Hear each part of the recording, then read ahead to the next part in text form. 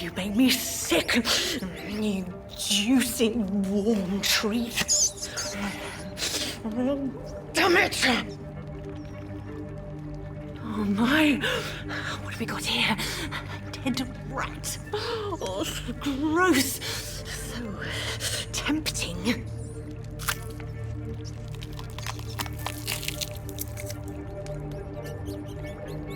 Eternal life. Through the blood of the lesser beasts, he said. Oh, dear God, help me.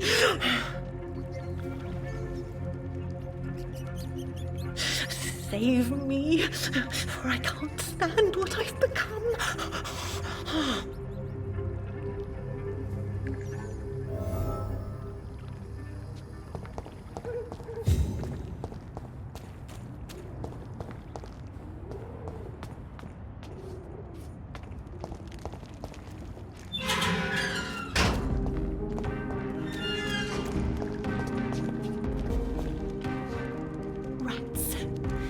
Tasty rats.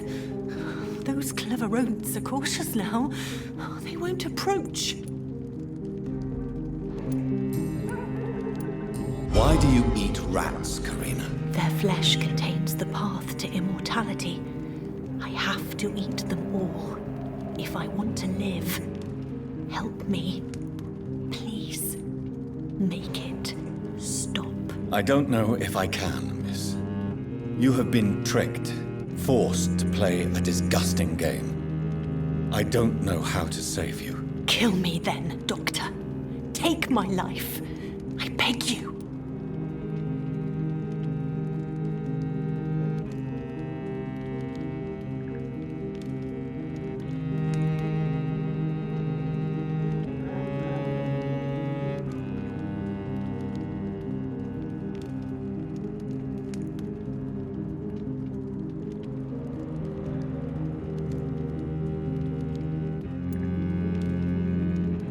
I can't do that, Miss Billow. I'm a doctor. I won't kill as an answer to pain or suffering. Never again. It is my decision. If I could, I'd do it myself. You're a doctor, but also a vampire, aren't you? Kill me, please.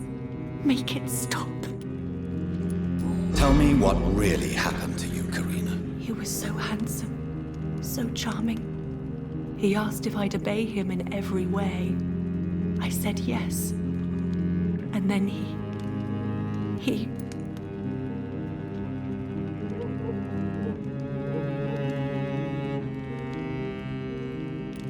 He tricked you? Yes. He has promised me eternal life. And now I must eat these rodents for attaining it. But of course, it's a lie.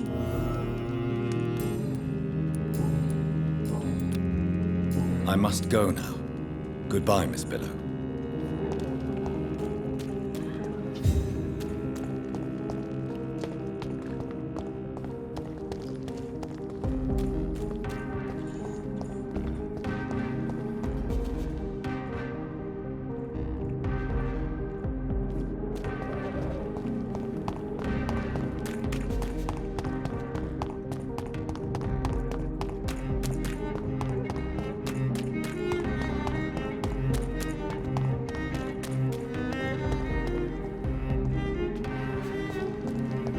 Why are vampire hunters sniffing around here?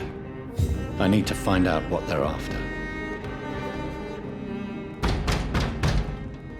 It's one of them! I shall fear no evil! Bloody leech!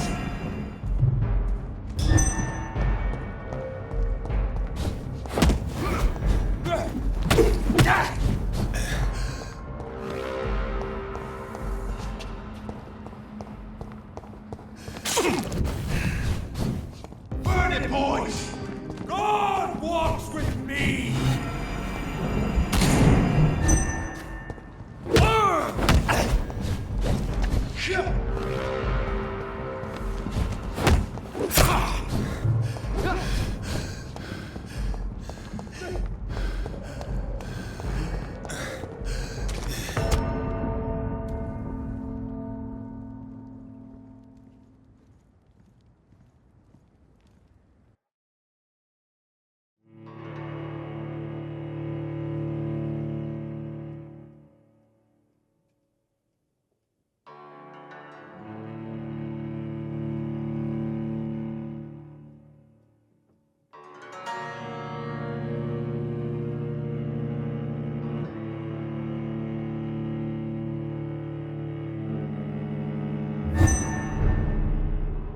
I'd head back if I...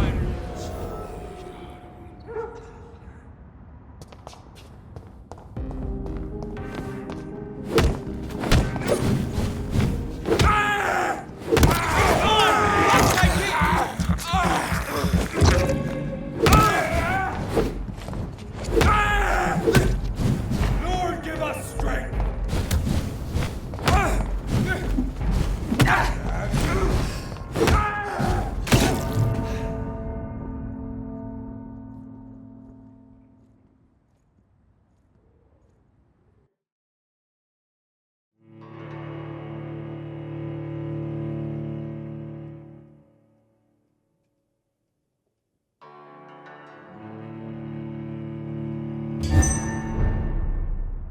Not a safe place right now.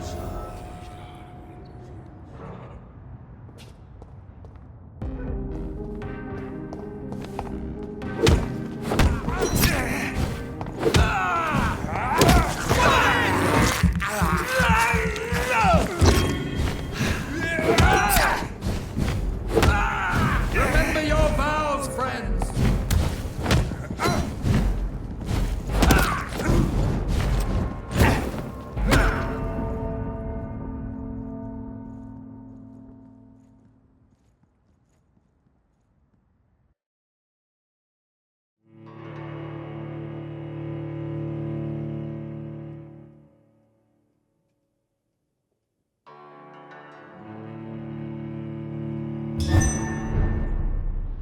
Best be moving on.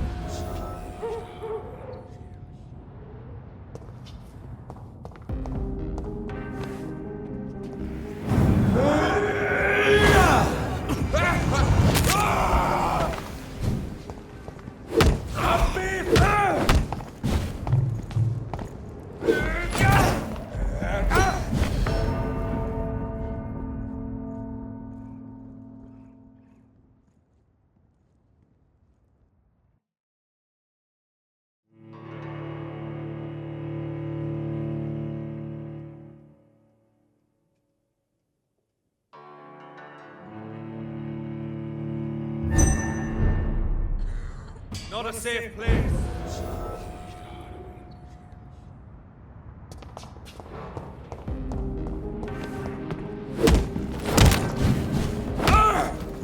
It's one of them!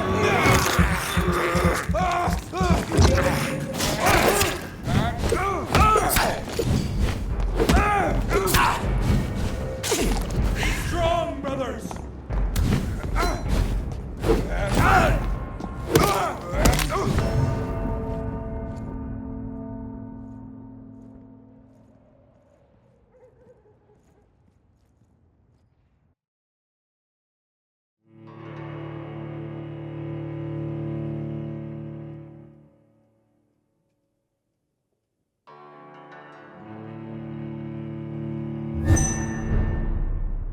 Best run along home, son.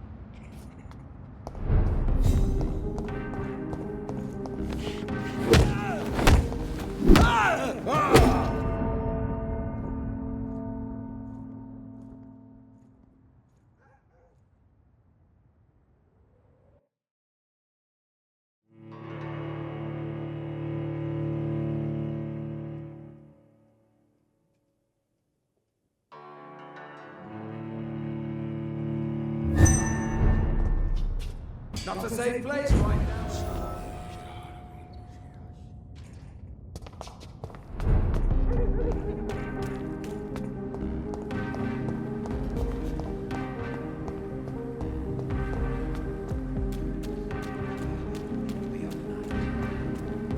Women's right to vote is only the first step. Women of all countries unite.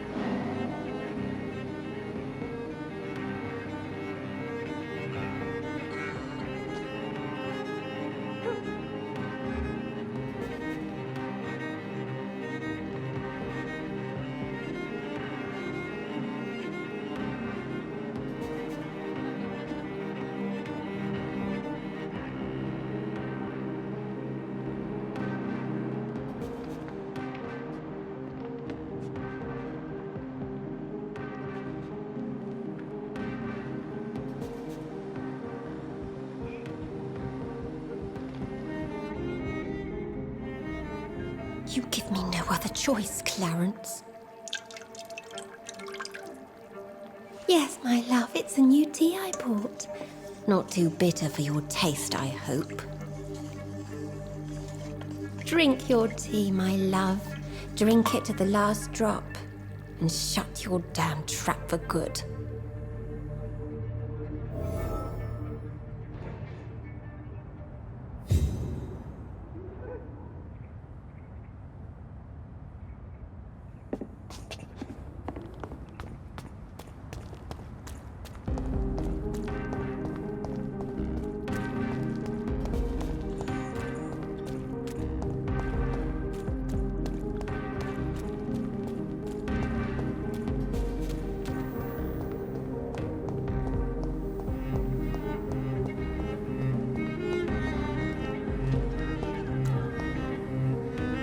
Good evening, old chap. Are you all right? I won't lie to you, Johnny. I'm not a well man.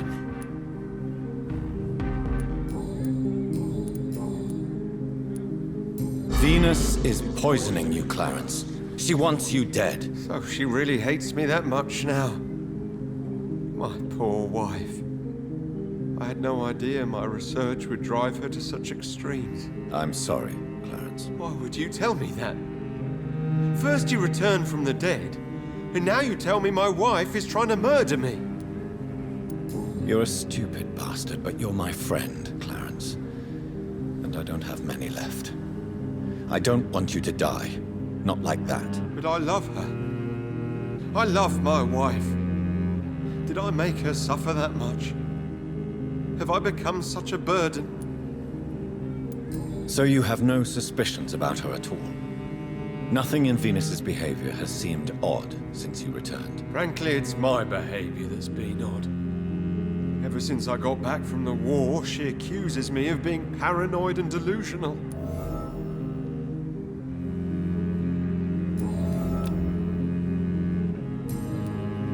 You need some rest, Clarence.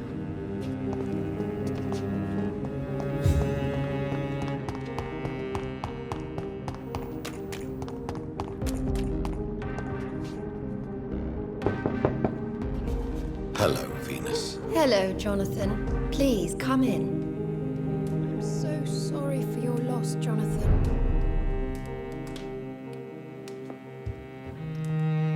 What do you need from me, Jonathan? Why are you poisoning your husband? He has spent a fortune printing his bloody papers. I can't stand this nightmare anymore. We are the butt of everyone's jokes since he returned. If you're so frustrated by Clarence's behavior, why don't you just leave him? I have already lost the best years of my life because of him. I will not jeopardize my future for some lunatic. He goes, and I inherit what's left.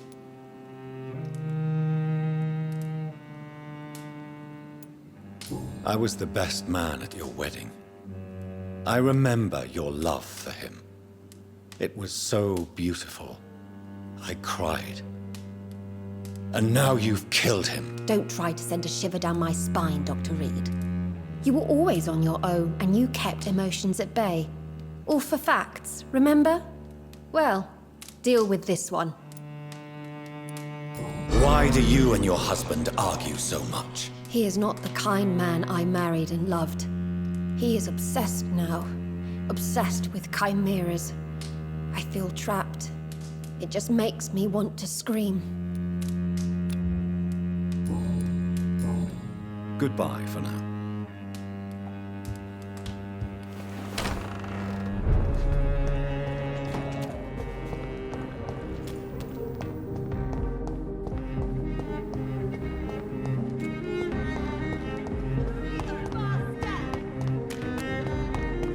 Women die too in this war.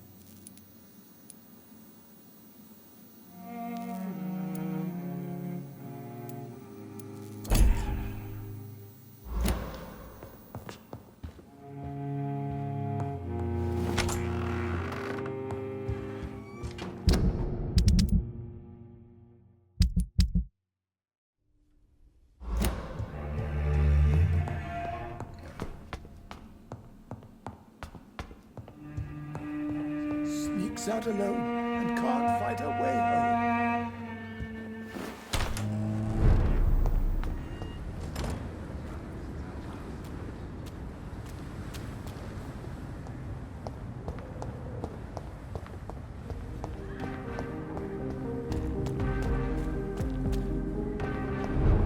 Please, sir. Good evening, Dr. Reed. A great night, what? I'm investigating the source of the epidemic in this district. Have you noticed anything unusual? Not really. Wait, now that you mention it, I don't see the McPhersons in my favorite restaurants. They love delicate meals too, you understand. Thank you. It may be nothing, but I'll investigate anyway. Where do they live? They have a house in the southern part of the district, somewhere north of the railway bridge. There is a courtyard, if I remember rightly. I may have a look at your goods, Mr. Russell.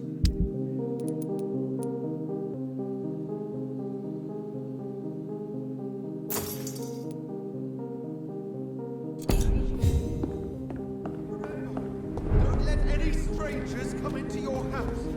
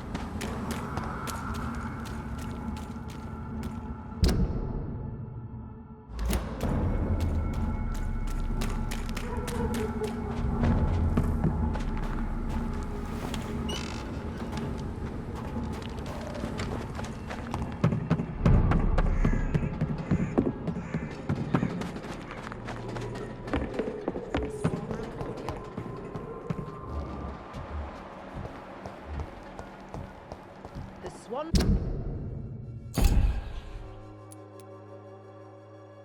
cordial can be the answer to all your problems. As long as you have the money. People are talking about this colossal. Mr. Bates. Evening, Doctor. How are conditions in Whitechapel at present? The way this sickness is spreading, I don't think there'll be enough new bloods to replace those tenants I'm losing from this bloody thing. Since I took an oath to help people, can I be of assistance? Well, seen better days, that's for sure. But it was bound to happen with all these refugees about. Infecting you is probably the last thing on these people's minds. What? You give me this for free? Goodbye, Mr. Bates.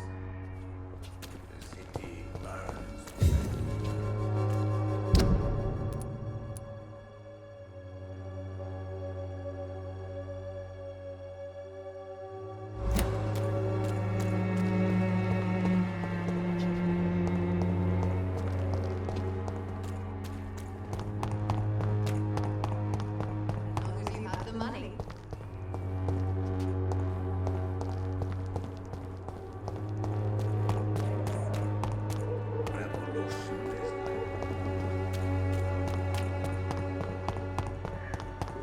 Don't be afraid. Fancy buying some... You never... Right then.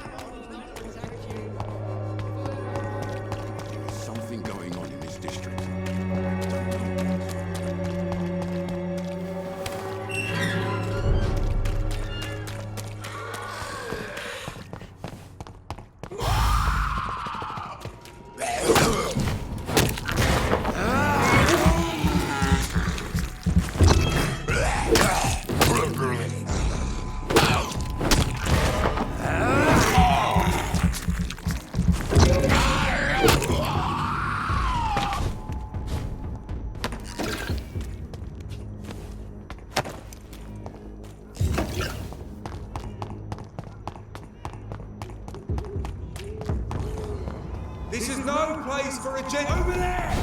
There's one of them vermin! Damn it!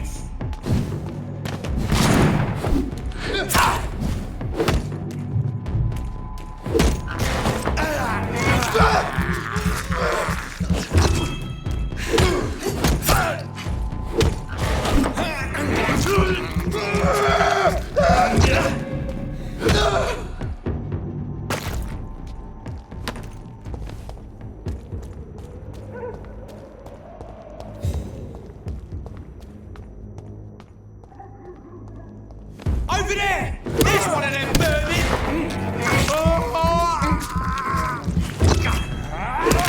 Murdering bastard! No!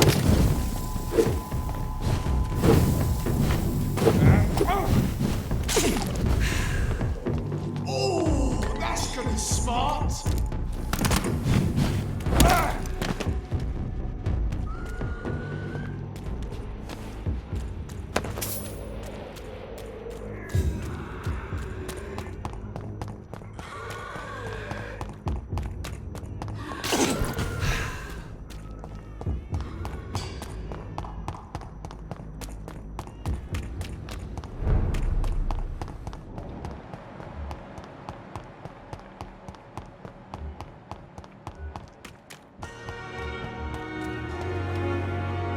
Good evening, Dr. Tibbets. Dr. Reed, any good news to share? Do you need any medical assistance yourself, Doctor? Yes, indeed. But don't worry, I am perfectly capable of taking care of myself. I have no doubt about it, but you are still ill all the same. Please, take this medicine. I appreciate your concern, Dr. Reed. To be honest, I just did not take the time to diagnose myself. Goodbye, Dr. Tibbets.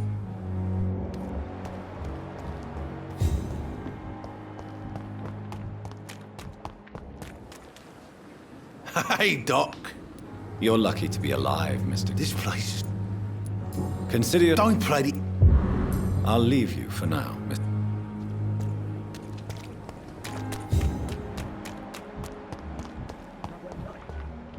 Surely I can endure another.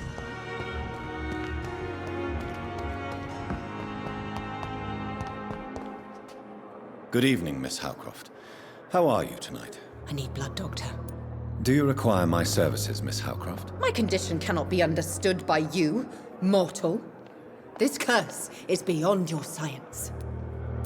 Well, until the day science finally admits failure, please accept this little contribution. Thank you, Doctor.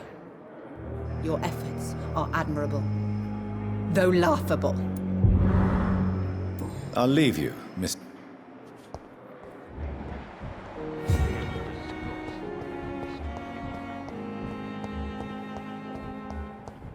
Blaming me will not further your agenda, sir. How long's it going to take to fix me properly? A month? A year! You have the right to disapprove of our methods, and you will kindly apologize when you're feeling better. Good evening, Dr. Strickland. And good evening to you, Dr. Reed. Do you need my medical attention, dear colleague? I would have been confused if anyone other than you had asked that question, Dr. Reed. But your help is welcomed. There is no shame in helping each other. We're colleagues, after all. Many doctors I have known are too cynical to think that way. Goodbye, Dr. Strickland. Good evening, Doctor. Goodbye. Good evening, Mr. Goswick. I'm okay. Do you need any help? I'm afraid I may, sir. I don't mean to be a burden. You are not a burden, sir. Healing you is my responsibility. And you have my gratitude for that.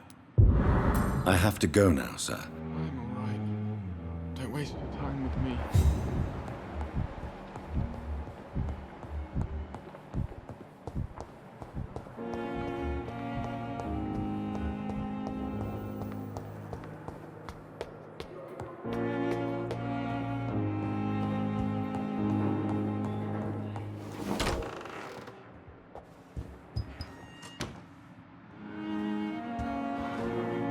Hello, Jonathan. How are things on the West End front? Complicated, my friend. The rich and powerful feel threatened by the disease and have asked me to put an end to it. Yes. It is odd how resolving a crisis suddenly increases in urgency when it affects those who matter. Do you know Aloysius Dawson, the famous tycoon, is well versed in vampire and occult knowledge? No, I did not. But that is no surprise. For half a century, it has been quite the trend for English nobility to join secret societies and occult circles. But Aloysius Dawson is only a rich merchant. Yes, richer than Croesus. Wealth is more respected than title these days, even in England. Did he contact the Brotherhood of St. Paul? Try to join your group? It would not surprise me, but I am certain he's never been a member. It looks like the epidemic is spreading to the western districts of London. I am trying to locate the source of the infection. It won't be an easy task, my friend. This disease is highly contagious.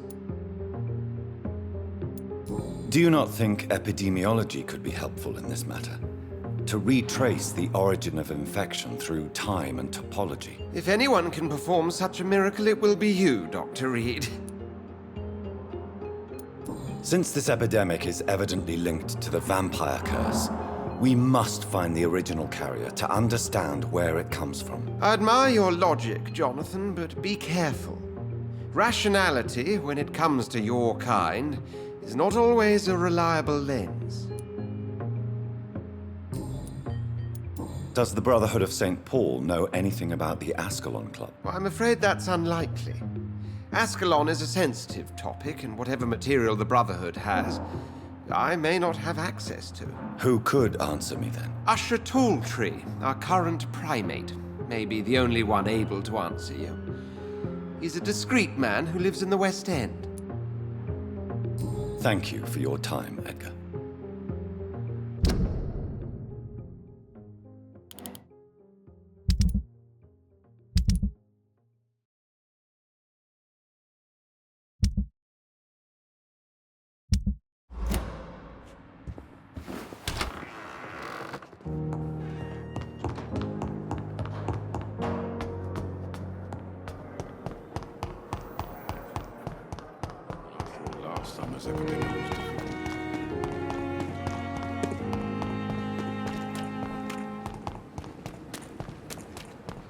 Is this supposed to be an hospital? A pigsty?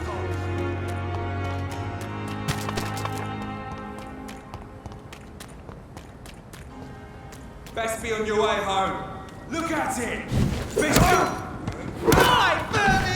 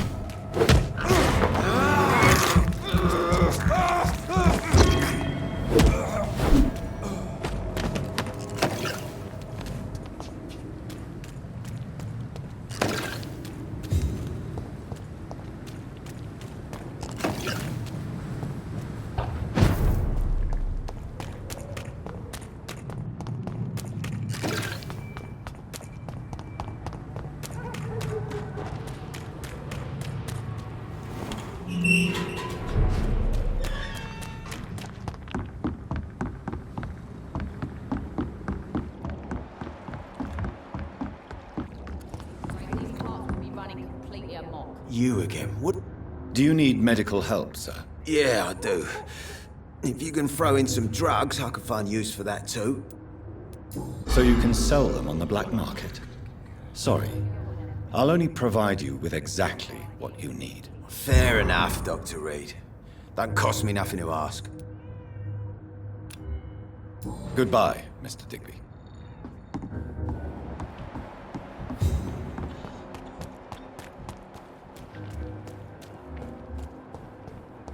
Let's go outside. He didn't deserve this. Welcome back, Doctor. Do you need any help? Can't be good for business to see the bartender cough in your beer. Indeed. It would be a shame to taint the delicate taste. Oh, thank you, Dr. Reed. My customers and I, we all thank you. Goodbye, Mr. Watts. Boys get what's coming to them. You still working at this hour? That's what I call dedication. Do you require medical assistance, Miss Cavendish? Don't feel so good if you have to know. I knew that keeping the bar open with the epidemic wasn't a good idea. Take this. It'll help. Perhaps you should think about closing the turquoise turtle for a while. Tom always said we got to keep the doors open. But thank you, Doctor. Goodbye, Miss Cavendish.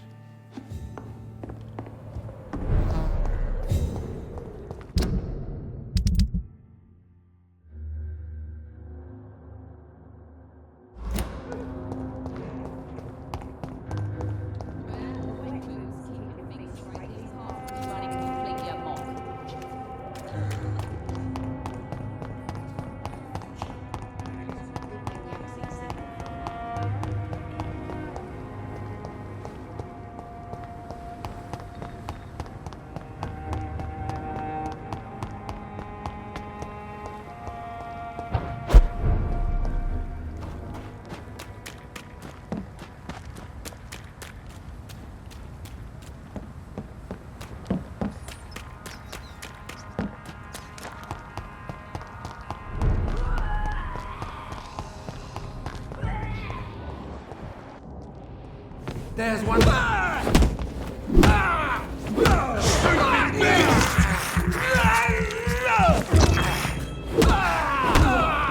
Fight for it!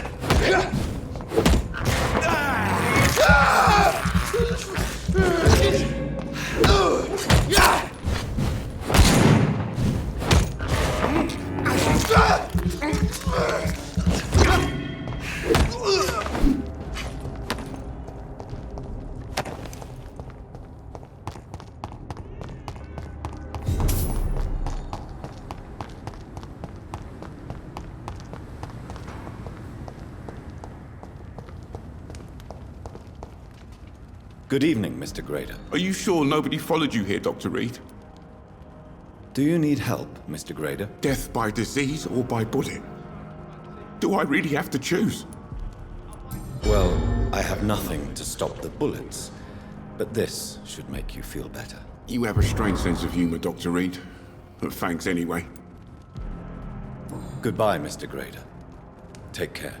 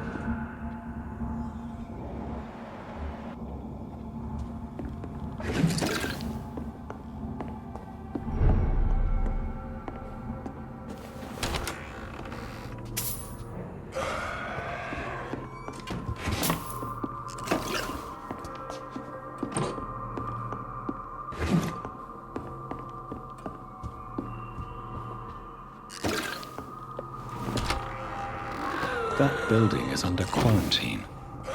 Could this be what I'm looking for?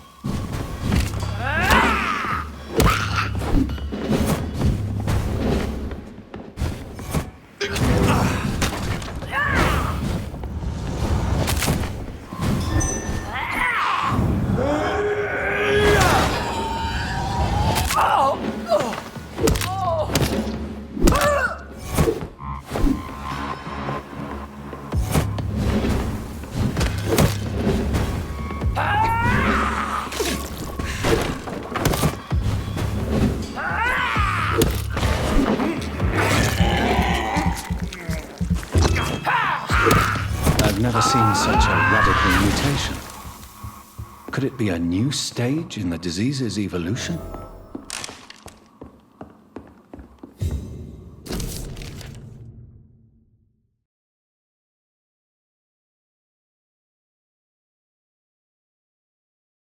So the husband had an affair with Doris Fletcher.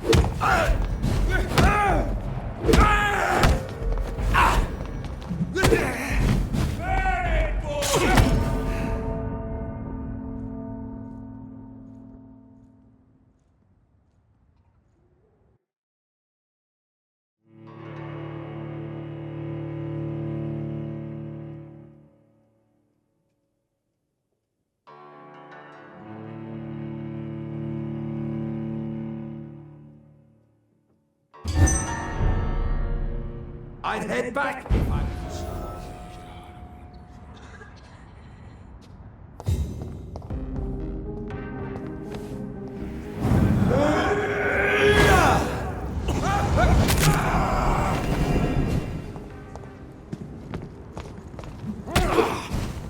Fear no evil! Remember your vows, friends!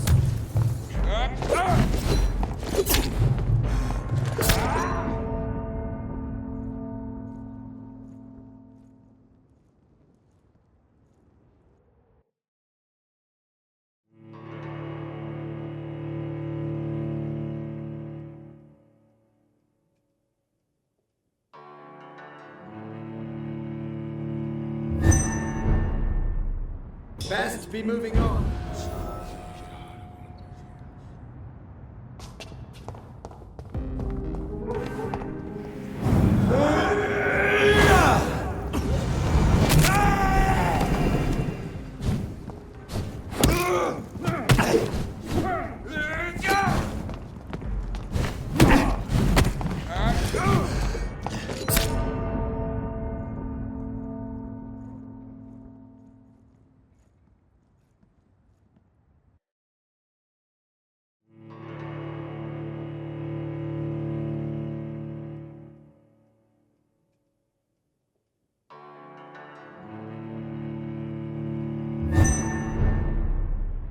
Please, sir.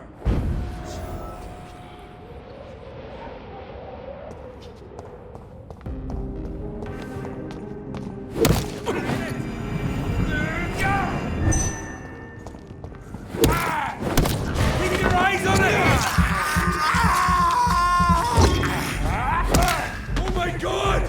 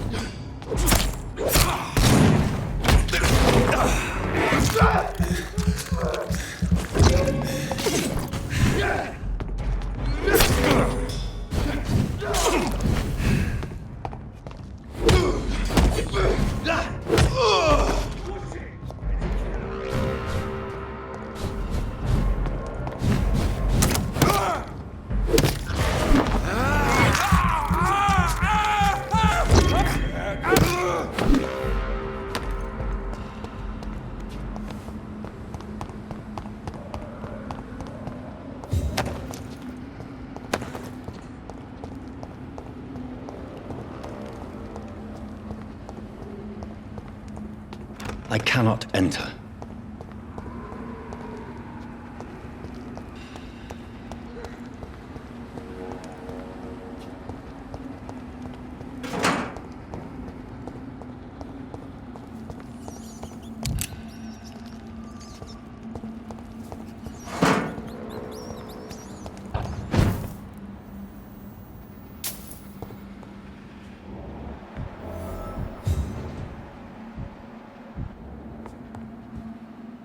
This woman's body has multiple lacerations. They're deep, too.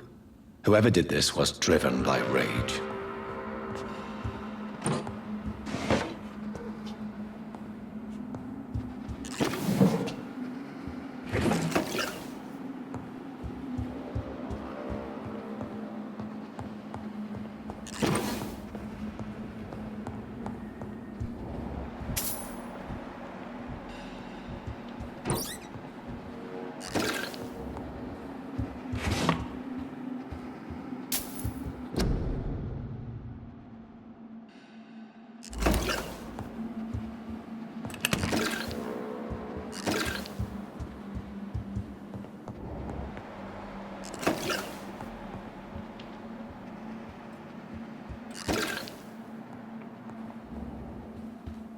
He had his tongue removed and his eyes gouged out. He was a victim of brutal torture.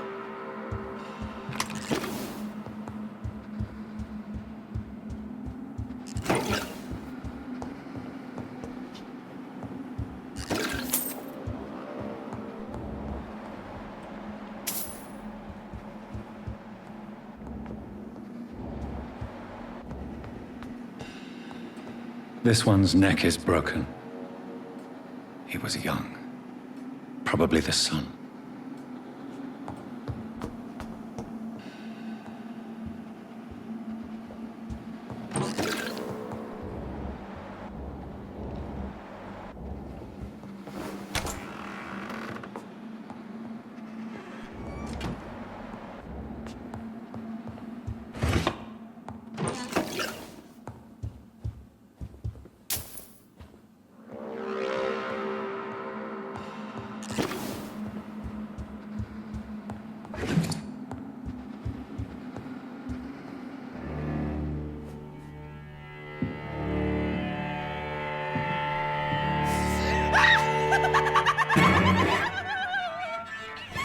You thought I was dead too, didn't you?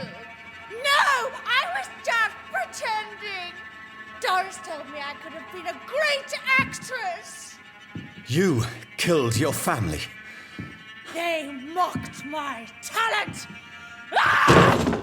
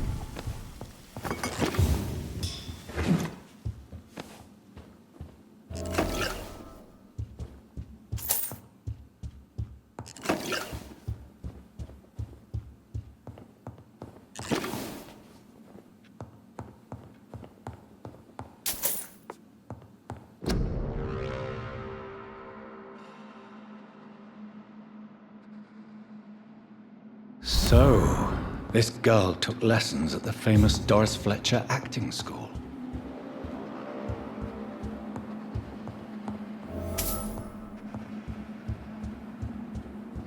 Doris Fletcher seems to be the missing link here.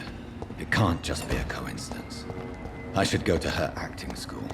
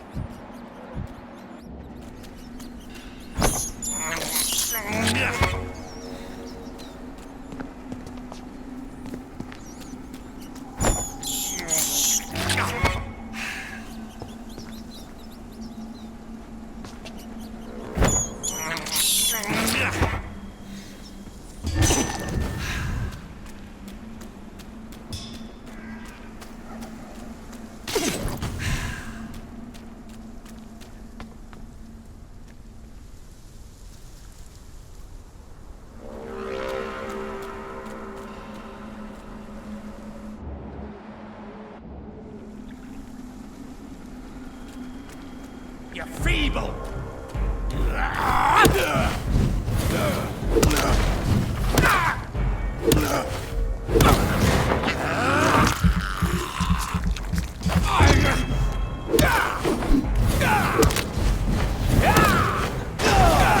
You're bleeding! This is my territory!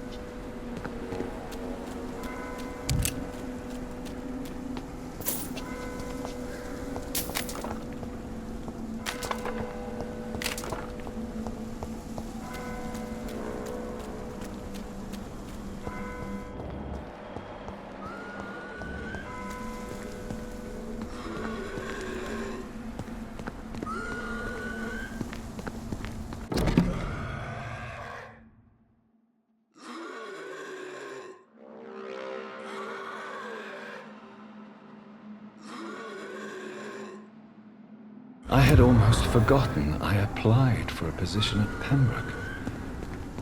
That was so long ago.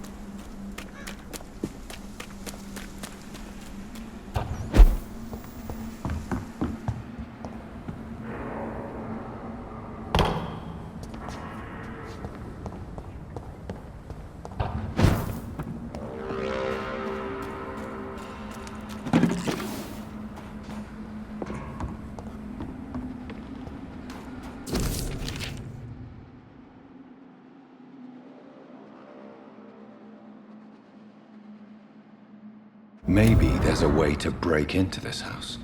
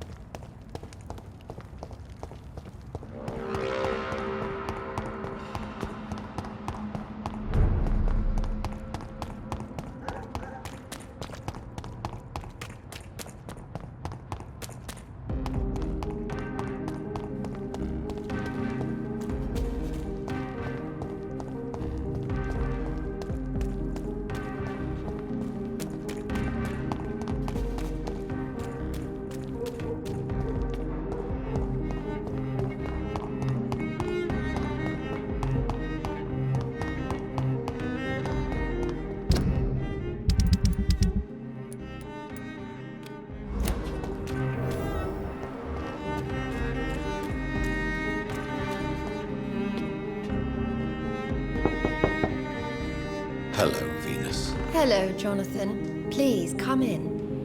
Know that you are always welcome here. But at this hour of night...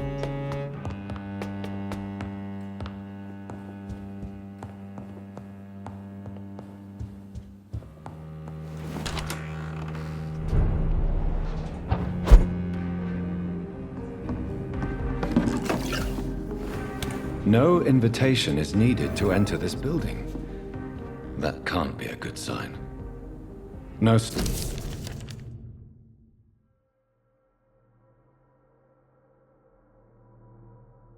Emily wanted to become a vampire. Something must have gone wrong. Someone is responsible for this mess.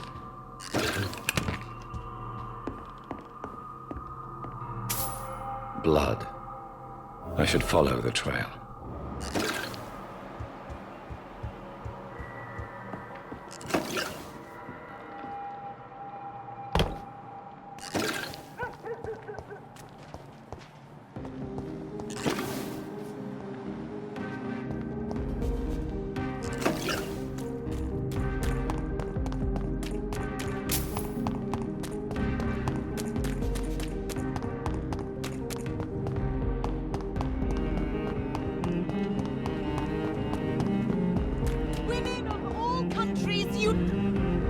Good evening, Miss Ashbury. And good evening to you, Dr. Reed.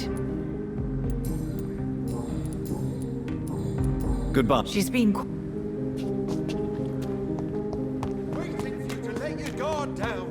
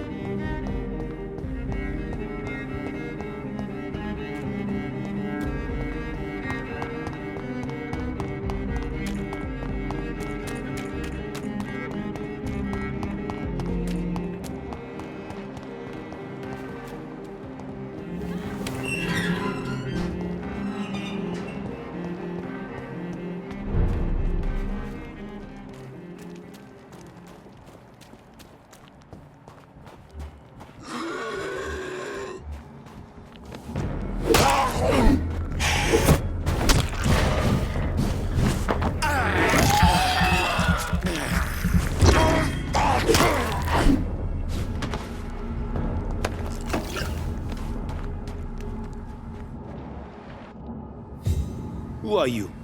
What are you doing here? I could ask you the same question. I'm the Marquis de Bois-Colombes, and I strongly invite you to find your own game, sir. I'm not here to sustain myself. I'm currently investigating the death of a young woman killed by a vampire. A young woman killed by a vampire? Oh, you're joking, right? Oh, I do love the British sense of humor. What are you doing here? I recently decided to visit London. I've always dreamed of visiting a city on the verge of collapse. Such a delicate, yet intense spectacle. You take pleasure from others' misery. I have been a totally depraved and immoral creature since the day I was reborn, sir. And probably before. What do you plan to do here? Take pleasure. Take pictures.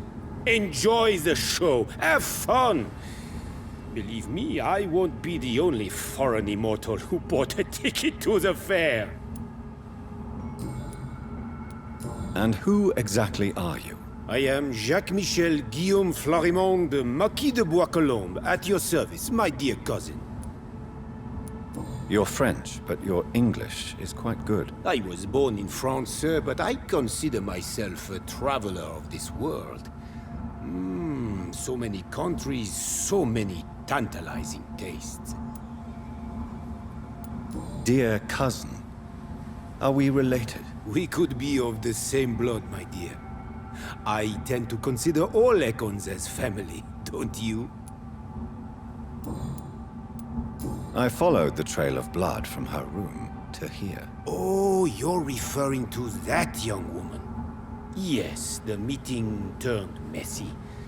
I'm afraid I ruined my last redingote. So you admit you murdered her? I admit nothing, my good sir. I only regret the blood of that girl staining my clothes. Oh, blood can be so messy. What happened? She wanted to become one of us. Not the first time I have received such a proposal, but I must admit her direct approach tempted me. And then what? The body rejected my blood.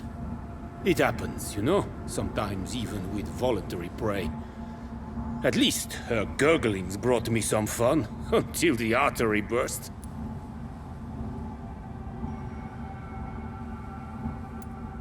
Your cruelty deserves punishment, sir. And what else is new?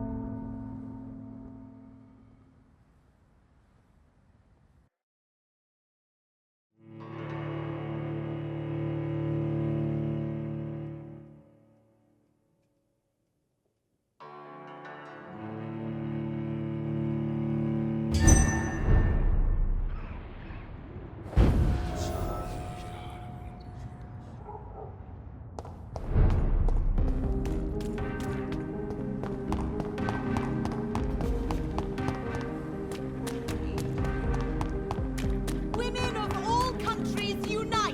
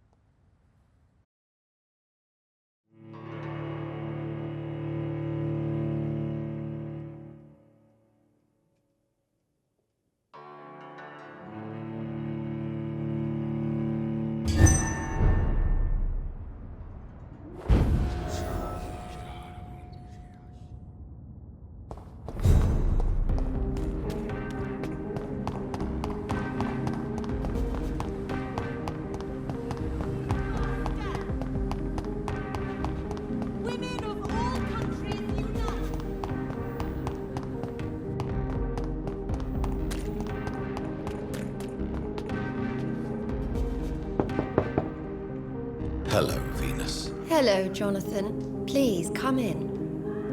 I remember when Mary came here with her husband and her son. They were such a beautiful family.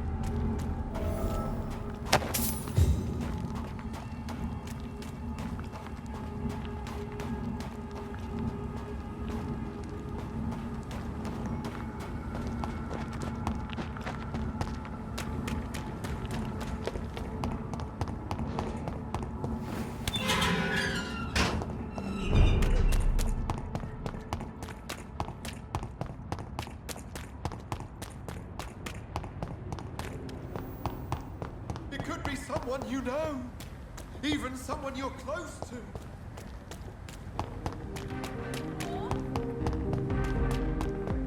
Women's right to vote is only the first step. Good evening, Miss. And good evening. I have found out what happened to your friend, Emily. I can handle the truth. There's no need to hide the bloody details. Your friend was planning to become a vampire. She thought she'd met an honest one and made a deal with him. Unfortunately, Emily did not survive the process. My mother told me many times about the risks of being turned. I often suspected she exaggerated the danger to avoid me being tempted. No, The risk is real.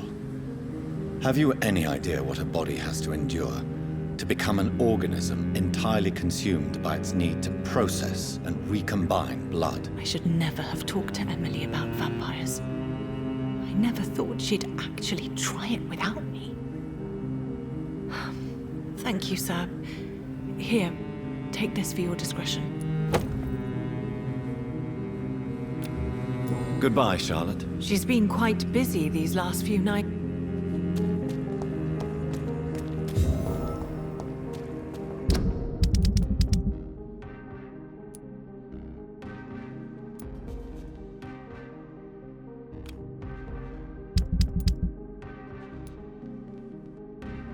Remember, don't let any strangers come into your house. Have you noticed anything suspicious recently?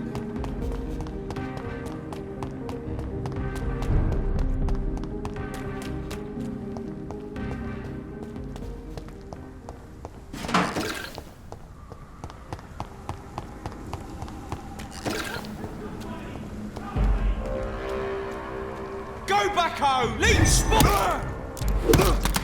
Lead spotted! Watch out, boys! Eat this!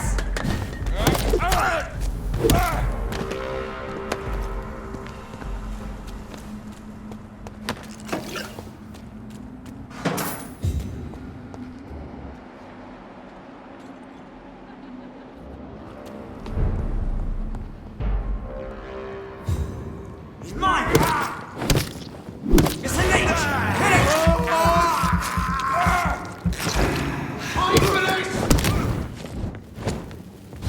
What's the leech? Send you to hell! Fuck! He's dead!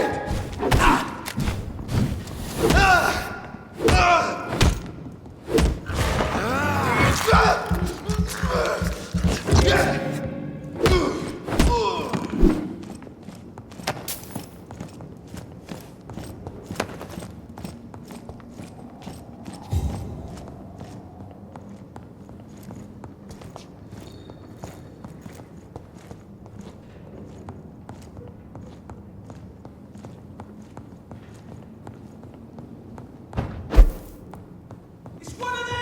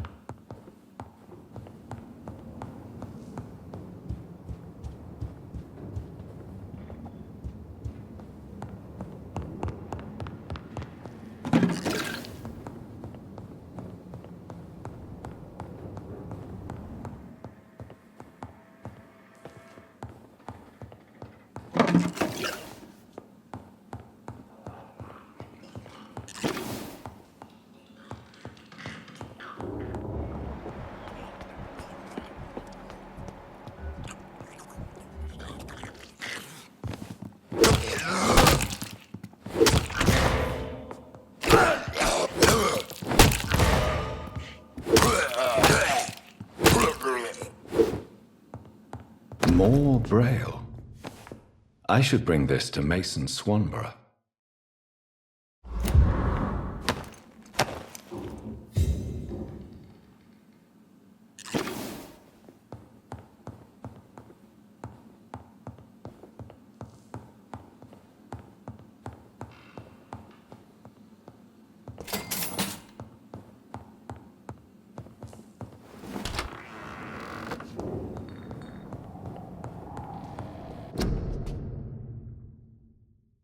A restaurant where the guests are blindfolded before being seated.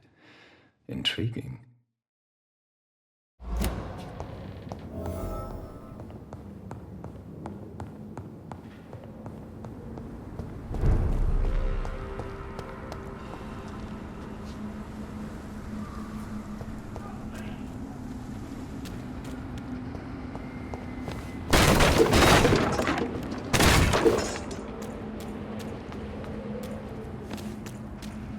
This is now my domain, young Echo!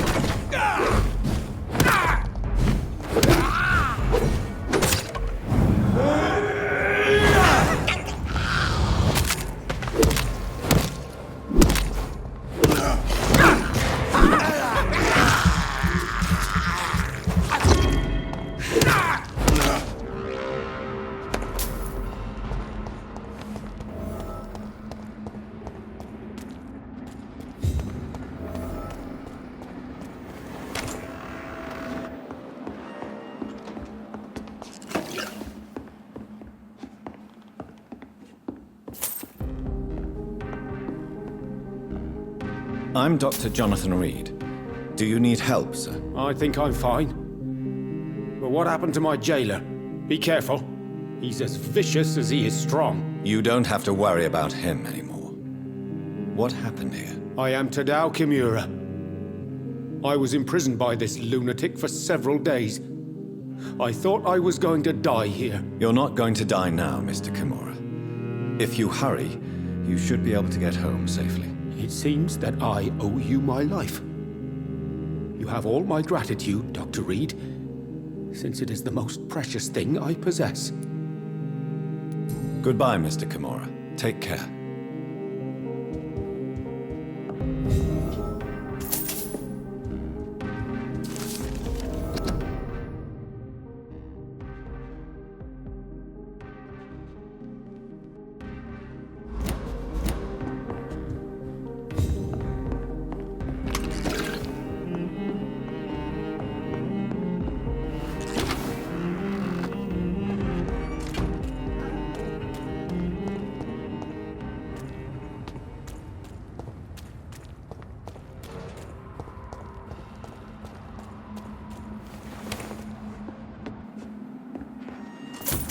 Fresh water. As long as it's not holy water, I may find some use for it.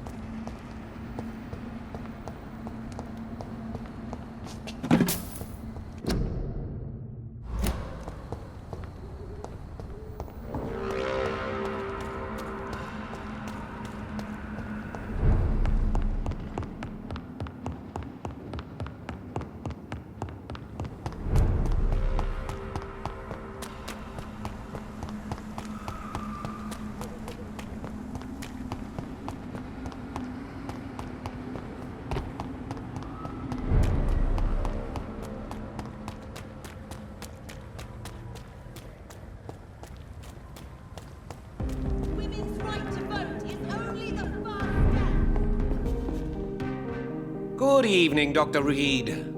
A great night, what? I have found a restaurant that could satisfy you, Mr. Russell. The most intriguing and exotic restaurant in London. Really?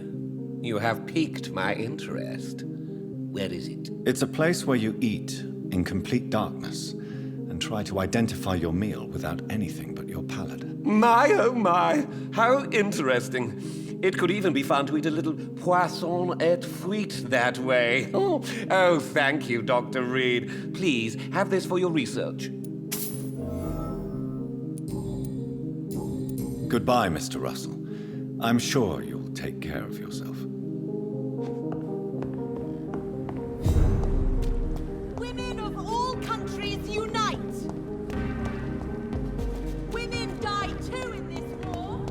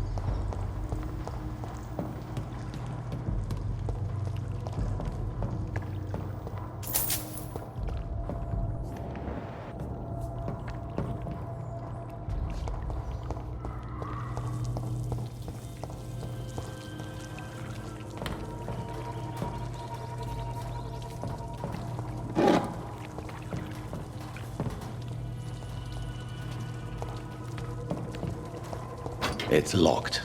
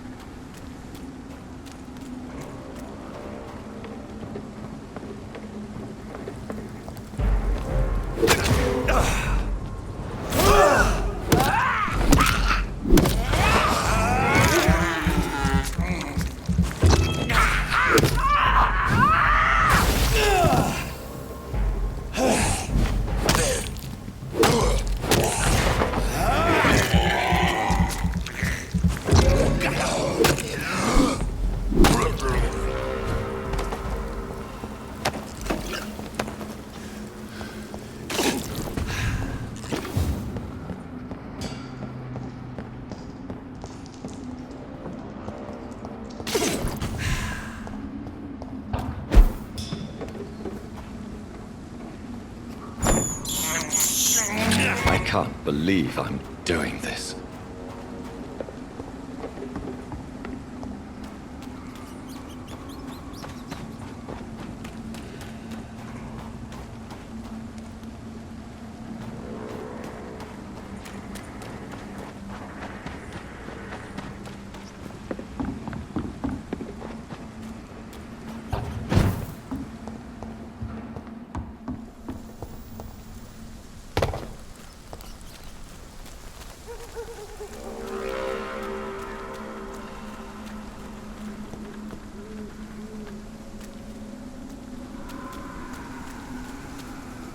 This is my territory!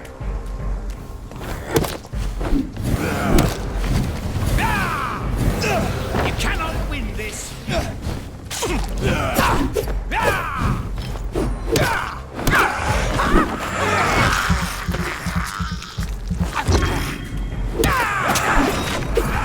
Your prey is mine!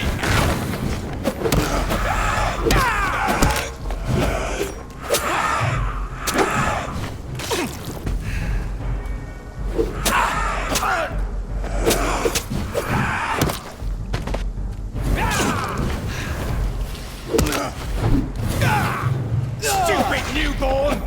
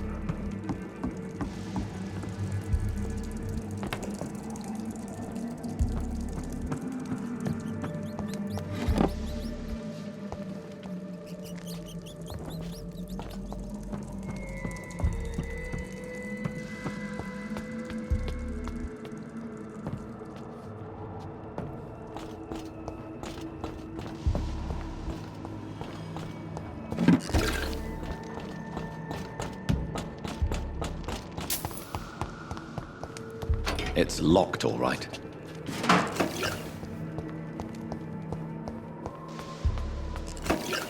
Die, newborn!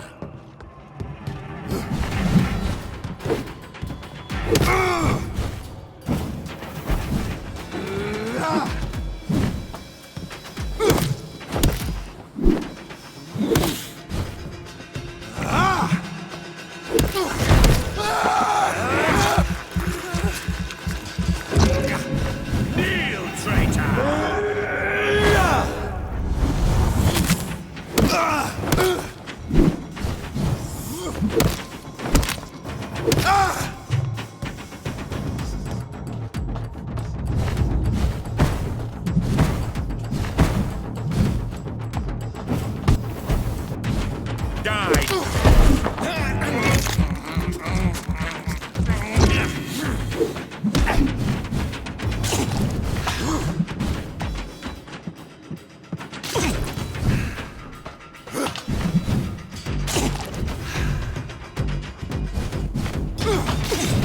You shall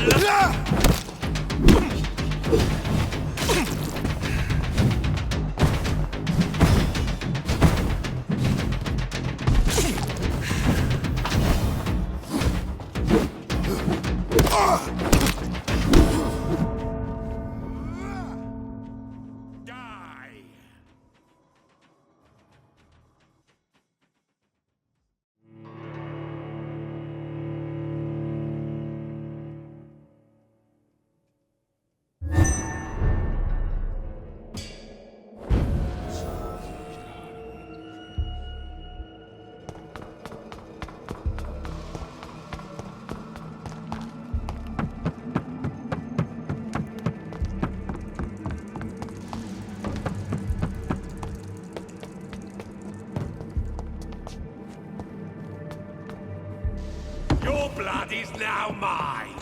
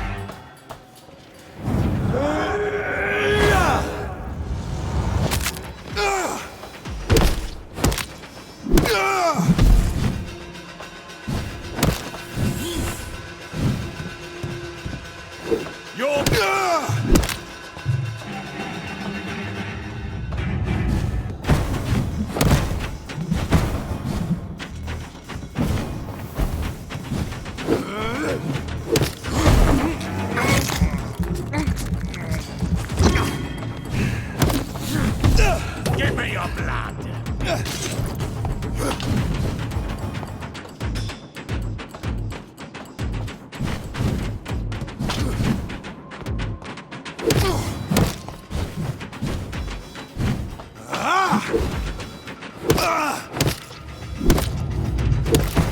Foolish echo!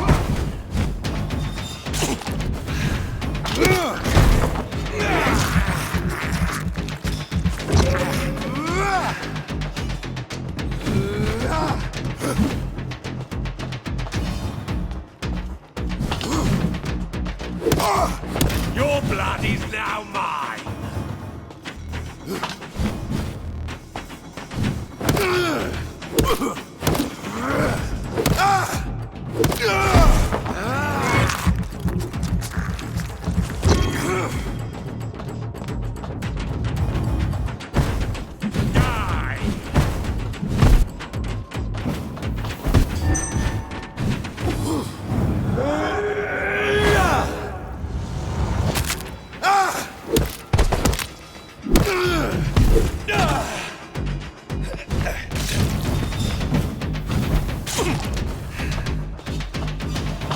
No one can hide from Ascalon!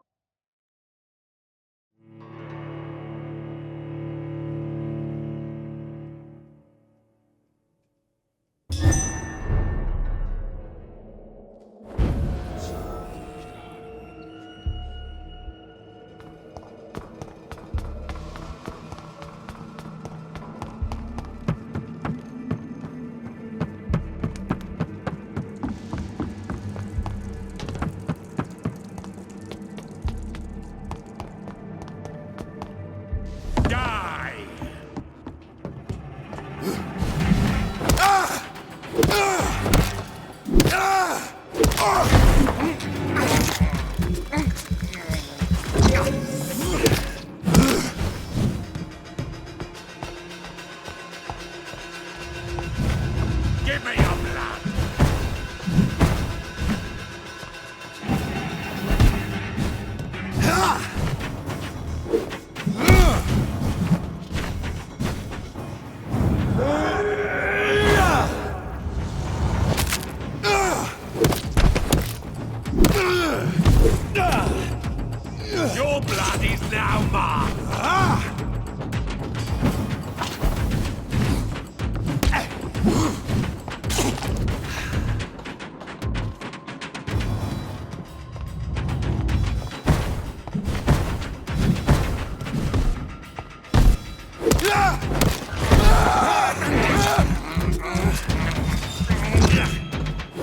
Ascalon!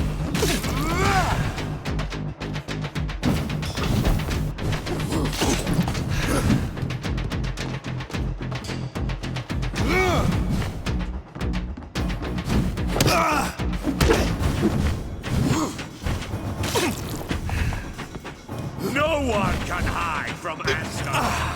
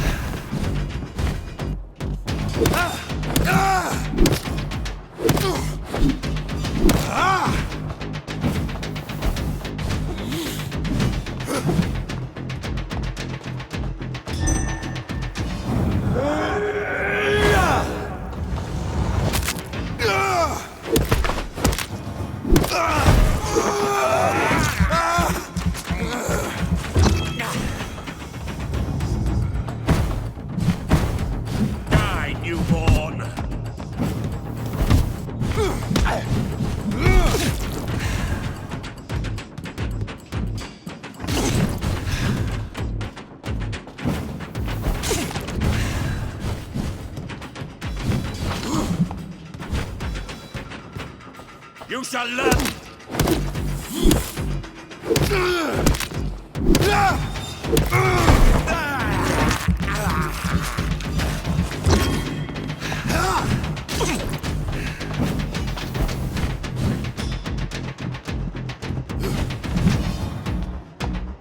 For Ascalon!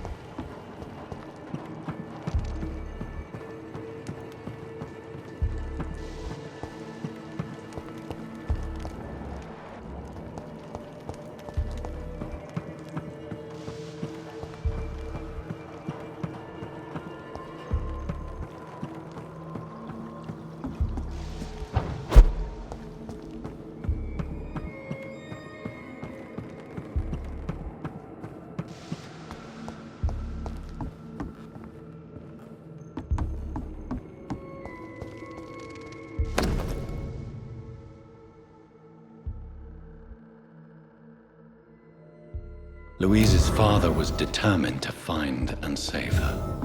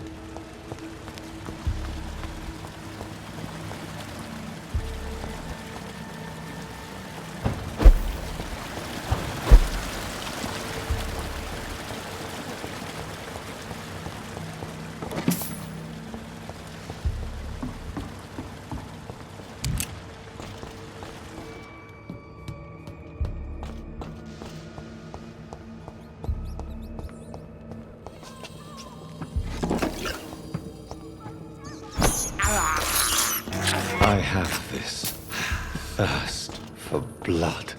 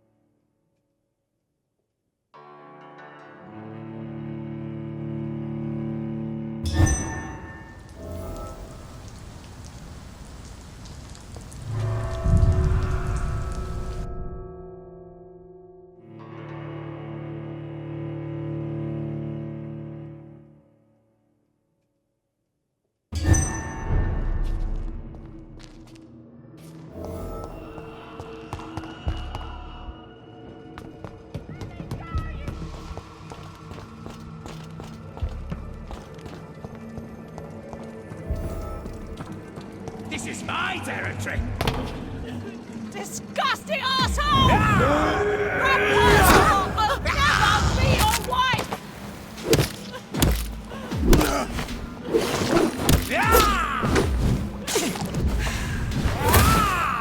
How long are you gonna keep me locked in here?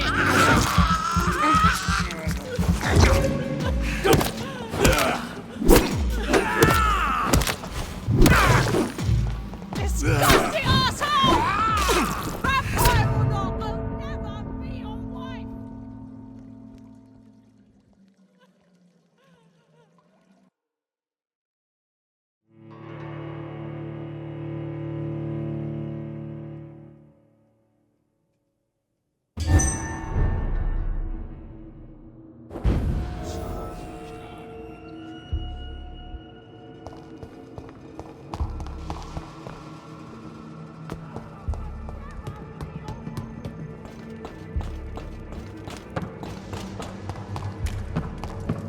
This is my territory! Let me go, you bastard!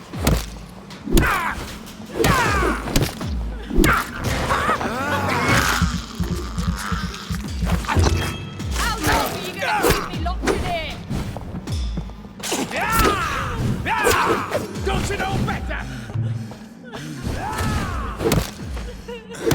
Disgusting arsehole!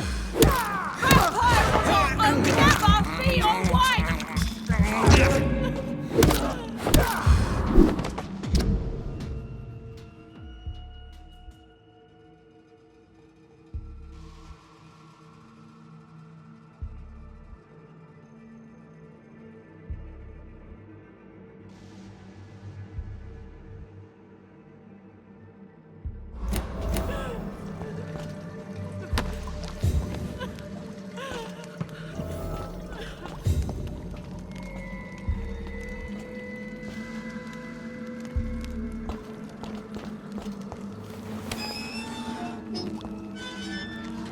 Miss Teasdale, are you all right? How do you know my name?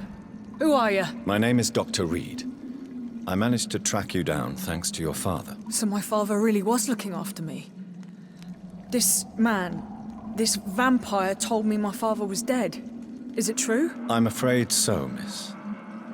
I'm so sorry for your loss. But you are free to go, as your abductor is no more. I suppose my jailer also killed my father, didn't he? Thankfully, he did not search your father's corpse, where I found his notes describing where he might find you. You should read them. I must find my father's body. He deserves a proper burial. Goodbye, Miss Teasdale, and be careful. Until we meet again.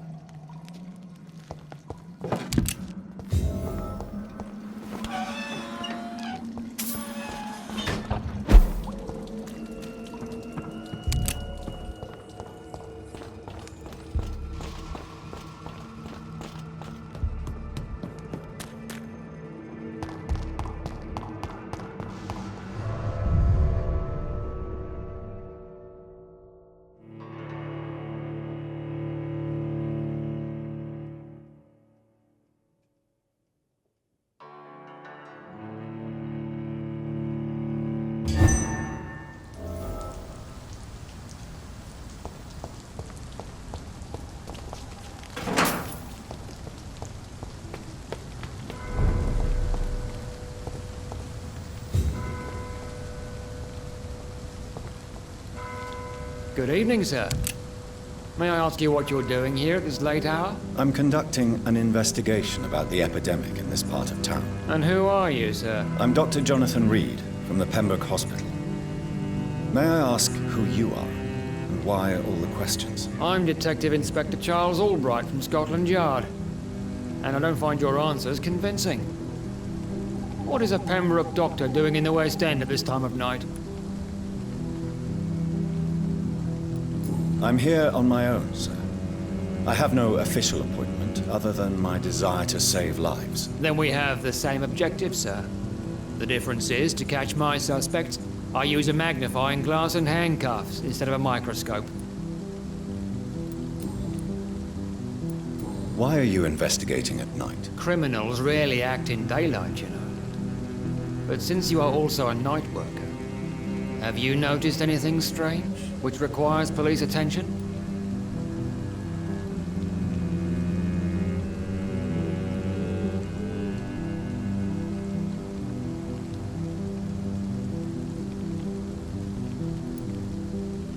Does the name Fergal ring a bell? Fergal Bancher? Of course it does. Fergal Bancher, the Butcher of Galway.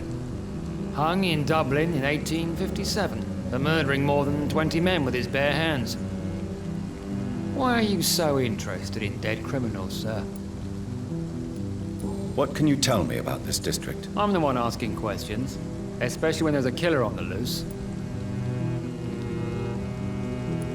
What killer? I'm not going to discuss that with the civilians, sir. Haven't I told you about the investigation I'm conducting? Perhaps I could help you. All right, without giving you too much information, I'll tell you this. I'm convinced there is a homicidal maniac on the loose, using the epidemic to disguise his kills. And what about the epidemic? We both know the situation is critical, don't we, Doctor? Colleagues of mine die almost every day. What are you really doing here? I told you. I'm a detective inspector from Scotland Yard, investigating suspicious cases in the area. Do you work alone? Yes, the situation is difficult for the police. Many of us are sick, and since the summer strike, most men apply a work to rule on their patrols. What about the situation in the East End? Why are there no police there to protect the civilians? I know, it's a shame, but we just don't have enough men to cover the entire city.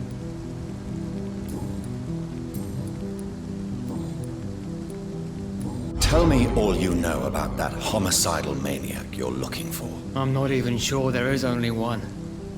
The wounds are always the same, but the modus operandi varies. Sometimes violent and brutal, sometimes precise and swift. How could different killers inflict the same wounds? That's my main problem. If my theory is correct, maybe we're facing a group of individuals sharing the same violent tendencies. Perhaps a sadist cult. What are you investigating, exactly? I currently have a few missing persons cases. Mr. Tadao Kimura and Miss Louise Teasdale. I'm afraid they may have been abducted by my mysterious maniac. Tell me about Louise Teasdale. She's a waitress. Her father reported her missing. We don't have enough men to search for her, sadly. Do you have any idea where she could be? No. But I feel she's been abducted. She went to a pub a few nights ago and vanished. I thought about the sewers, but I'm not equipped for such an investigation. Tell me about Mr. Kimura. Mr. Kimura is a businessman who has been missing for a few days. He didn't go home, didn't go to work, didn't go back to his family. Where was he last seen? Mr. Kimura was last seen at the Royal Observatory in Greenwich. I followed a possible lead in the West End, but I found nothing. Goodbye, Detective Inspector Albright. Goodbye, Dr. Jonathan Reed. I'm sure we'll talk again soon.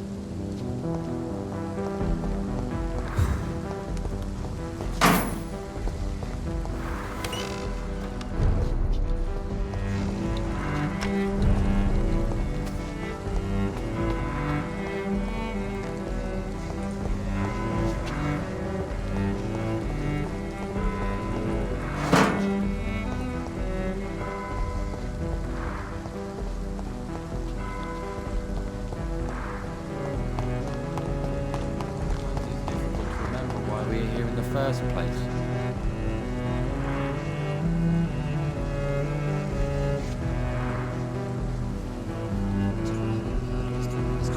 Good evening, sir. I'm Dr. Jonathan Reed. Do you need my help? Yes, please. Would you be kind enough to tell me what the time is? That's all you need to know. Well, is it not important to know? As important as where you are? Or who you are? I suppose you're right. And who are you then, sir? I am Agamemnon Baker. Like my brother, I think we need to leave this city immediately. And my brother and I rarely agree on anything. May I ask why you've not gone already, if you're so exasperated by this long wait? I believe fear is holding us back. My brother would have said it's laziness, but it's just because he's prouder than I am. May I ask what you're doing outside at this hour of night? I don't know. You should ask my brother instead. It was his idea in the first place. You must have your own ideas. From what I have managed to understand, I guess we're supposed to wait here. Waiting for someone to come. What can you tell me about this part of town? It's the only place I've considered myself happy. Or at least that's what I believe. Unfortunately, it's time to leave. Why is that? Because I'm not feeling happy here anymore. Are you? No, I'm not. Good for you. It's a good thing to have a clear idea of where you stand concerning crucial questions. Don't you think? What can you tell me about your brother? He's older than me, I think. But the important thing is that I really hope I'll die before him. Grief would just kill me, you know? Is that all? Pericles is very attached to this city, and without my insistence, he would never leave this place. We don't often agree on anything, you see? Who are you waiting for, exactly? The more I think about it, the more I believe it's not exactly a person we are waiting for. But what else could it be, then? I don't know. A feeling? An event? An impulse? How can I tell? Something that would allow us to leave this trap. I'm afraid I'm not following you. What kind of trap are you talking about? Have you ever felt like life trapped you in a role that does not fit you? That you're not in your place? That sort of trap. Trap? And you think leaving London will free you? At least it will give us the chance to be free. That's more than our present situation. Hope, Doctor. Hope is what truly drives mankind. Goodbye for now, Mr. Baker. Good evening, sir. I'm Dr. Reed. Can I be of assistance? Dr. Reed? Dr. Reed? Is there anything wrong? No, it's just... your name sounds familiar. And your face. Have we met before? I think I would remember. So I suppose the answer is no. That's odd. I'm certain I've already heard of you. My name is Pericles Baker. Does that mean anything to you? I'm afraid not, sir. But it's a pleasure to meet you anyway. The pleasure is mine, I guess. I only wish I could remember when it was that we met. Tell me about yourself, Mr. Baker. What are you doing out here in the middle of the night? We are waiting. Waiting for someone. And why are you waiting for this person? Because we need to leave this city. As soon as possible. Why do you want to leave the city? I'm not really sure.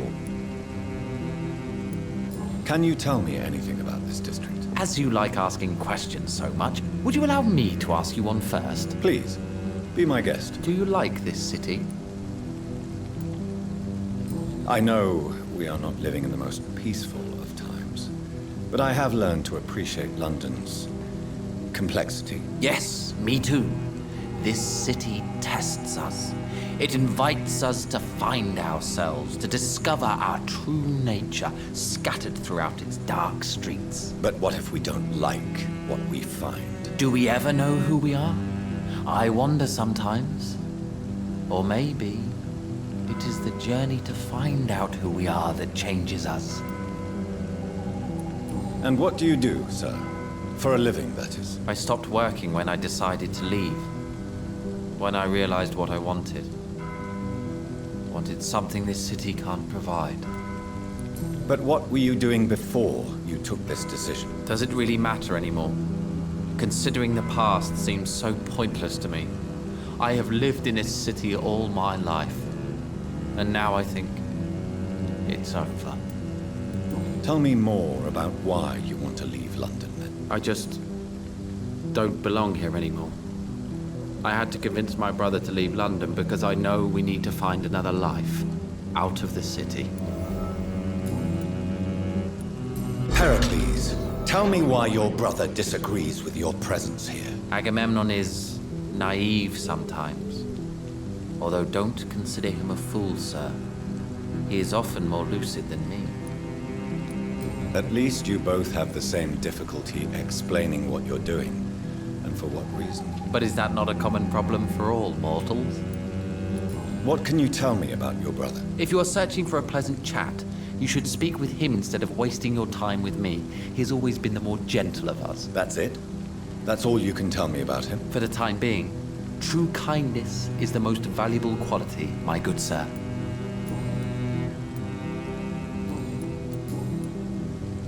Who are you waiting for? I'm sure he has a name. I really can't answer that question, since I don't know that person. And why is that? This person is mostly my brother's acquaintance. I don't even know his real name. Only that this man could help us leave this city once and for all. But why would you need this person's help to leave London anyway? Well, I thought we should have left this cursed place already, but my brother convinced me to stay a while longer, and here we are.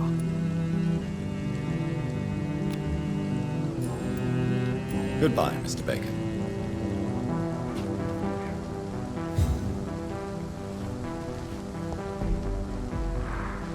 Hello again, Dr. Reed.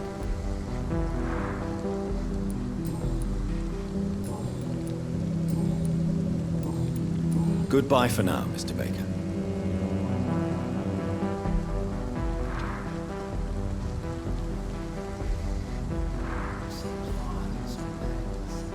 There is something strange and incoherent about everything. So much violence around us, but still, I don't feel afraid.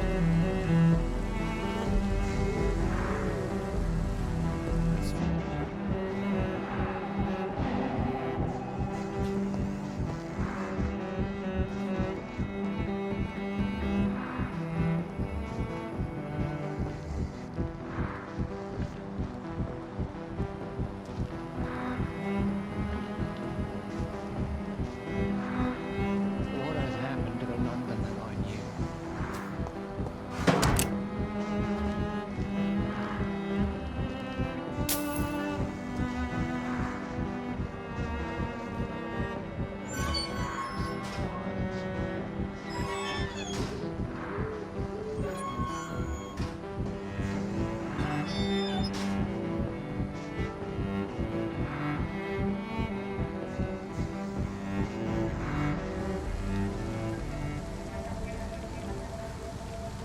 We should be far from town already.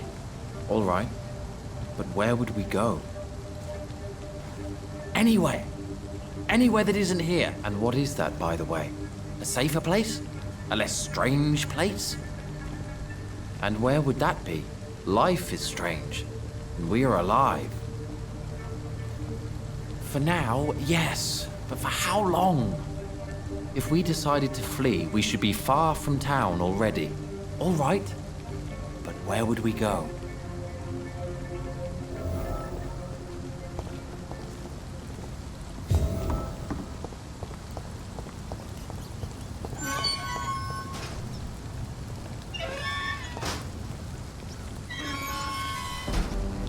Good evening, Mr. Baker. Why do I always have feelings of déjà vu when I talk to you? How long have you been waiting for this man? Sometimes I feel as though I've been waiting for him for ages. Perhaps it is my role in life to wait for him. Not a pleasant thought. It could be dangerous for you, waiting here all night. That's quite true. But what other choice do we have? We are waiting here until we finally go. Mr. Baker, I have met many strange people during my life, but you are definitely one of the strangest. Really? I don't feel particularly odd or weird. All I want to do is leave. What's wrong with that? Why are you still waiting for this person? What would be the point of going before meeting the man, as he's going to help us leave? Tell me more about your strange feelings towards the city. I would be happy to describe them, but it's too hard to explain with mere words what I'm feeling. It's unclear, too confused. Go on, please. Where should I start? The world is chaos. Men go mad, and nature itself runs roughshod over us all. This is not the first time mankind has faced a deadly epidemic, or a war. Men kill each other, while nature decides to kill them all. I don't know what scares me the most. Do you? Plagues and epidemics can be seen as an implacable force, a curse even. But the ferocity of mankind worries me more, for we choose what we do. Yes. At least nature is not aware of all the suffering she brings to us. At least that's what I am hoping. Pericles, what are you going to do now? I don't know. Perhaps it's time to leave. Perhaps we should stay a little longer. How can I tell? And where exactly are you thinking of going? In a place where I will finally have that feeling, to be where I belong. The world has to be meaningless chaos to make such a heaven plausible. Goodbye, Mr. Baker. Hello again, Dr. Reed.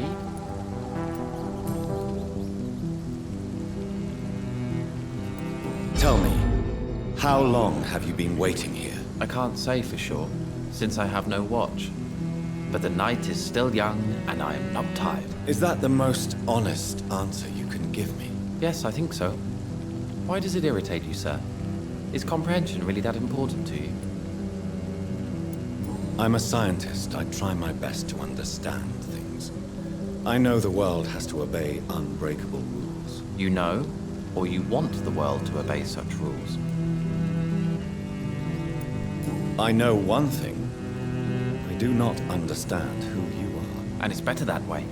What kind of life would we live if we could summarize a person in a few words or a few lines? What are you really afraid of, Agamemnon? The problem is, it's precisely what I don't know that frightens me. So I suppose I can't really answer your question. If you've finally managed to leave London, where do you intend to go? A happy place, that's for sure. A place where I can smile because I know the next day will be better than the previous one. Such a place doesn't exist. There are never any guarantees that tomorrow will be a better day. That would mean I have no hope left, and I just can't accept such a conclusion. Goodbye for now, Mr. Baker.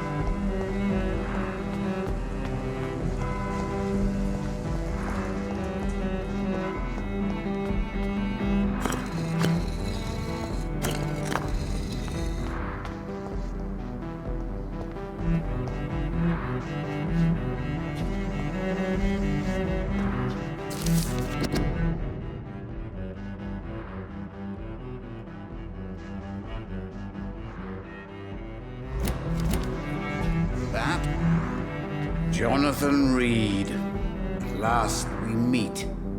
The cards warned me you would visit tonight. I beg your pardon, sir. Do I know you? Of course you do. Our mutual friend, Dr. Swansea, can't speak highly enough of you. My name is Usher. Usher Talltree. You are the leader of the Brotherhood, are you not? Primate of the Brotherhood of St. Paul's Stole, to be precise. I'm really glad we met tonight. I love it when the cards tell me a truth. The cards told you to expect me. Yes, they can tell me everything. They told me that you have not taken another life since your poor sister died. Can you read the cards for me? Are you sure you want to know what they will reveal? Yes, I am. It will cost you 150 shillings. Perhaps later. What can you tell me about the neighborhood? I really don't know. I don't often go outside. And when I do, it's usually to quite distant destinations. So you see nothing in the stars for me? You're a poor fortune teller, then? Oh, I can tell you many things. But they will only concern you, not the city. For example, I know that you offered your sister the final rest she asked for. Do the cards speak of my Mary? No. It's the burning aura of guilt that precedes you everywhere you go. Read my fortune, then. You have been chosen, Jonathan. I see on you the mark of a strong being, so powerful it needn't even reveal its strength. Tell me about yourself. What do you do here, besides turning cards in the middle of the night? I'm for most a charlatan. For a few, I'm a vampire. And for you, I'm the primate of St. Paul's Stole. Some believe you to be a vampire. Who? The Guard of Priwen, who else? For a time, they sent spies to observe my activities, and they even broke into my home to gather proof. Did they steal anything from you? A personal notebook they quickly took to their headquarters. All they had to do is to look at me.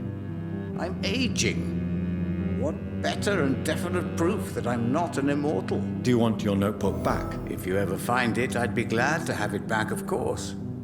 I do ask one thing, though. Do not read it, Jonathan. Some secrets are not meant to be revealed, even to immortals.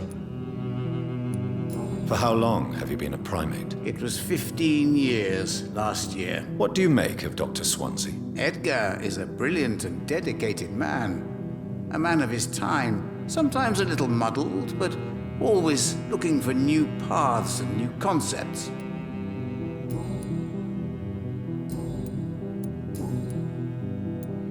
How do you measure the amount of blood on my hands? I told you. The cards always tell the truth. Well, most of the time. Is it possible to tell me my future? A vampire's fate is much more delicate to read, Doctor. But I can try. All right. Let me hear it. You're on a path to redemption, Jonathan. But be careful. One single trip and you'll fall. That doesn't sound promising. Take this, young Ekon, as a personal reward for your strong will. Keep following the right path and you'll reach safety.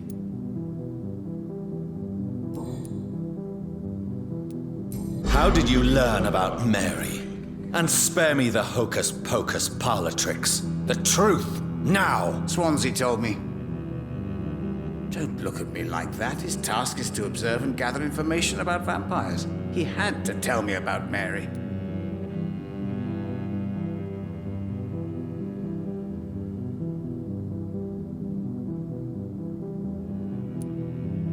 Mary did not deserve her fate. She had already suffered enough during her life. And yet the pain and the suffering went on after her death. Suffering is part of the immortal condition. Some prefer to lose their minds rather than face the simple truth. Pain will never stop. May I ask you about the Brotherhood? Of course. But I must warn you that there are some subjects we consider taboo, in spite of our fondness and acceptance of your kind. I know there is no love lost between the Guard of Priwen and the Brotherhood. What caused this rift? It was 1801. The Brotherhood was stronger then, a strength that made them hungry for ever greater power. An argument divided them, and the wound never healed. What was the nature of the disagreement? The problem was that both sides considered themselves the legitimate heirs of the original Brotherhood. We divide up the books, the relics, not always fairly or with consideration. Who founded the Brotherhood? That's precisely the kind of question I cannot answer. It is delicate and may reveal some of our secret traditions. So you're not just a club of academics and scholars? Once upon a time, very long ago, the Brotherhood did more than simply study the vampires. They took actions to eliminate the more ferocious and corrupted.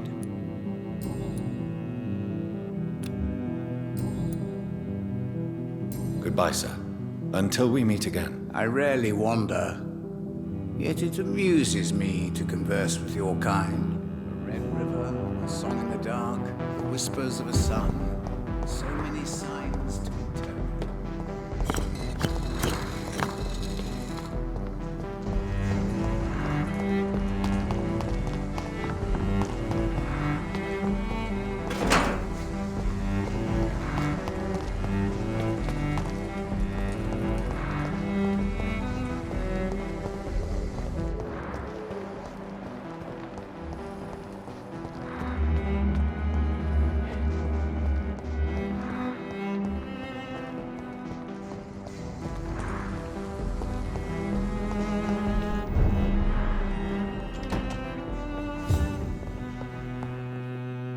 Good evening, Miss Price. How are you tonight? Dr. Reed, I didn't know you had returned from the war. I had a new doctor when you left, but he's not as kind as you. Always glad to see a former patient in good condition. It's been a long time. Too long indeed. And as a token of my appreciation, I'll grant you the best price if you fancy buying anything from my humble shop. What can you tell me about yourself, Miss Price? I'm still managing my shop. The only difference is, since the quarantine, we're open at night.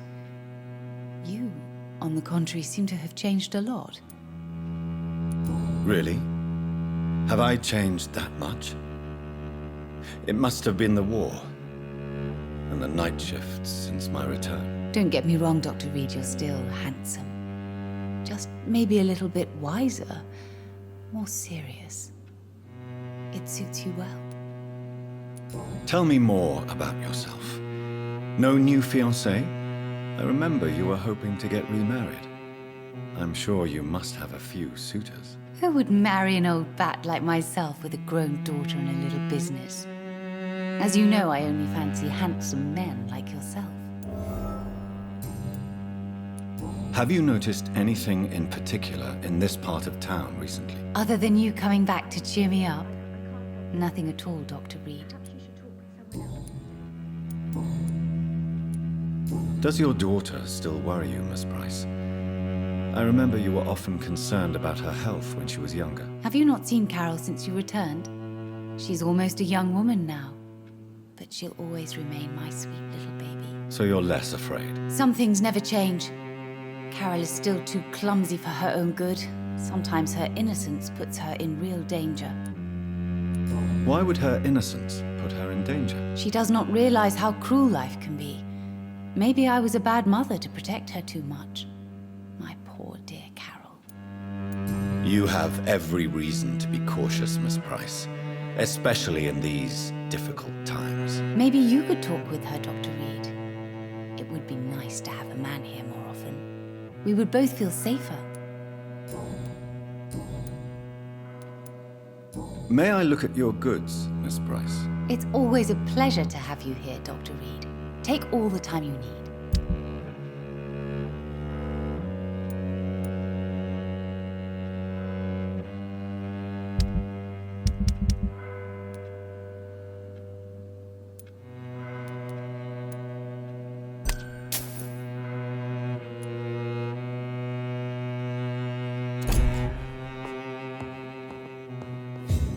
I Good hope you evening, can stay Miss a little Price. longer this I'm Dr. Reed. Do you remember me? Dr. Reed?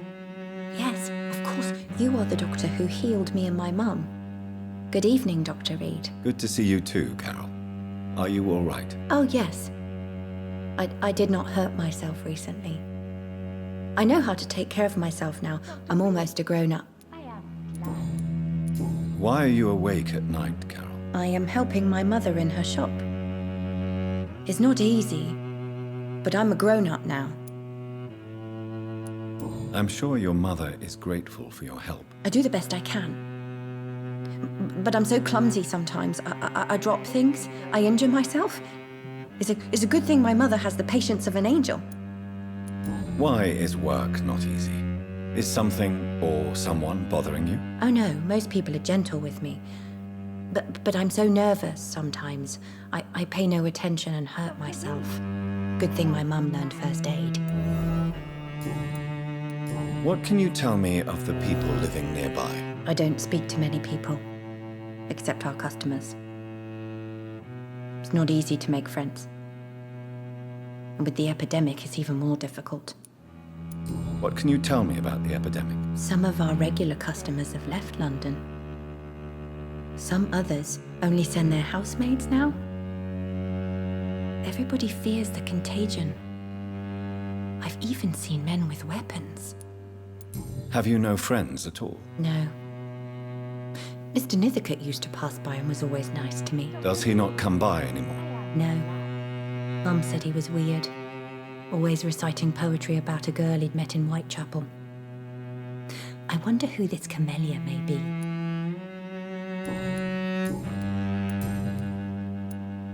Do you enjoy working with your mother? Oh yes, Doctor. My mother raised me alone after my father died. We've always lived together, and she has always watched over me. Do you remember your father? No, I was just a baby then. My mother always told me how strong and good he was. Do you ever think about getting married now you're a woman? Oh no, Dr. Reed. Mum always says I'm still a child who has no idea how tough life can be. No husband would like a clumsy girl like me. Goodbye, Carol. I am sorry, I can't help you, sir. Perhaps you should talk with someone else. Good evening, Miss Price. You know you can call me Carolyn, my dear doctor. Carol's gratitude is exemplary. She seems determined never to leave you. I'm taking care of my daughter as well as I can. It's not always easy, but she's the best gift life gave me. But she'll probably leave you someday to live her own life. Will that be difficult for you? Why would she leave? Children sometimes stay with their parents until the end, for they know no one else will love them as much. Goodbye for now, Miss Price.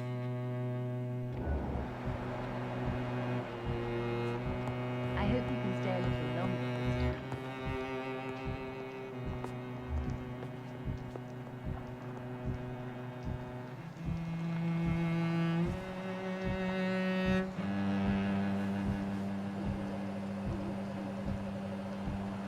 Dr. Reed, I am glad.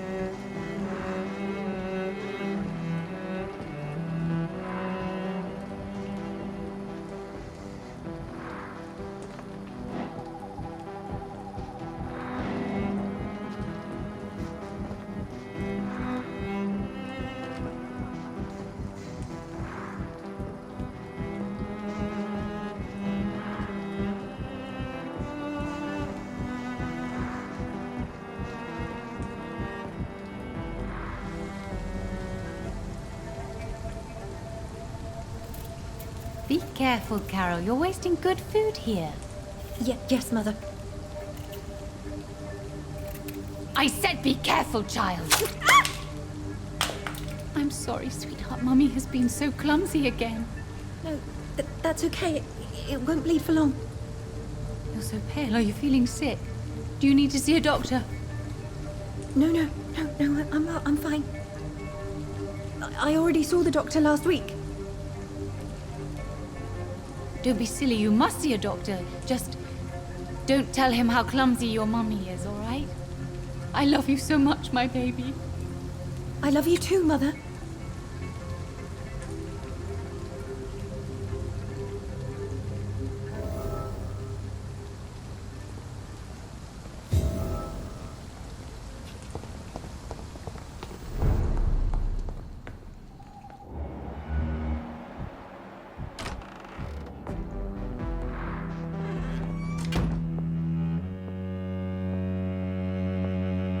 Good evening, Miss Price. You know you can call me Carolyn, my dear doctor.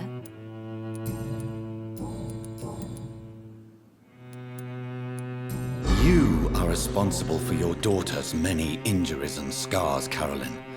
You brutalize her, don't you? How could I abuse my own flesh and blood? This is nonsense. It would be like hurting myself. You really believe you've done nothing wrong, don't you? How long has this been going on for? I should have seen it when you were my patients. Seen what? Child abuse? Are you mad, Dr. Reed? I dedicated my whole life to my precious Carol. She is a part of me. Yes. Even her name is just a part of yours. This is a terrible tragedy. Something of an unknown disorder. My God. Abuse that comes from overwhelming love. I can't believe what I'm hearing. How dare you say something like that? What kind of a monster do you think I am? Tell me, Carolyn, do you often wound or hurt your daughter by mistake? No. I always thought it was Carol's clumsiness that caused these incidents. Maybe it's a family trait, Doctor. You really believe it's just bad luck and being clumsy, then? Of course, Doctor.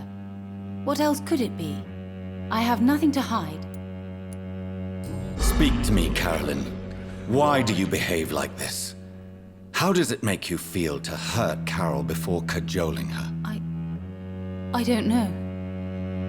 It makes me feel good to take care of my daughter. I need to feel useful. No one ever takes care of me. I need someone to take care of me. Do you realize Carol is a person? Not a toy. Not a doll. The poor girl would put her hand in a flame to please you. You are both trapped in this toxic relationship. Carol and I are perfectly happy. Leave us be. How stupid I was to believe you could be a suitable husband. I'm not judging you, Carolyn. I believe you're a victim too. I'm just trying to explain that you need medical help. You will not separate me from my flesh and blood, Dr. Reed. We'd rather die. Goodbye for now, Miss Price.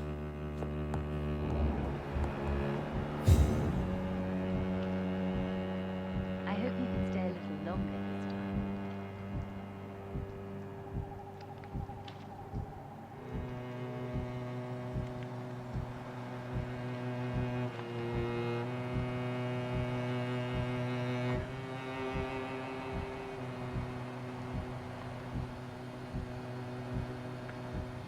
Dr. Reed, I am glad.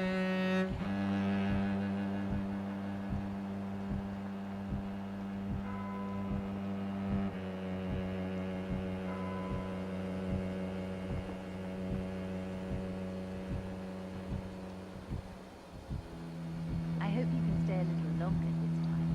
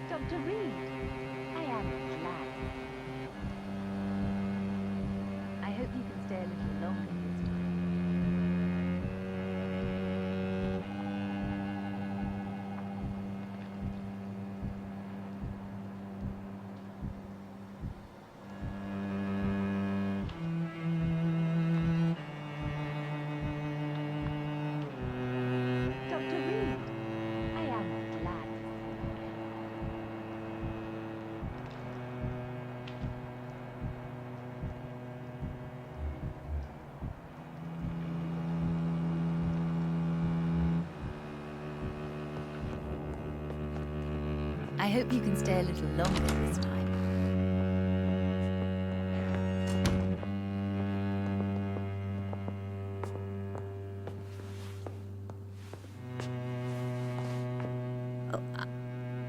Good evening, young lady. My mother always prefers when people simply call me Carol.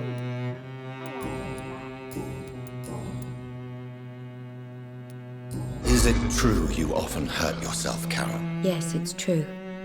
I try to behave, I really do. But one way or another, I always end up injured or wounded. I'm so stupid. Why would you be stupid? It's like I can't help getting under my mother's feet. That's how I end up being pushed, cut, or burned. You see, I'm a stupid girl, really. When exactly do these accidents happen? Ever since I was little. That's why I need to stay with Mum. I'm not capable of taking care of myself. You need to understand you are in danger, Carol. Your mother is responsible for all your injuries. That's a lie. She has always taken good care of me. She only gets irritated when I get under her feet. It's my fault. My mum loves me so much. Yes, Carol. Your mother believes she loves you as much as you're convinced she loves you. But you are both trapped in a toxic relationship that puts you in danger. What are you saying? That she lied to me all these years? That she wants me to be miserable? My mother has dedicated her life to my safety. Your mother is terribly sick, Carol. She suffers from one of the most sadistic attitudes I've ever encountered, and tortures you with a twisted sense of love. No, my mum loves me and only wants the best for me. It's my fault if I can never do anything right. She deserved a better girl than me.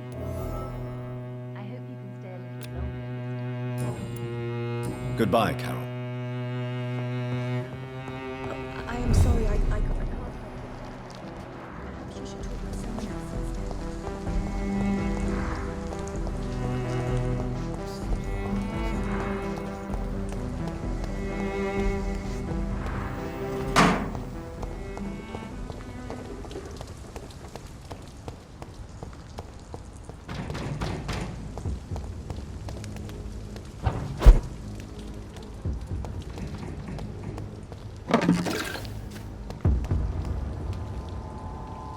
No civilians allowed, sir.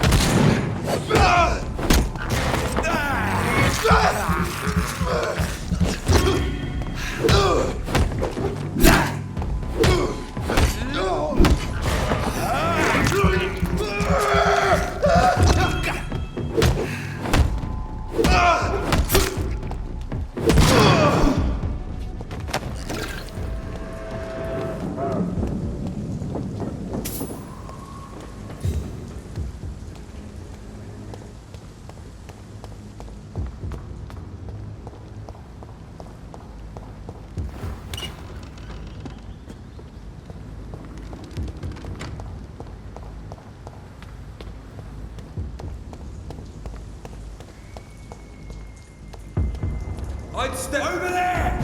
There's one in there! See them buttons?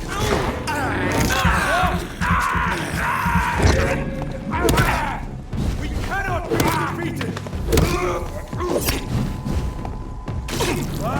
Demon!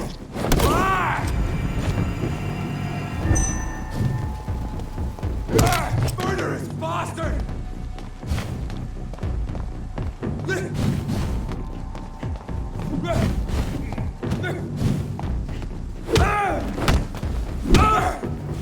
I order you!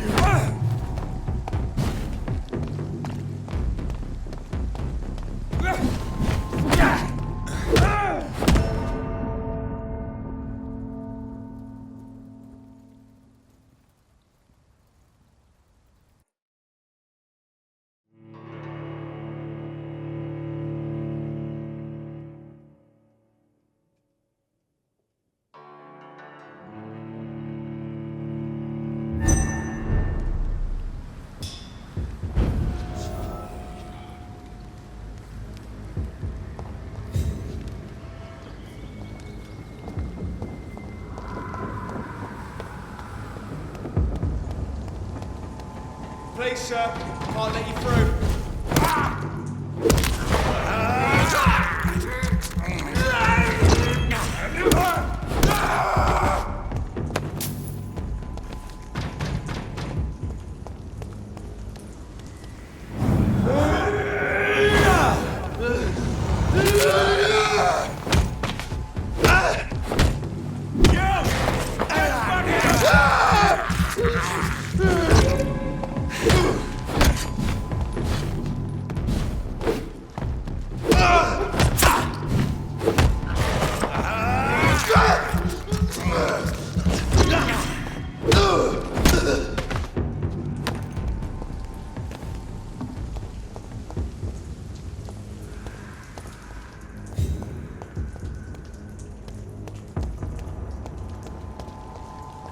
I'd head back if I were you, sir. Please, sir, see how it looks. Looks like an aristocrat. It's done. Crawl back to the hell that spawned you.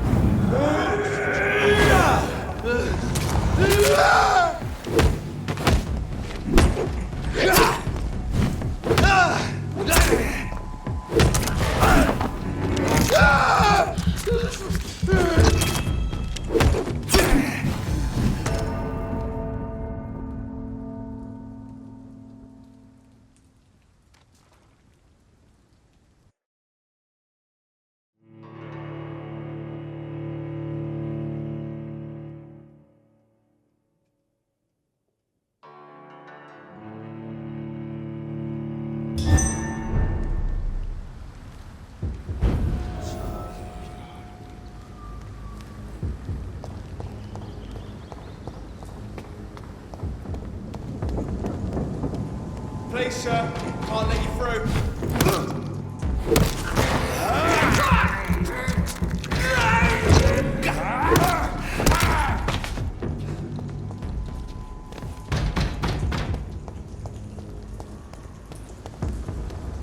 I'll kill you!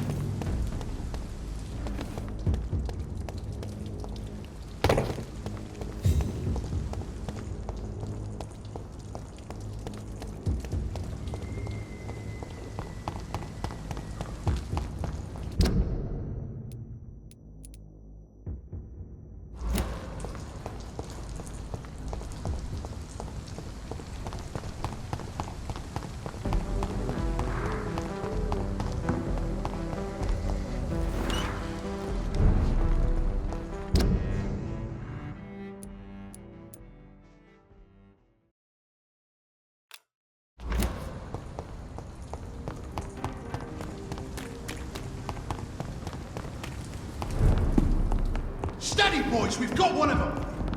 Die, beast! Get them weapons ready! We found one!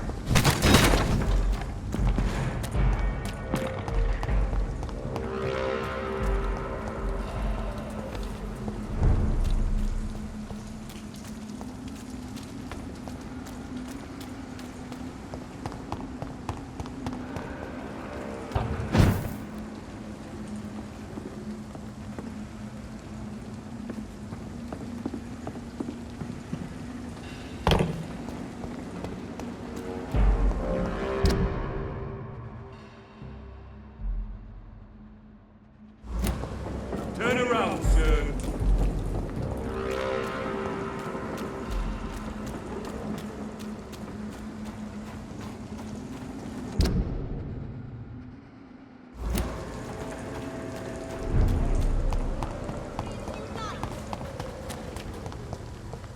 Support the equality between men and women.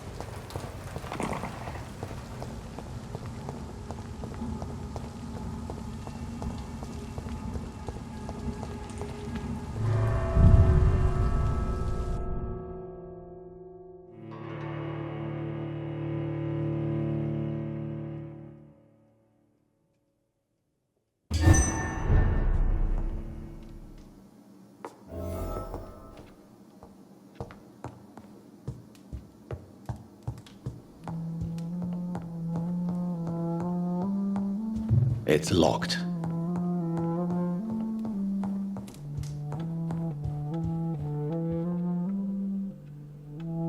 Good evening, Jonathan. How are you? I'm still investigating from inside the Ascalon Club.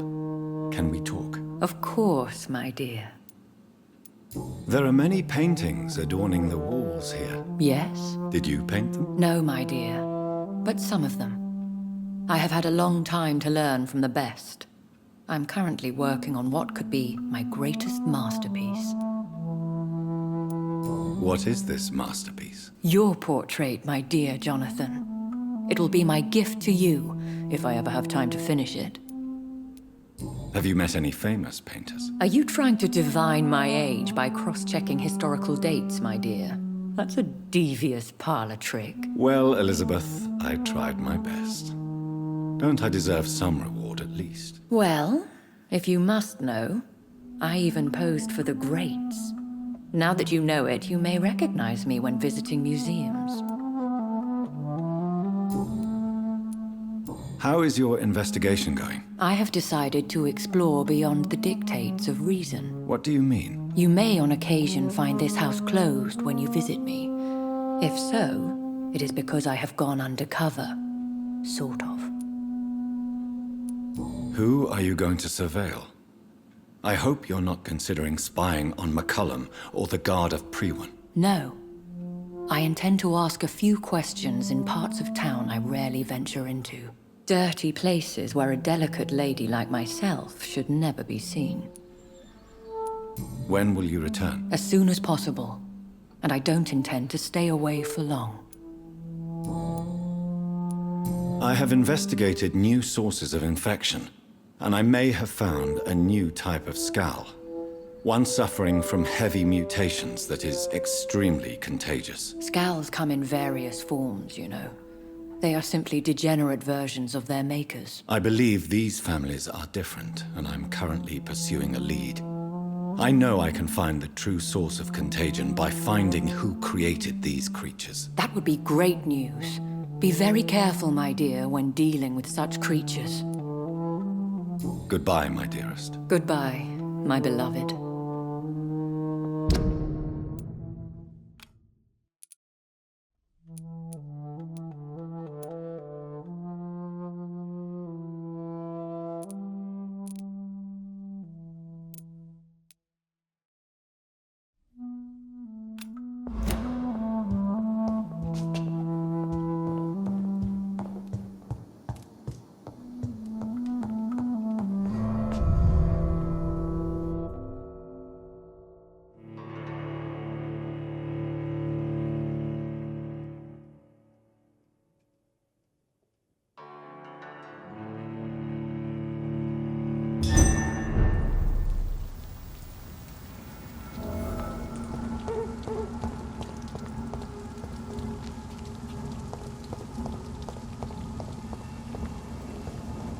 This one's mine! Filthy fucking beast!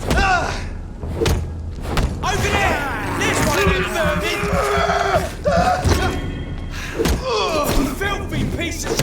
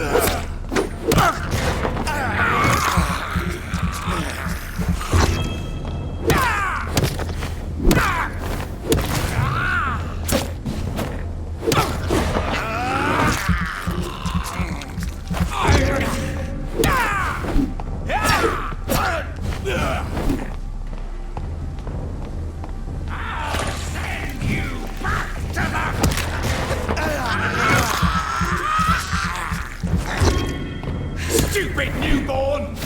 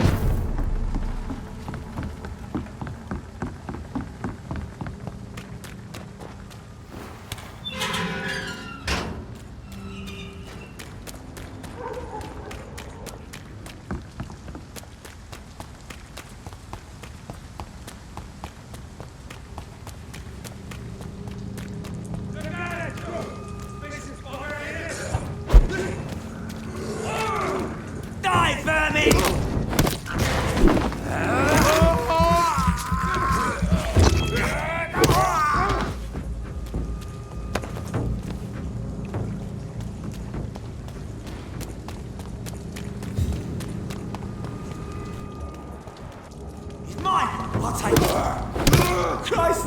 He's dead! Oh my God!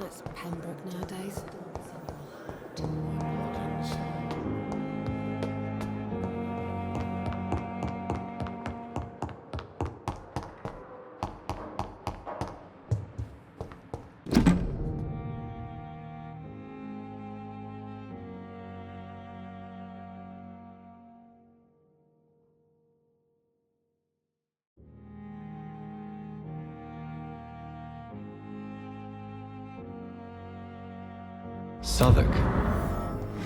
My departure for France as a promising student. My return as a brilliant surgeon, about to be killed. Transformed.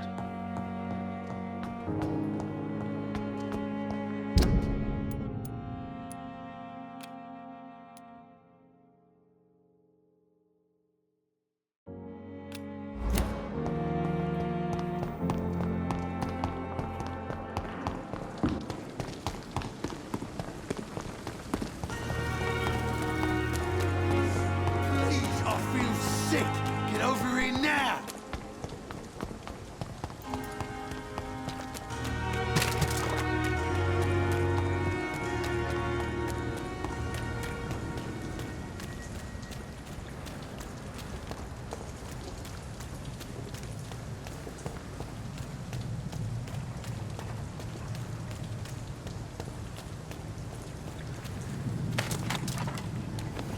I ought you to step back!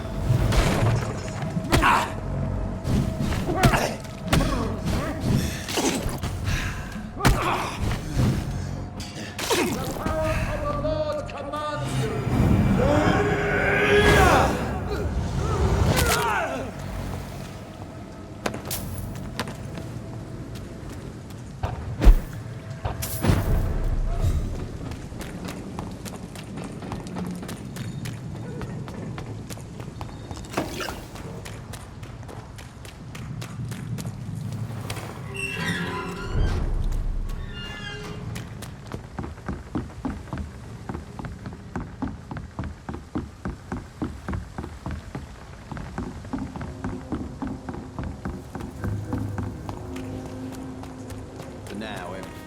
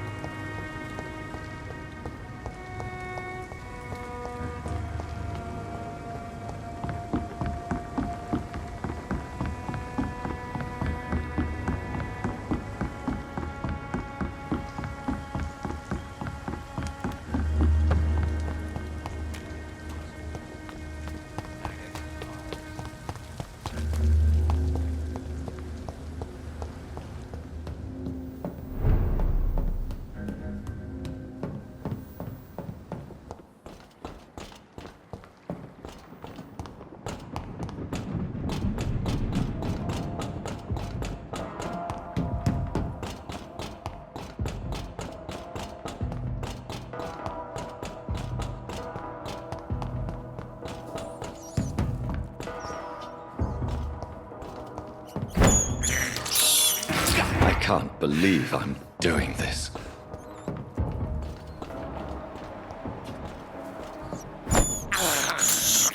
I have this thirst for blood.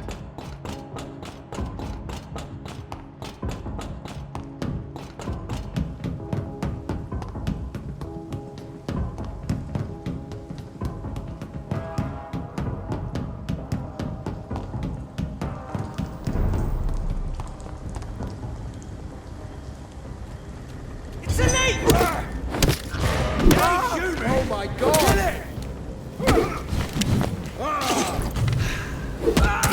Remember your vows, friends!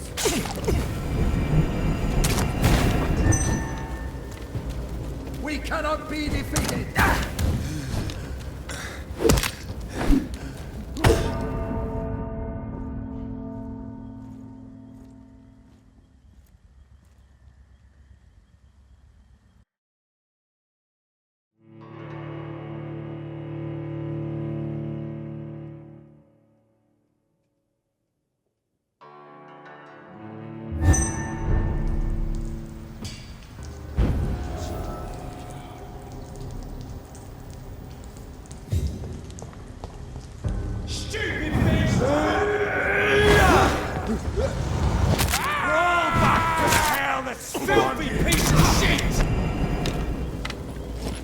Get in! Destroy others!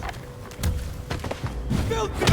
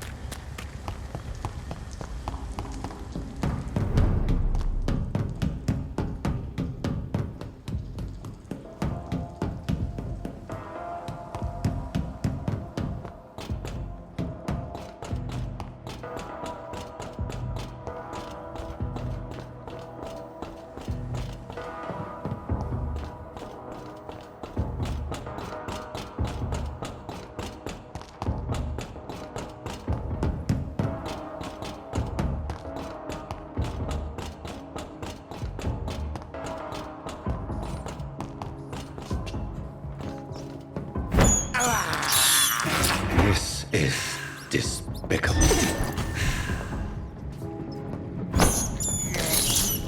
I have this thirst for blood.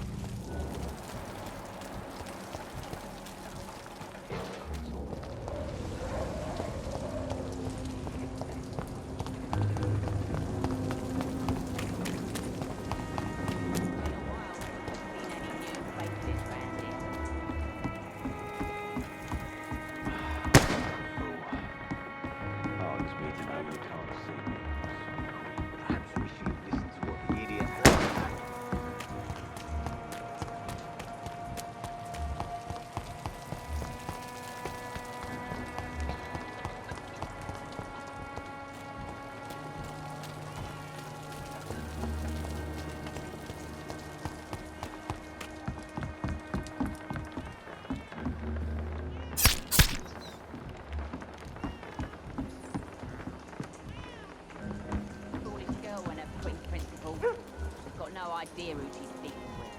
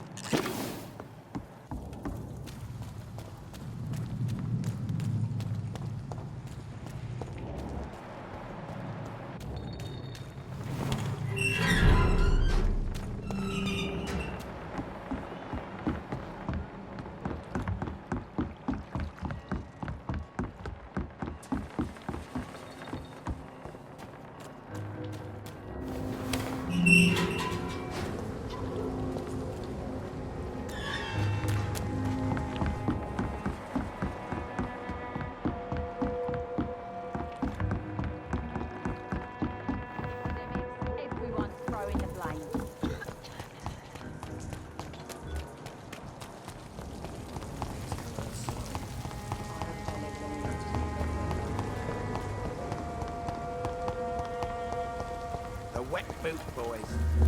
Lost boys will be more fitting now. Good evening, sir. I'm amazed you made it back to the docks alone. Good for you. Well, I could say the same about you, young man. More to the point, who the hell are you? I'm Dr. Jonathan Reed. And I am Archer Woodbeard. Please excuse my assertiveness. I often forget I'm just an old prune.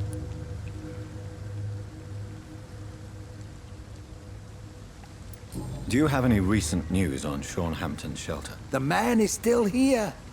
He's trying to help others despite the terrible things he endured. I'm impressed. Are you worried about the sanitary situation in London? I never thought I'd live to see the last days of London. Just another thing I was wrong about, I suppose. What can you tell me about this part of town? People used to feel safe around here. They had the gangs protecting them. Now all they do is bicker and plot against one another. Missing the good old days, are you not? Trust me, son. The longer you live, the less meaning your existence will have. You need to remember the days you still had beliefs. And what about the gangs? Back in my day, people trusted the wet boot boys. We looked out for the docks and its families. Nowadays, they're just a bunch of greedy fuckers. You were a gang member? I was their leader for a time, believe it or not. Now these bastards act like I'm nothing. Not one of them. They owe me some damn respect. If you were such a respected figure, surely you have many interesting stories about this part of town. You bet I do, but make no mistake. I'm no rat, sir. Some secrets are best left buried. Who would you trust around here? The owner of the Turquoise Turtle's a decent fella. Tom's his name. Sean Hampton's all right too. Don't particularly share his religious views. He's quite devout, if you catch my meaning. Do you still know anyone? From the old days, I mean. Most of them are dead. I still give Miss Gillingham salutations. She doesn't remember me. She did once like me. Boy, she was a beauty back then. Any remarkable new faces around here? Nobody. Well, there's that boy Rufus the Curse. I like him, despite the reputation he's made since his parents died. Poor little bastard.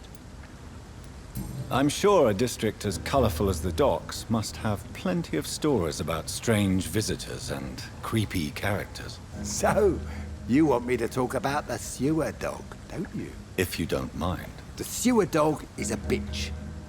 Appropriately named. An old woman dressed in rags. She has an elegance, though. Despite her ugliness. I saw her once. Scared the life out of me.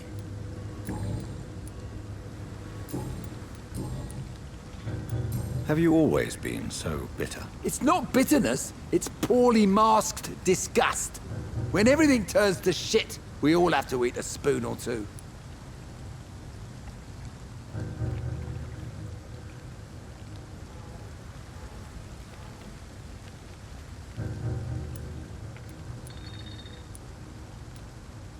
With everything that's happened recently, the war, Spanish flu, I must concede that these are difficult times. A few nights ago, I saw a kid eating a rat. He was right in front of one of those abandoned houses nearby. Just chewing on a living rat's insides. Tell me everything you know about the Guard of Priwen. Andrew never told me what they do. I do know they're vigilantes with military training. Access to some impressive firepower. And what is your personal opinion about the Guard, then? This Guard of Priwen is just another gang preying on the young and naive. Preying on people like my boy. I know how it works. I invented it. Tell me about the Wet Boot Boys, Archer. I want to know more. We were there for the families and each other. It was us against the world. We were vicious, tough, even cruel. But we were united. You sound like you were some kind of radical union member. Yes, nowadays the communists and gangs squabble over pointless territory. Sounds stupid when you say it out loud. Why did your son really join the Guard of Priwen? If I believed in a higher power. I'd see this as punishment for my own sins. I deserve it for all the young men I enlisted back in the day. You don't believe in God, though, do you, Mr. Woodbeard? So why did he join? Now I think about it, Andrew joined the Guard, not to defy me, but to follow in my footsteps, to make me proud. So your son has left you nothing to explain his actions? No letter or message? Not even a note. I'm a proud man, Dr. Reed. But I would kneel and pray if I thought it would give me my Andrew back. Goodbye, sir.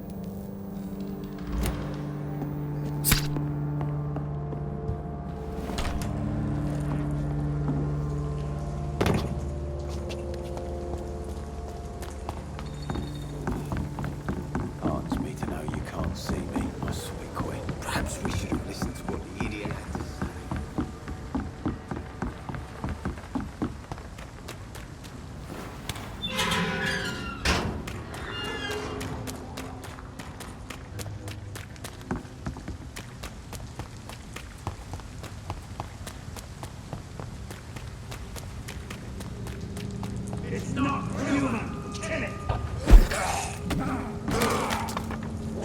Die, vermin!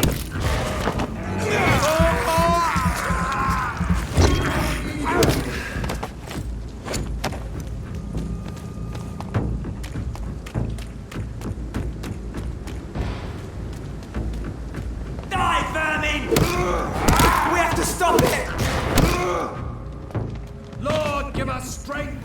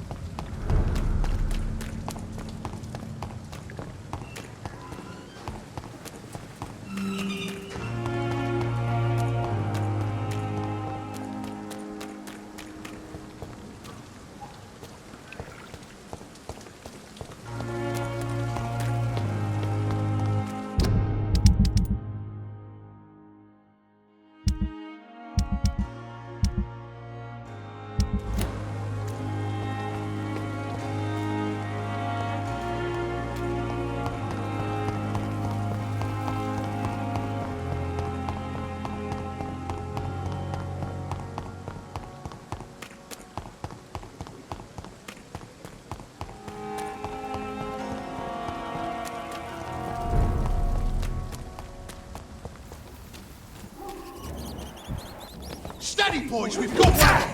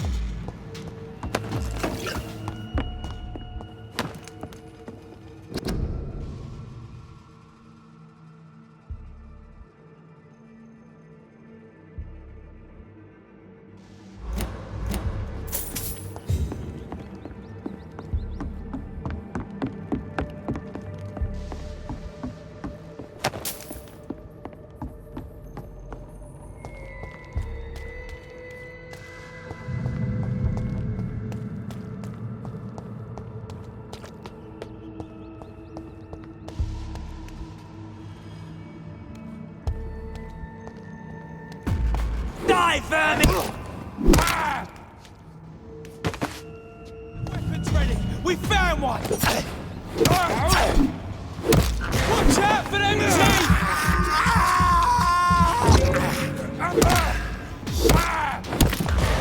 Fuck, it's hot!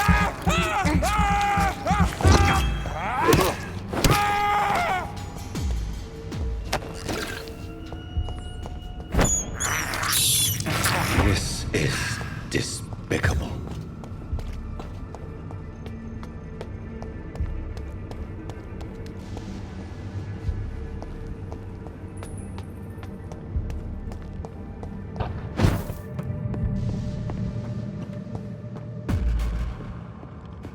You're mine, vermin!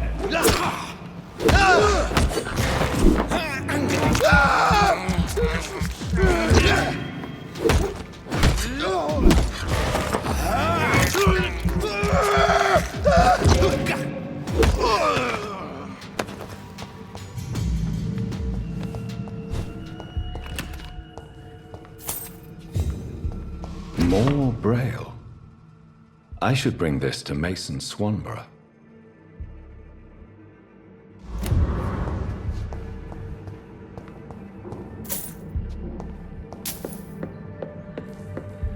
I cannot enter.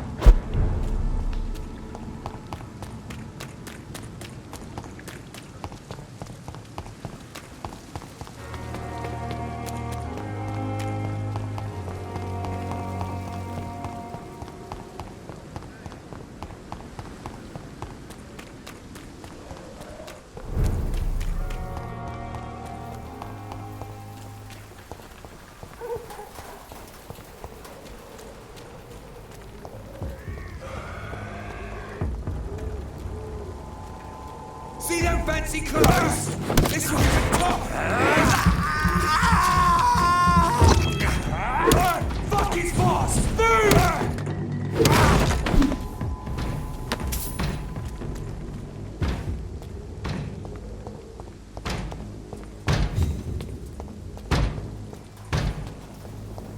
Over there!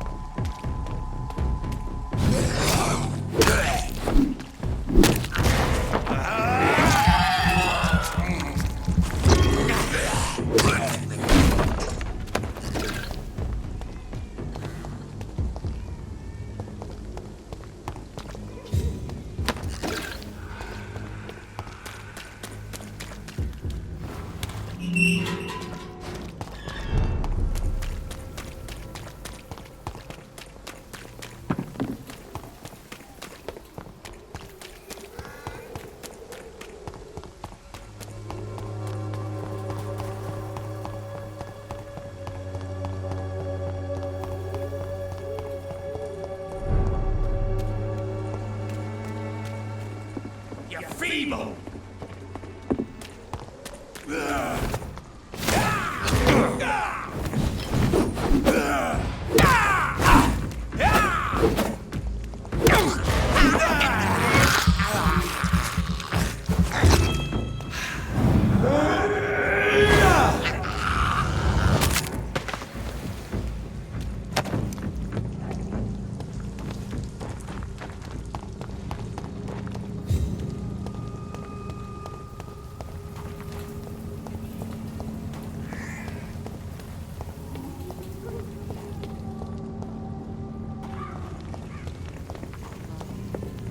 Don't you know better?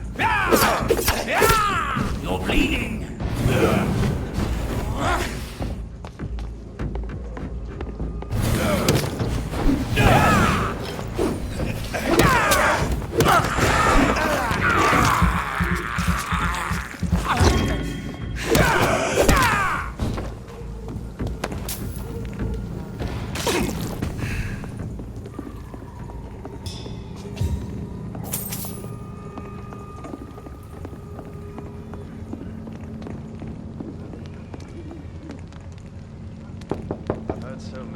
Good evening, Mr. Swanborough. Is it you, Dr. Reed? Please come in. Wandering in this part of town at night, you're either brave or a fool. What can I do for you, Doctor? I found another page of the diary, Mr. Swanborough. This diary is still not complete. The man who wrote it claims he is a member of some scholarly brotherhood called the St. Paul's Stole. Really? I've heard of them. Very capable scientists. Perhaps the man who wrote this really found a cure. I would need more pages to figure it out, but it's as promising as it is intriguing. Here is another page of the diary we were talking about. Ah, now we're talking. Ingredients, dosages, dangers, and side effects. This is it. Is the diary complete now? No. The author tested his work in a hidden laboratory. We must find out where it was. Please, find me more pages, Doctor. Here is another page of the formula for the cure for blindness. Give it to me? Yes. Brilliant. I'm going to give you the location and the code you will need to find the cure, but you have to listen to me first. Why? What is it? If you find the proof that this treatment for blindness is real, I want to try it. Do you understand? No matter the risks. Risks? What have you read in these pages that you're not telling me? You already know what you need to know. I trust you, Dr. Reed. We share the same passion for science. Please bring back the formula.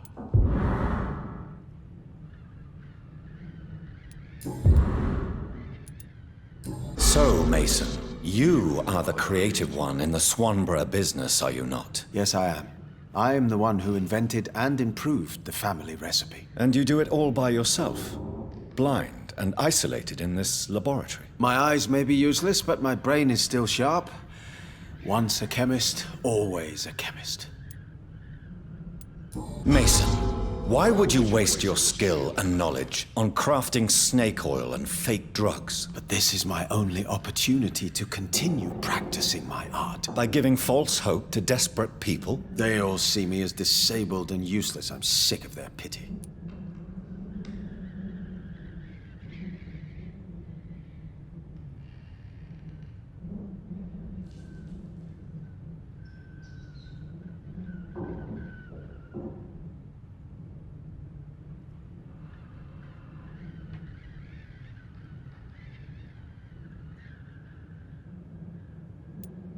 To accept what has happened to us and what we have become is a difficult process. I'm sorry for what you've had to endure. You'll not get my respect through cheap compassion, Doctor. Speak to me like I'm a normal human being. That's all I ask.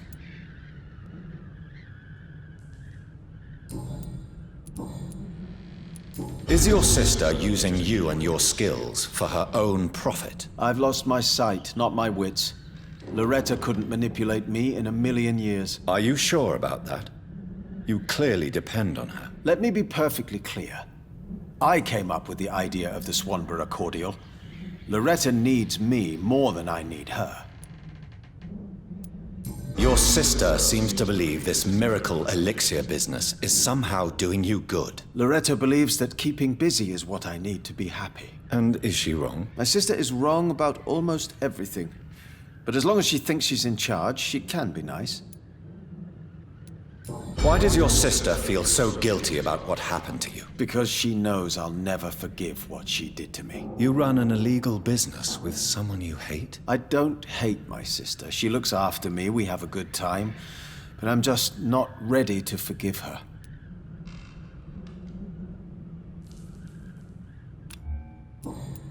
Goodbye, Mr. Swanborough. I'll leave you now. Wandering in this part of town at night, you're either brave or a fool.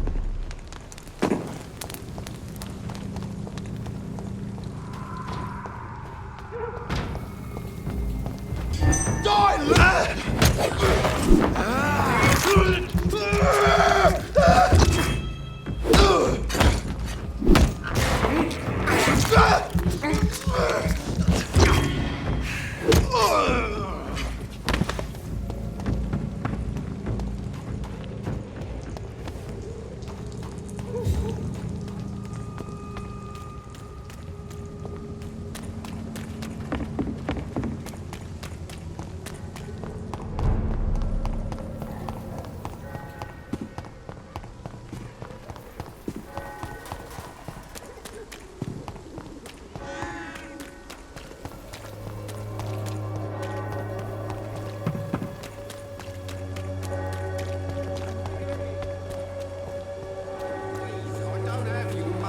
Come on, Barrett, you know a game you pay for peace of mind. Can't you just look the other way this week, Joe? A lot of people are talking about this Colossus. Perhaps I should look into it.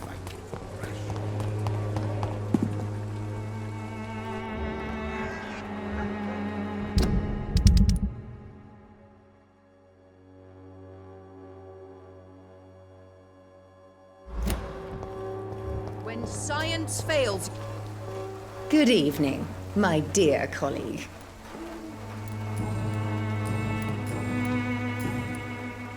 Goodbye, Miss. I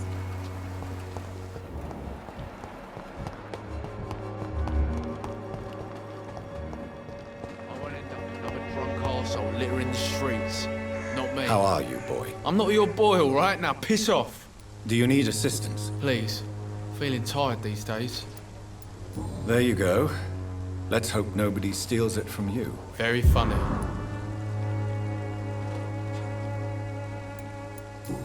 Have conditions improved in Whitechapel? I'm ready for whatever's coming.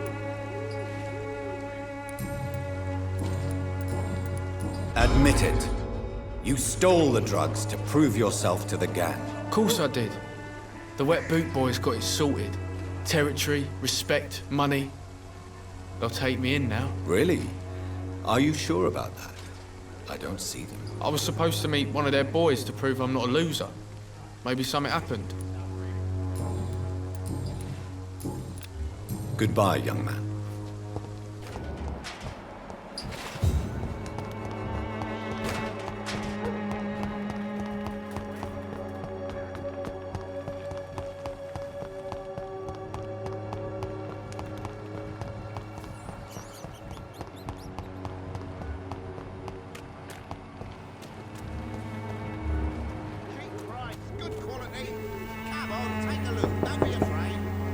Good evening, Harry. May I come in? Sure. Sure. Is there only pain and suffering in this world? So, I'm not bothered. Do you need any medical help, young man? Yes, I do. I feel so tired. I don't know if it's the epidemic. You'll feel better with this. But you need to get a grip, young man. Medication alone won't cure melancholia. Goodbye. Even my dreams are so...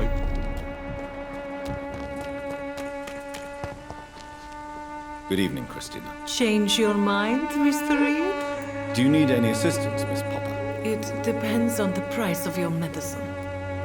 I am shocked that you would think I am that sort of man. Forgive my suspicion. I'm so used to liars with good manners. Thank you, sir. Goodbye, Miss.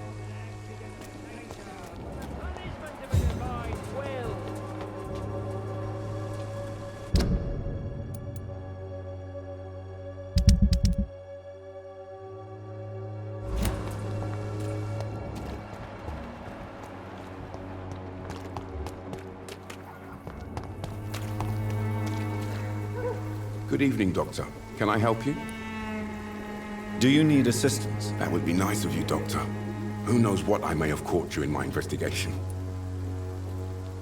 If you persist in investigating the most pox-ridden boroughs of London, you must accept the risks. Thank you, sir. Goodbye, Mr. Darby.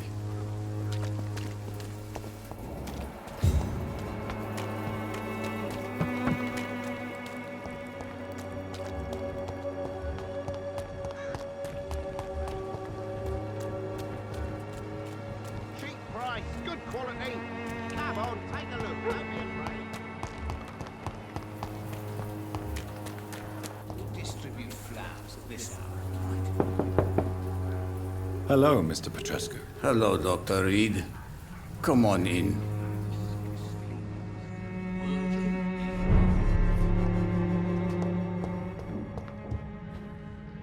Yes?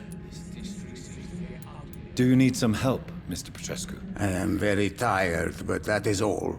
I don't need you, Doctor. Well, I think you do. Take this, and you'll feel better. Free drugs from an English doctor? It must be my lucky day.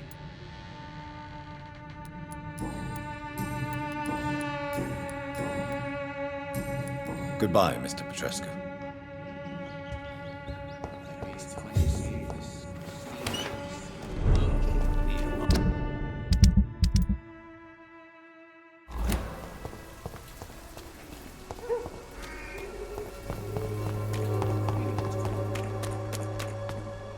Joe, please, I don't have your money. Come on, Barrett, you know, game. You pay for people. The other way this week, Joe. Come on, we can sort it out, right? It's not my call, Barrett.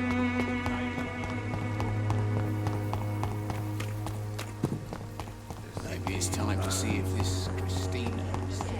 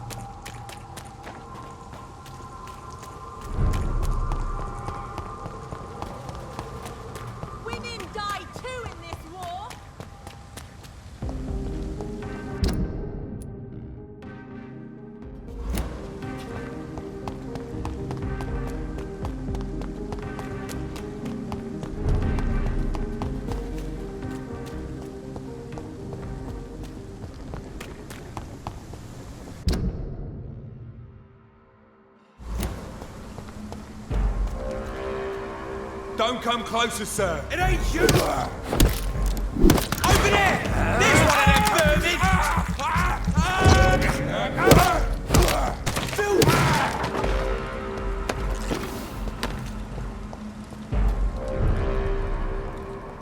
This one's mine!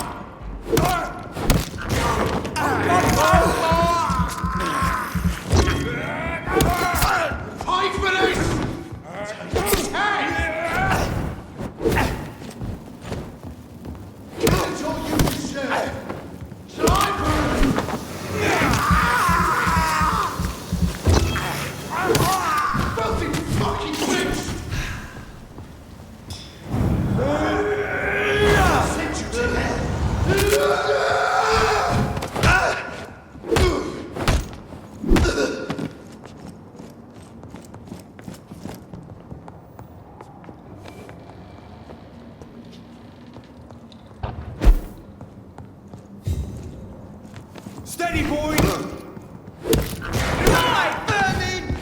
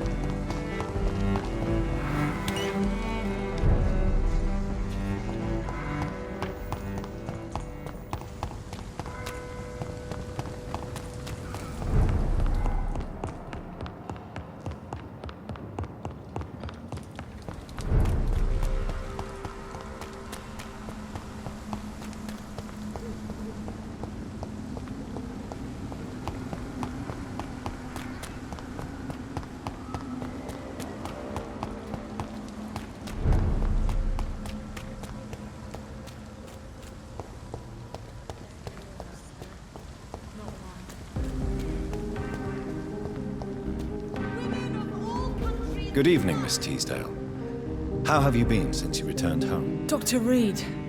Oh, thank God you returned safely from these awful streets. I was so worried about my father that I left without thanking you properly. Please don't mention it, miss. Good. I found him, you know. My dad. Or what was left of him. I think my abductor intended to do the same thing to me. What do you do for a living, Miss Teasdale? Before my kidnapping, I was a waitress in a pub. Now I'm unemployed. Were you fired? No.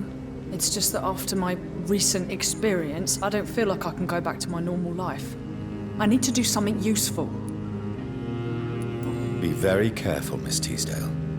You were lucky to escape death once, but vampires lurk everywhere. You killed my kidnapper by yourself, didn't you? No offense, Doctor, but you're just a doctor. I don't see why I couldn't do the same. What do you intend to do? Dad always told me, Louise, if you want something, don't stop until you have it. I did my research and I found it. Ichabod Throgmorton, professional vampire hunter. I'll be his apprentice. What can you tell me about this area? I've never really liked this part of town. It was where my father wanted to live. I won't remain here much longer. What exactly don't you like about it? People here are contemptuous and elitist. My dad always said, Louise, always treat people like you want them to treat you. Louise, what can you tell me about the vampire who captured you? The little fucker claimed he'd fallen in love with me. That he wanted to spend eternity with me. Not a bad idea. At least that's the way it seemed at first. Really? Did you consider accepting his proposal? Well, immortality. Not a common wedding gift, is it? I think he just wanted to have his way with me. Can vampires even fuck, Doctor? What? Well, I really can't answer that. Well, since they are creatures of blood, physically speaking, I suppose an erection is possible, but Don't be embarrassed, Dr. Reed. I was just asking. Why did your father feel guilty? He seemed so eager to welcome you back, as though he'd done something wrong. Last time we saw each other, we had a terrible argument. I left the house and ended up in a pub. That's where the vampire met me. Dead drunk. I see. We argued a lot, me and Dad. But I always came home. I'm sure that's why he went to find me. He knew something bad had happened.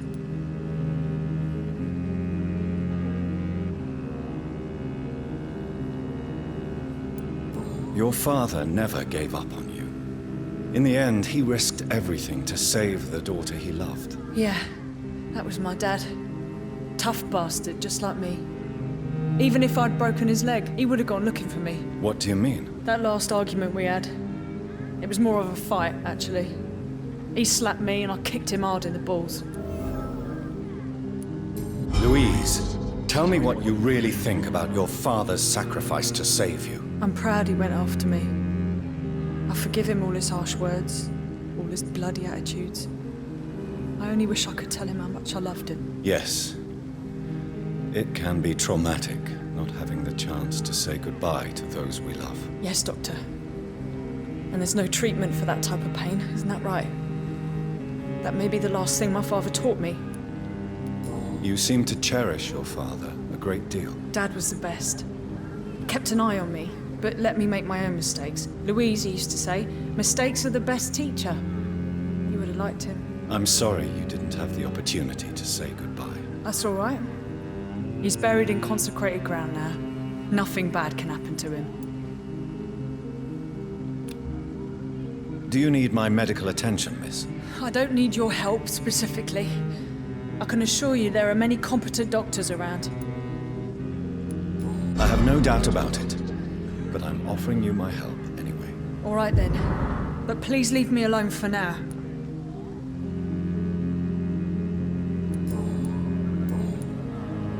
Goodbye, Miss Teasdale, and be careful. Until we meet again. He's been telling the truth all along. Nobody takes him seriously. Please, sir. Good evening, Dr. Reed. A great night, what? So, did you try the restaurant I recommended? Oh, yes. I can't thank you enough, my dear doctor. Exquisite, but expensive. But what is money made for, if not for little pleasures? You disgusting pig. People are dying of hunger and poverty in this very city while you eat your fancy meals. Your words hurt, Doctor. I thought you and I were friends. But since you ask, I'm rich enough to finance my passions. And various charities across the city. Perhaps my words were too harsh. Please forgive me if I've upset you. Oh, no harm done. After I die, all my fortune will go to the suffering people of the East End. Until then, I aspire to live the most pleasant life possible. Goodbye, Mr. Russell.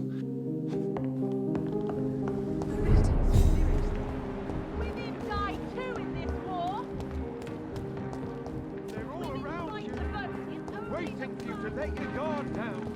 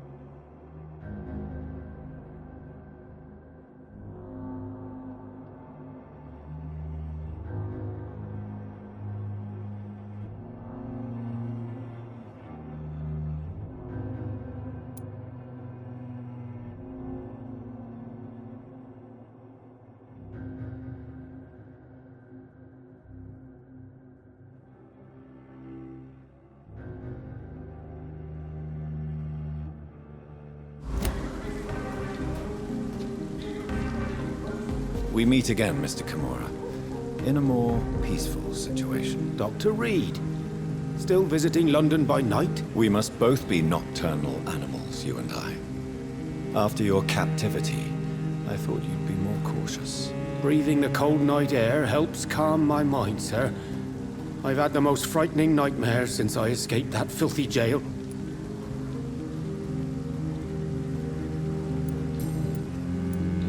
How is the situation in the West End? I've heard rumors about armed men patrolling and fighting infected citizens in these very streets. I was lucky they didn't shoot me when I was abducted. May I ask you what you do for a living, Mr. Kimura? I was a landlord. A wealthy one. And not a very kind one, I realized recently. Why this sudden epiphany? Is it because of your near-death experience? I was already feeling nostalgic about Weymouth, my hometown. With recent events, I'm thinking about going back there.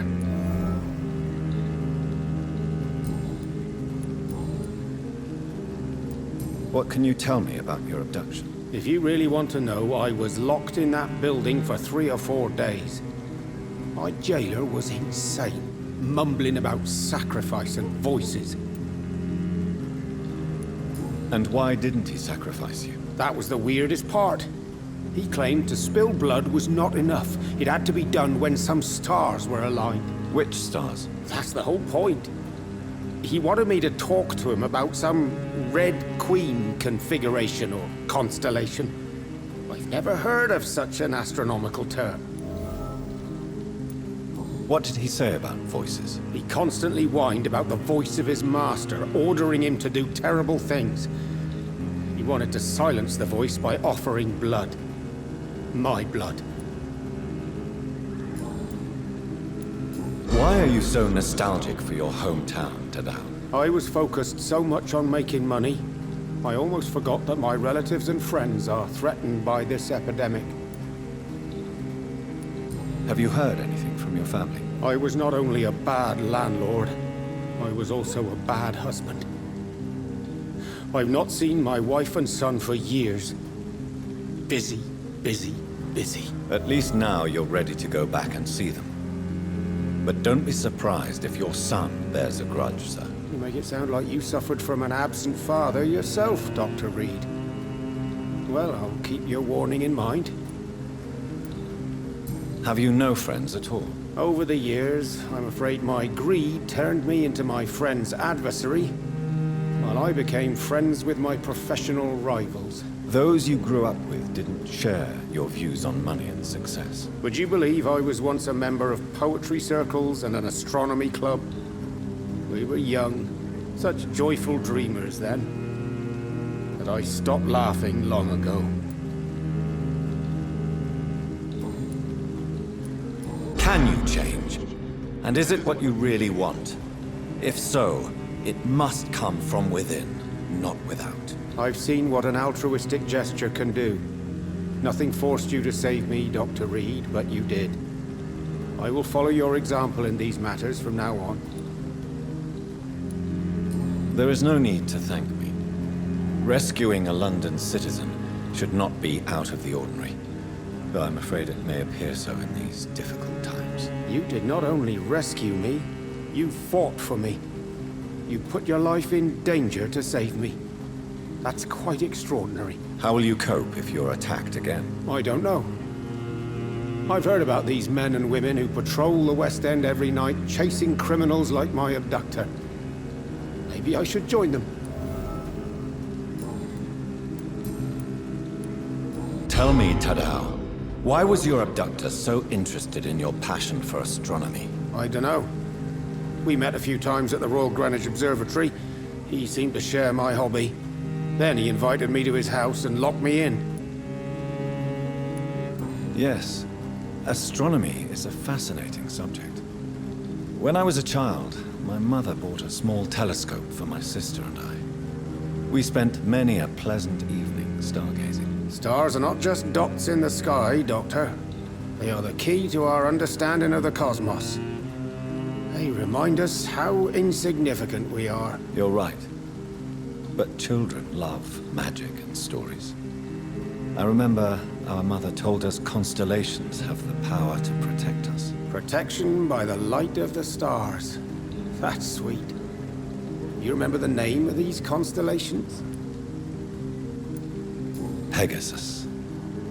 It was the constellation my mother liked the most. Memory's a strange thing. I can recite without hesitation the names of the 88 constellations, yet I barely remember my own childhood. Did he fake his interest in astronomy to get close to you? No. In his madness, he spoke about a blood sacrifice to be made to his master when the stars aligned to a specific configuration.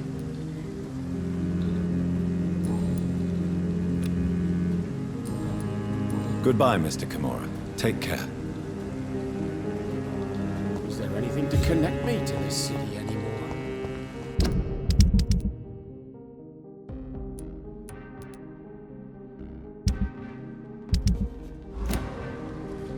It could be someone you know. Even someone you're close to.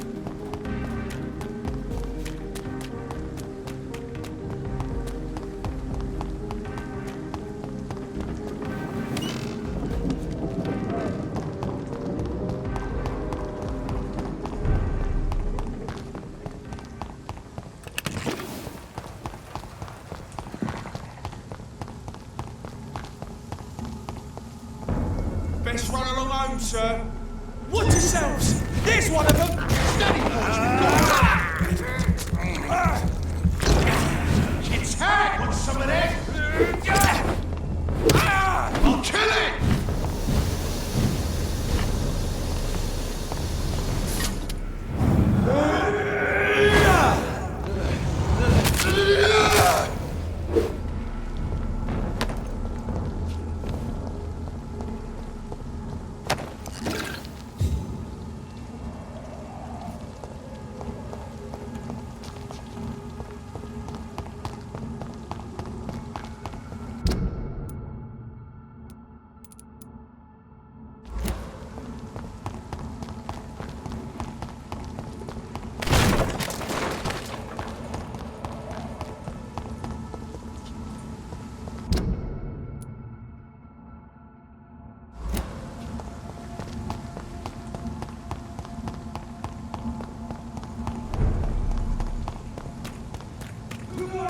It's all to us!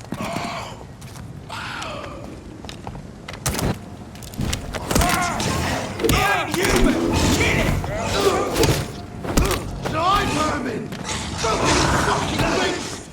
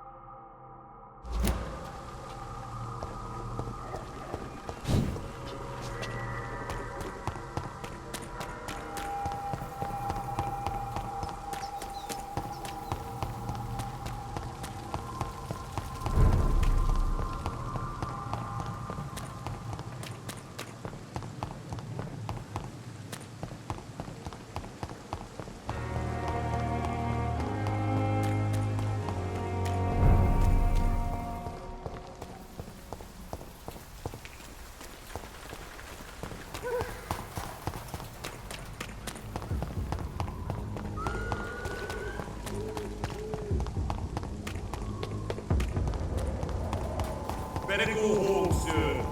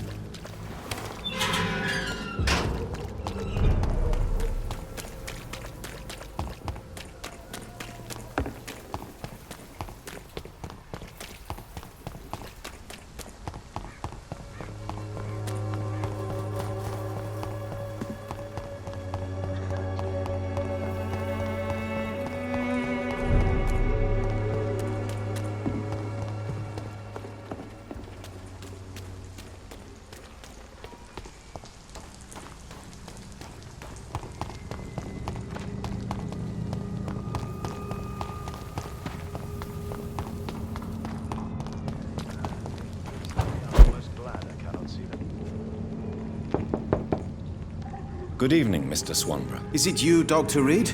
Please come in. What kind of gentleman pays visits to people at this late hour? What can I do for you, Doctor? I have found the secret laboratory, and I have the formula. And the author of the diary, did you meet him? Yes. He was badly disfigured. Nothing more than a beast. And I cannot guarantee it wasn't connected to his experiments. I don't care. Give me the formula, Doctor. Here it is. But please, be very careful.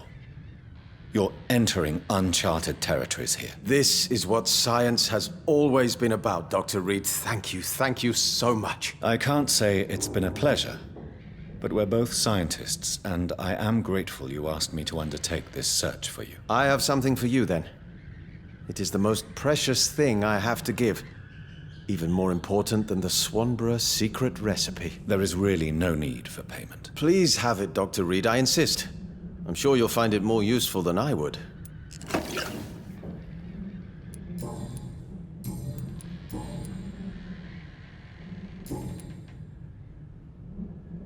Goodbye, Mr. Swanborough. I'll leave you now. Wandering in this part of town at night, you're either brave or a fool.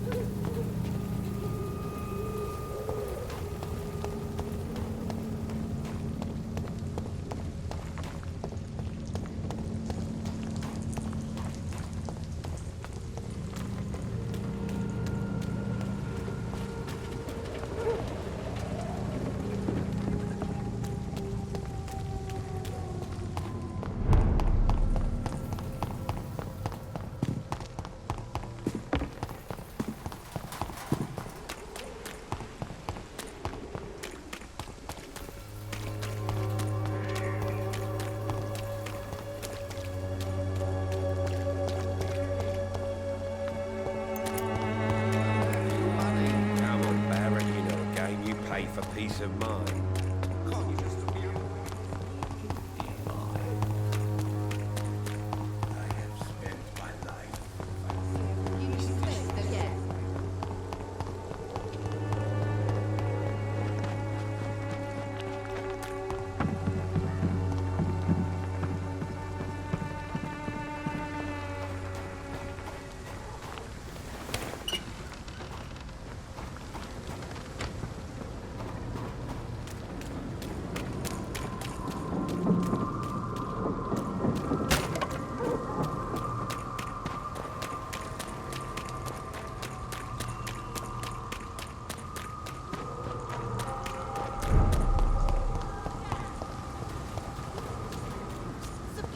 Equality between men and women.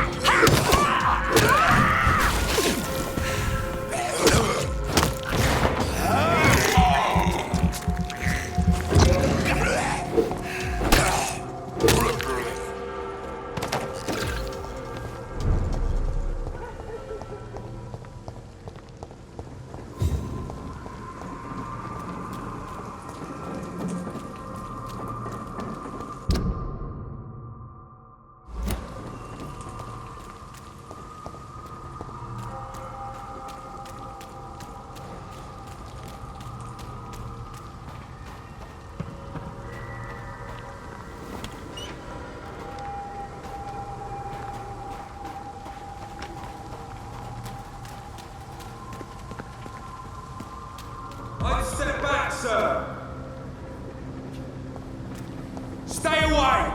Over there! There's one of them vermin!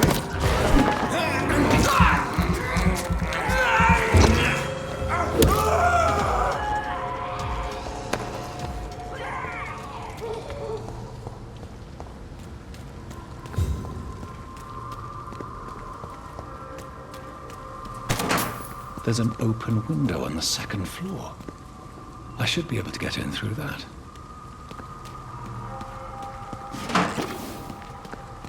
I will return later.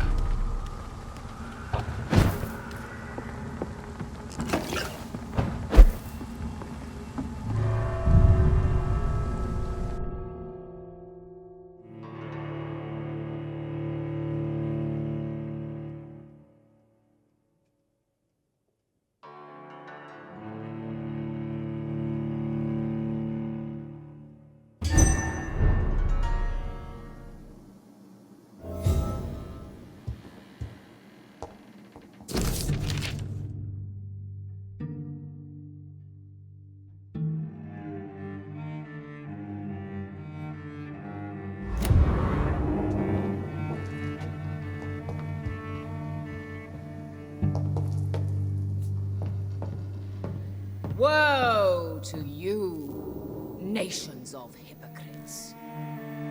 For in front of you stands the tall queen. You can but lower your head, fit only to smirk at her soiled feet.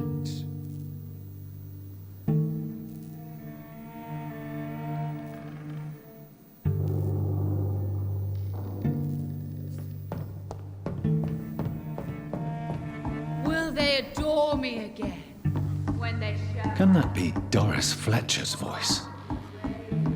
Where does it come from?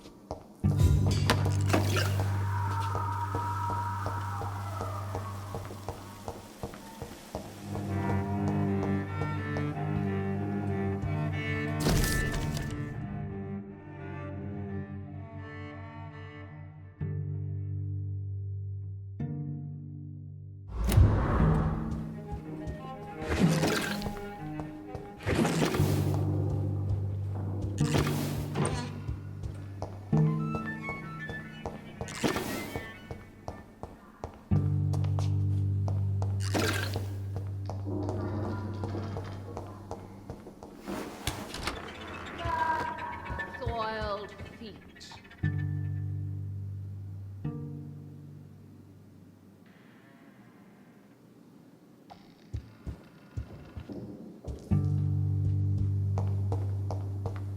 Will they adore me when they share my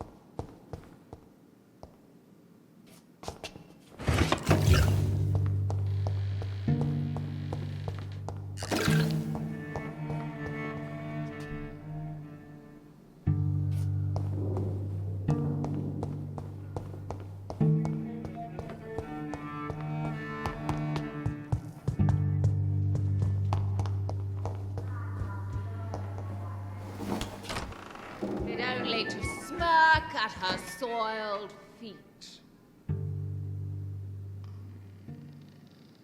Alas, poor Doris. I knew her well.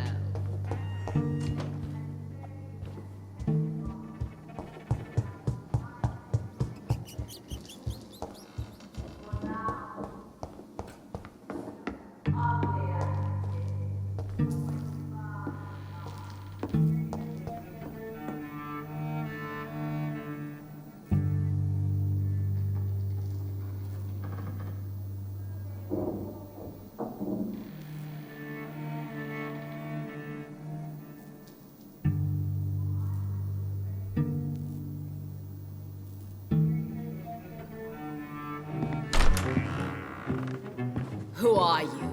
You who dared enter my realm. Are you here to worship or mock me? I'm here to put an end to the vampire epidemic, Miss Fletcher. Ah. But Doris Fletcher is no more. She was consumed by this putrid flesh that now enshrouds her. You feel anger for what happened to you, but I can help you. I'm a doctor, Miss Fletcher. Doris Fletcher is no more. All that remains are the dreams of the queen she was, and the queen she'll be. Until then, all shall die, for that was her final wish. Hear and obey, for your queen commands you. Attack!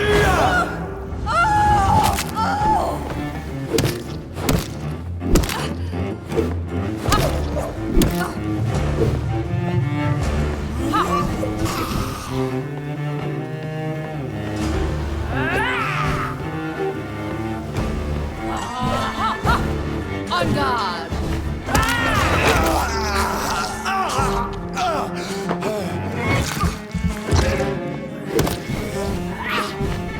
Behold, Kinslayer, the disgrace of she who was once renowned. Will she be the queen again once they all share her fate?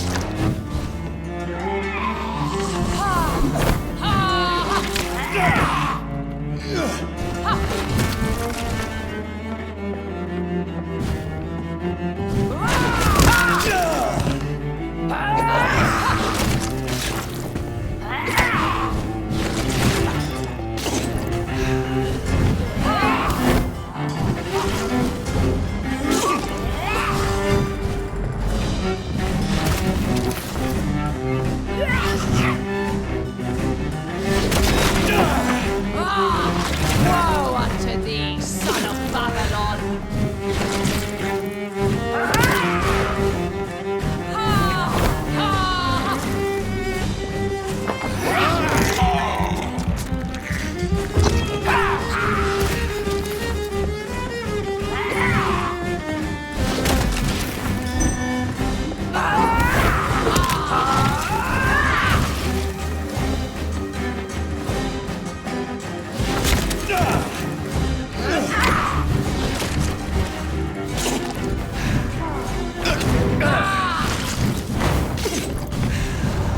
You killed my father. Prepare to die.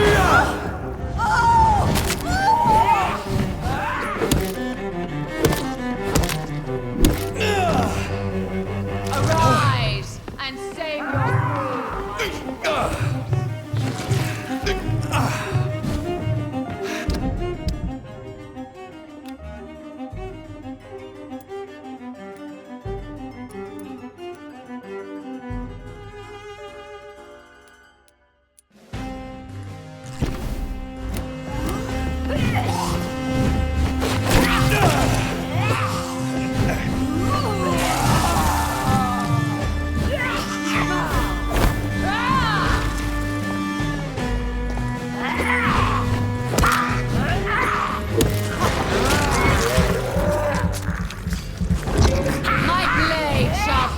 Your villainous heart, dark prince.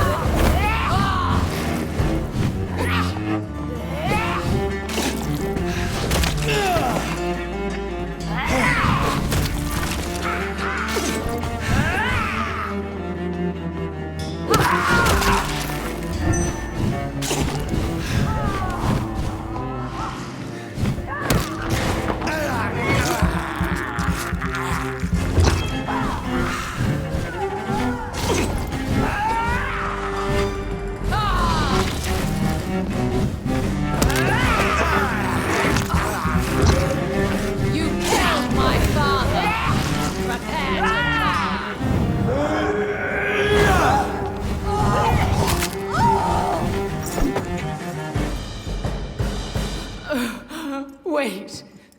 I beg you, wait. What? I don't want to die. And I did not come to kill you, Miss Fletcher. Will you spare me then? Save this cadaverous carcass of mine. Does your heart beat a little faster now? You fancy me then, Doctor? No, Miss Fletcher. My dead heart will beat for only one. Ah! Is she pretty? Is she sweet and tender? To me, yes. Ah! I hate her already. I know. And this is partly why you must be destroyed. But you just said... That I did not come here to kill you, yes. But I realize now the threat you embody must be stopped.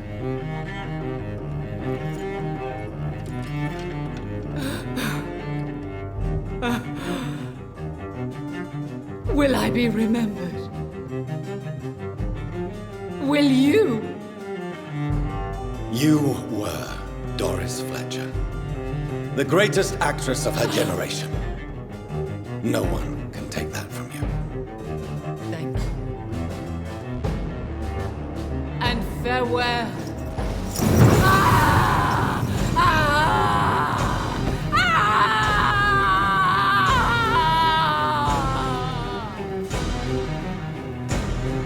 Farewell, Doris.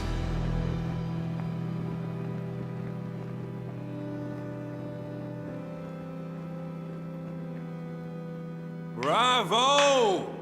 So dramatic. I love it. McCullum!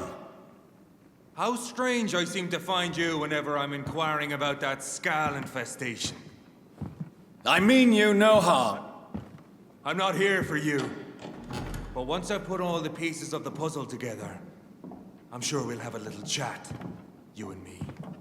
Stay away from me, McCullum. You and all your war dogs. That I can't guarantee, Dr. Reed. But I'll let you go. For now. I should probably leave the theater right now.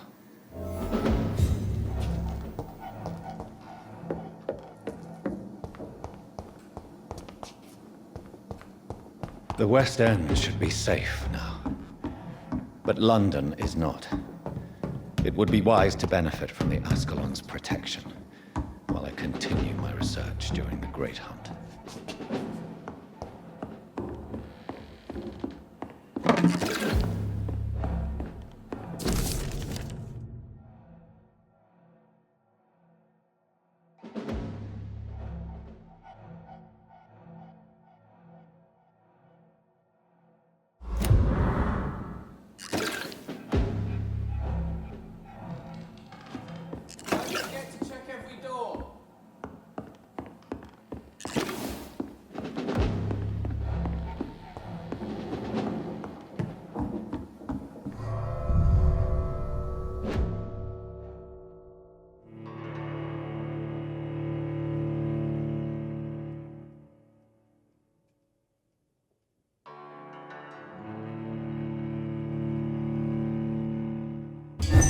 At a more convenient time.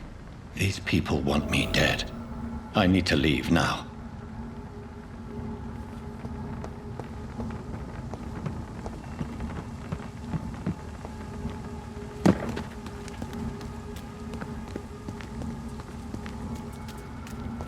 So Doris just needed to be close to her audience to infect them.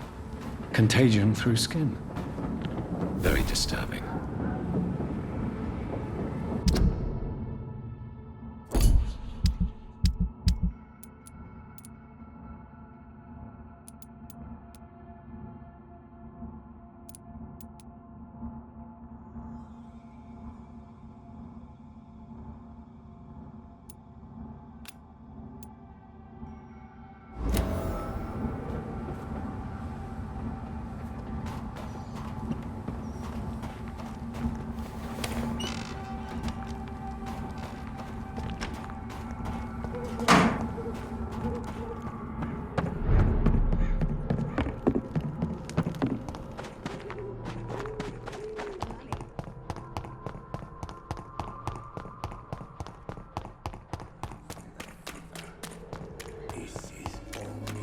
it's time to see if this Christine...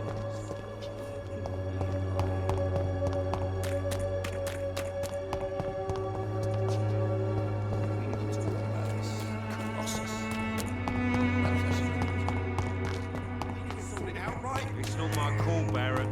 You paid one way or another. Please, Joe.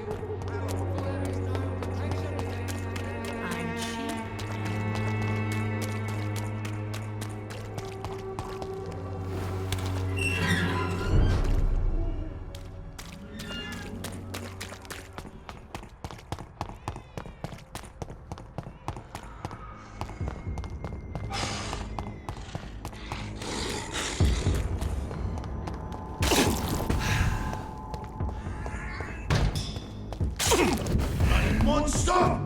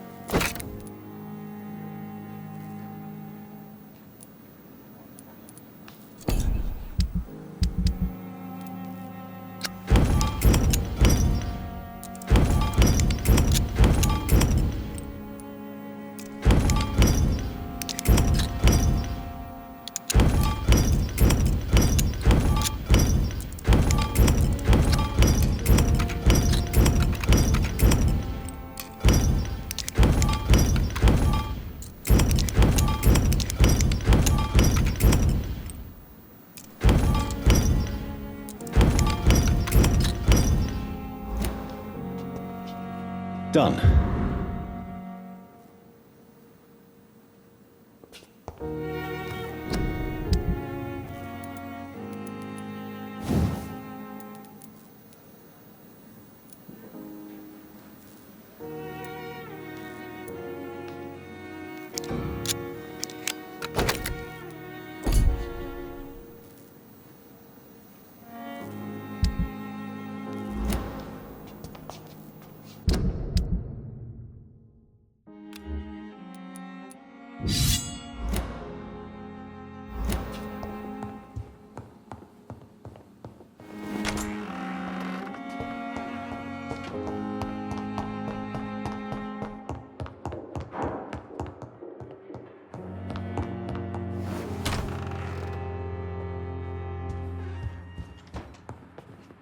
What news, Jonathan?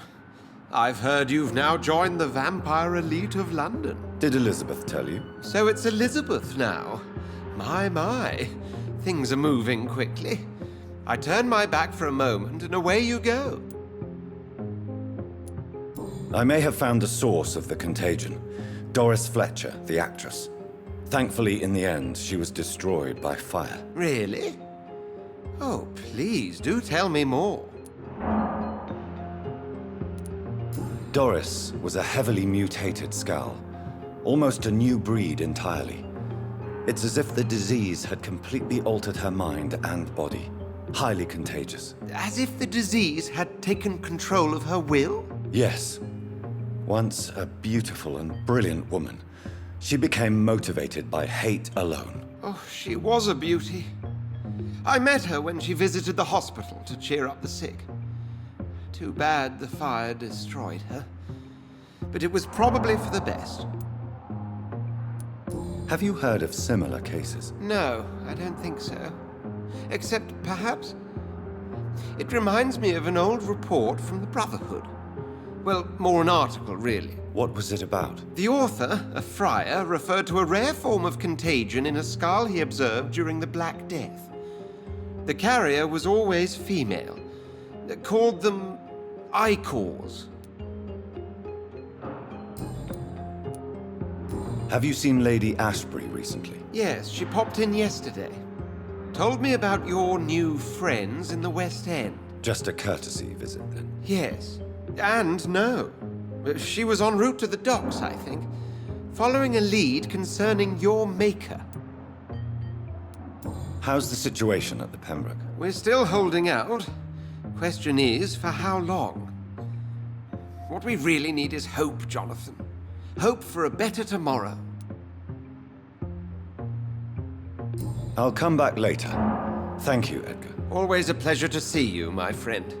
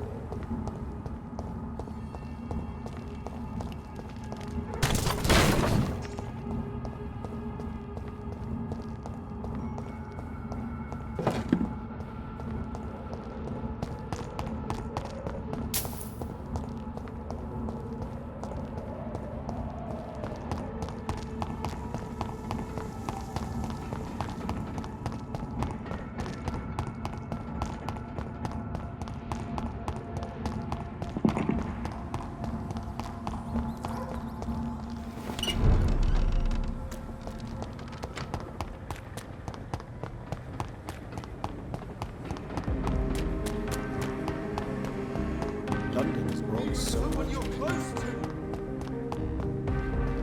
Women of all countries unite! Women's right to vote is only the first step.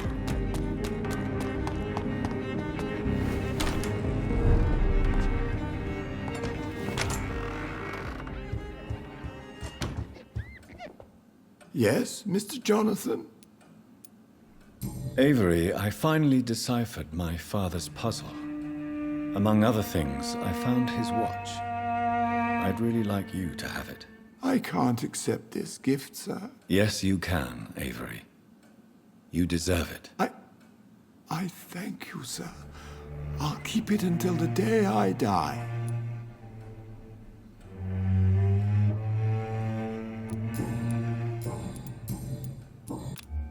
Goodbye, Avery. Please watch over my mother until I return. Of course, Mr. Jonathan. But please return as soon as possible.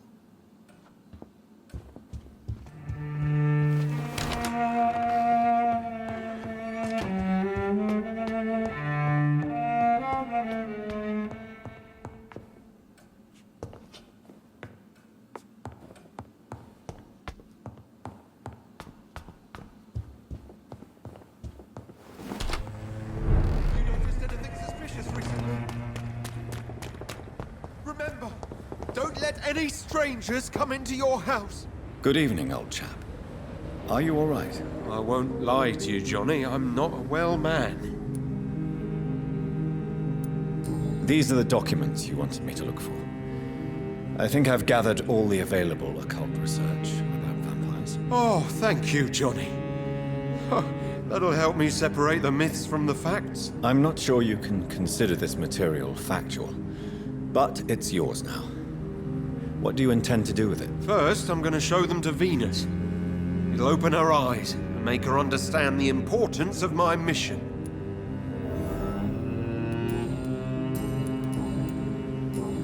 You need some rest, Clarence.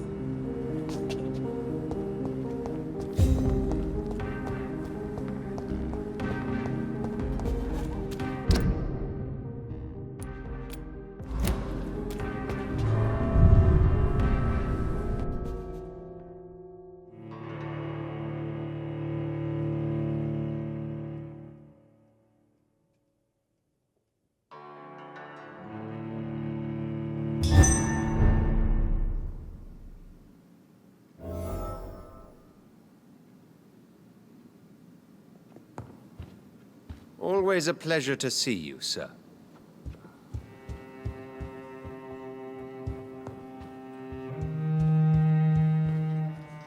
Elizabeth, what are you doing here? I've been formally asked to witness your triumph, my dear. After all, isn't it the natural role of a woman to support her man in victory? But it's you who insisted I join the Ascalon. Please forgive my giddiness. I'm just overcome by the thrill of finally being allowed within these hallowed halls. You certainly have an inquisitive mind. It's quite something. Elizabeth Ashbury, only you can make me smile in these difficult times. And the same to you, Jonathan Reed. Now go have your little chat with the chairman. I can see he's practically bursting to hear your report. We'll talk later, Jonathan.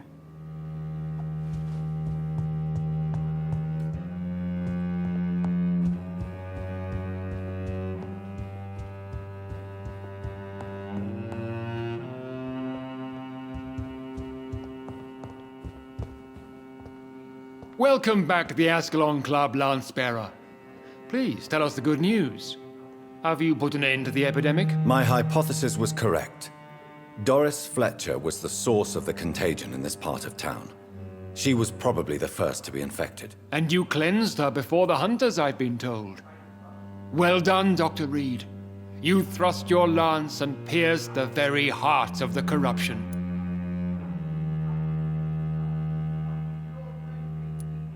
But some questions remain. The important thing is, we won a major battle for the survival of London. For that, we salute you. Thank you, my lord. Now, I have another task for you. One of the utmost importance. Perhaps even more so than the previous. I'm listening. It's time for you to perform a most sacred duty for the club. I want you to recruit a new vampire. Recruit a new vampire?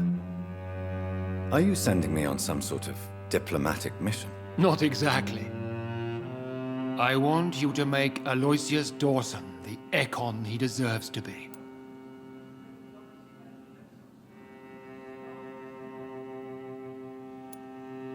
I'm not sure I'm the best candidate for such a task. I can hear the hesitation in your voice, Dr. Reed. I admire a man of principles. But in this matter, there is more at stake than your moral comfort. It's not a moral question, Lord Redgrave. It's the responsibility of giving immortality to a man I barely know. Nonsense. Aloysius has been a member of the Ascalon for years. This is but the fruition of a long-held plan. How would you like me to proceed? Aloysius is waiting for you at the Dawson estate. Once the deed is done, I'll join you there to celebrate this momentous occasion. Before I go, I have a few questions. All right, I'm listening.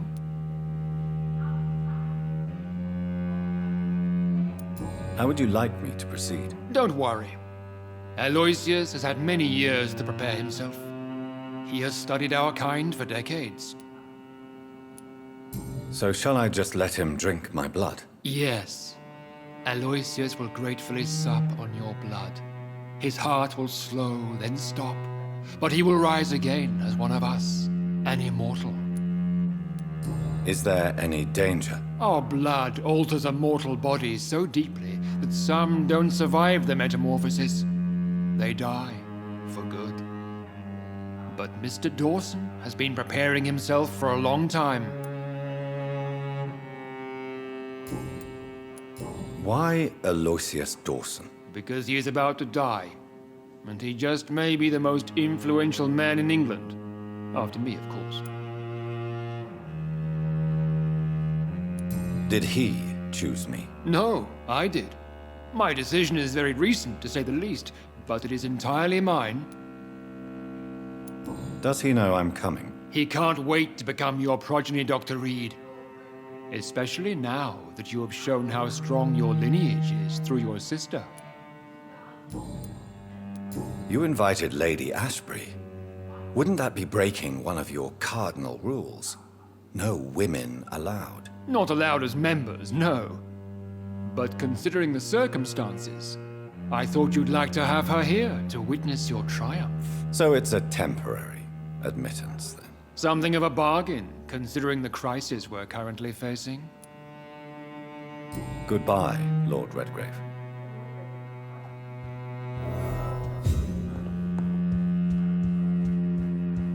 We repel the intruders for now. But how long before they return? Have you heard the rumors of some horned vampire revealing himself and singing obscure songs around the city? What is this new malevolence?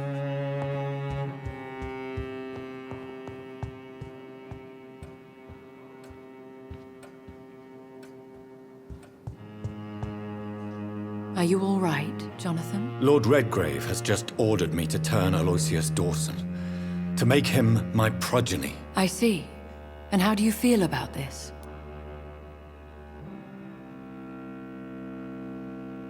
I'd like your advice on the matter. The real question here is, why has his lordship given you this task? Do you think it's some sort of trap? Do you really want to know what I think about this? I do, yes. To make an immortal of a soulless blackguard like Aloysius Dawson will only lead to a disaster for London.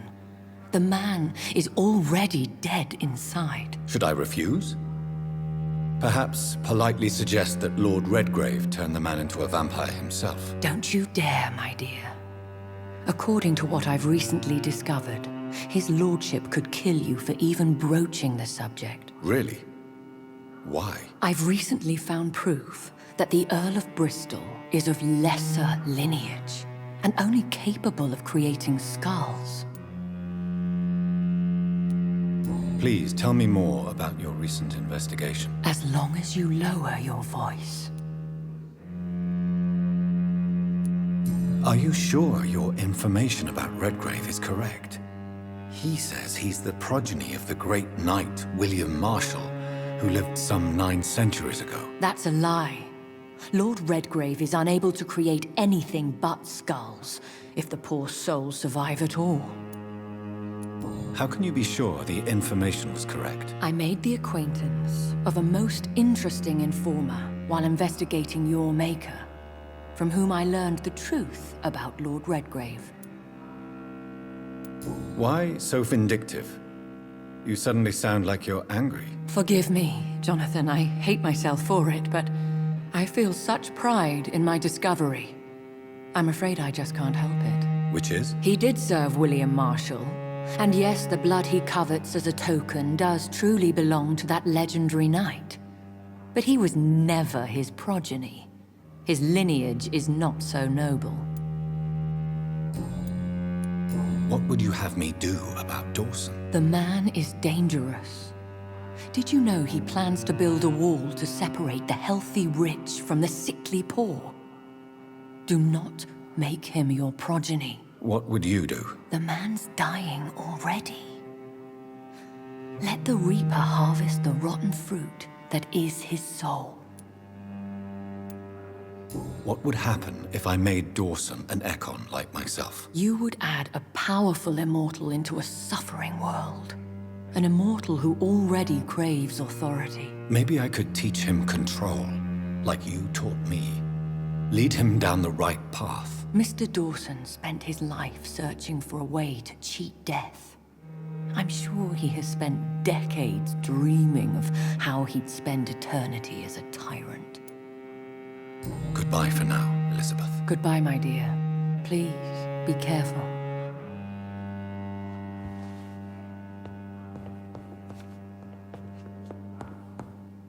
I must admit the Guard of Priwen impressed me. They must have spent years preparing their plan.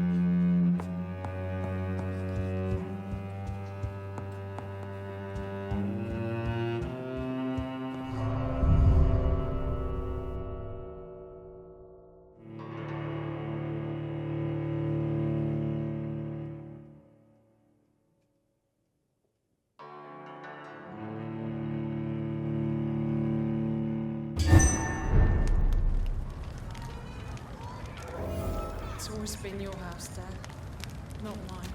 It looks like vampires have to obey Mendel's laws when producing progeny. Powers pass from one generation to another. That's why Dawson wants me to sire him.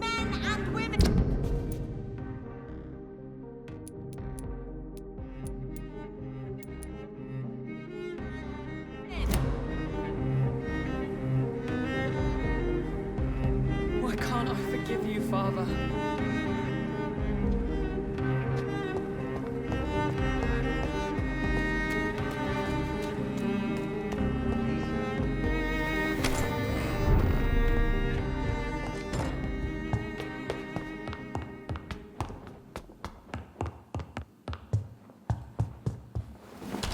Audrey, I'm not sure.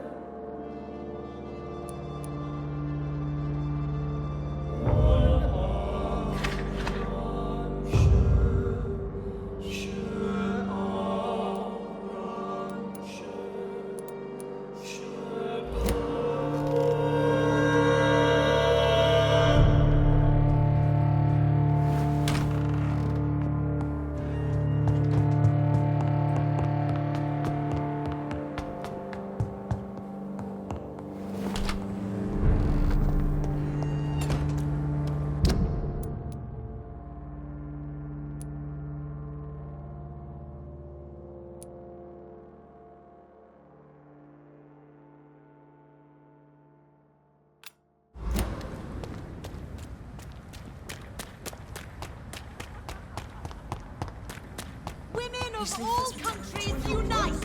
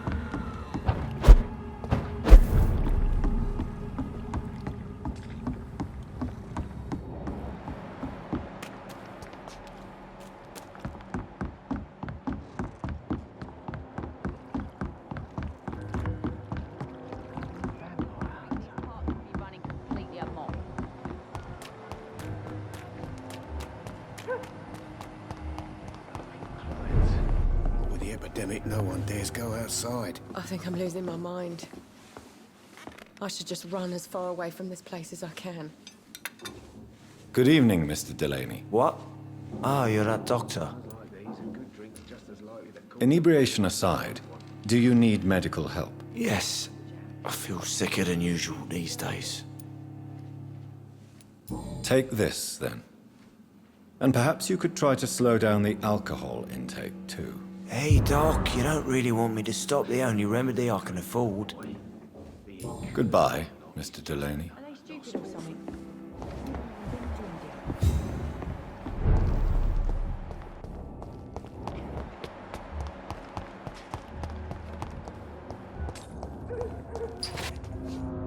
Evening, Rufus.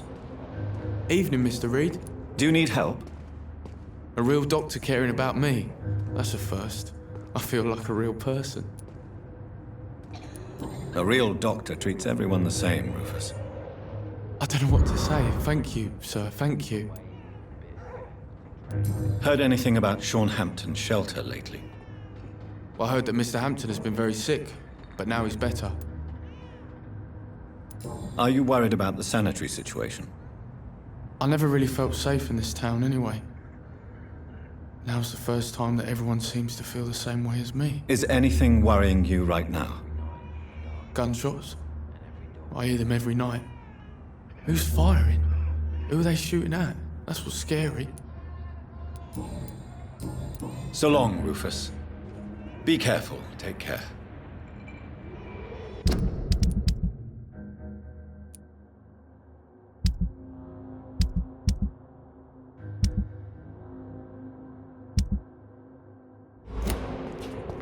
Hypocrite.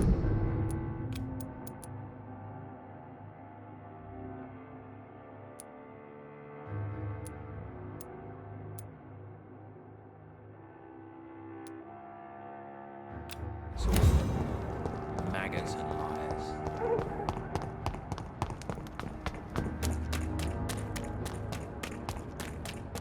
Pleasure, sir. Been a while since we've seen any new faces round here.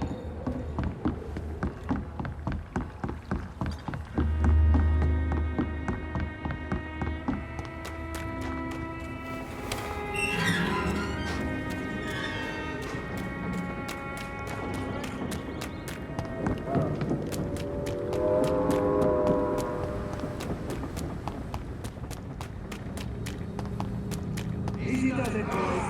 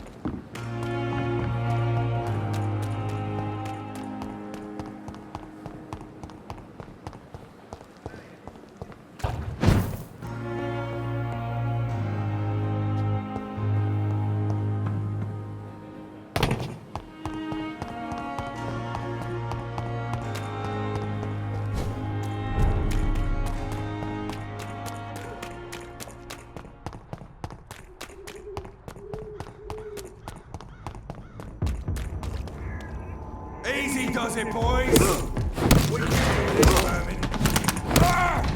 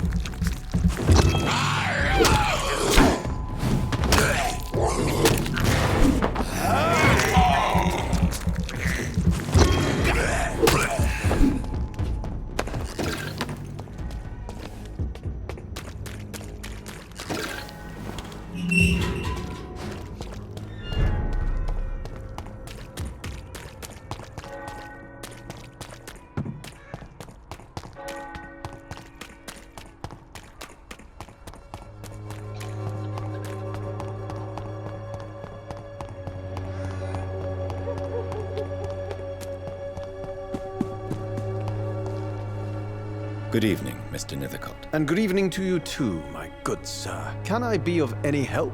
Do you need medical attention, sir? It may be wise to let you prescribe me something. I don't feel like I should. I understand your appetite for words and macabre beauty, sir. But you should be more careful. The nutrition of my mind is more important than my physical health. But I appreciate your concern, sir.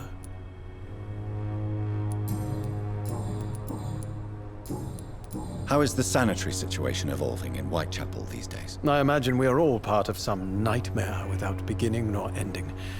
If only the dreamer could awake. I'll leave you alone, sir.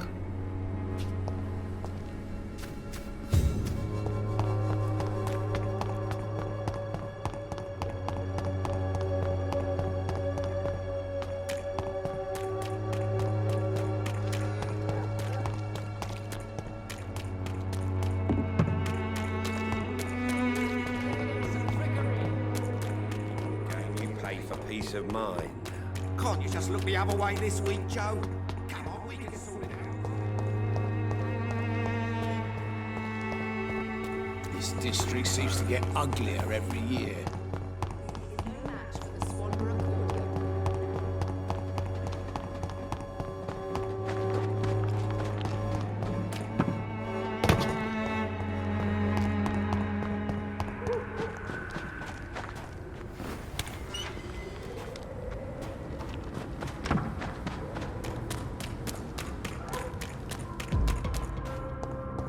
This is no place.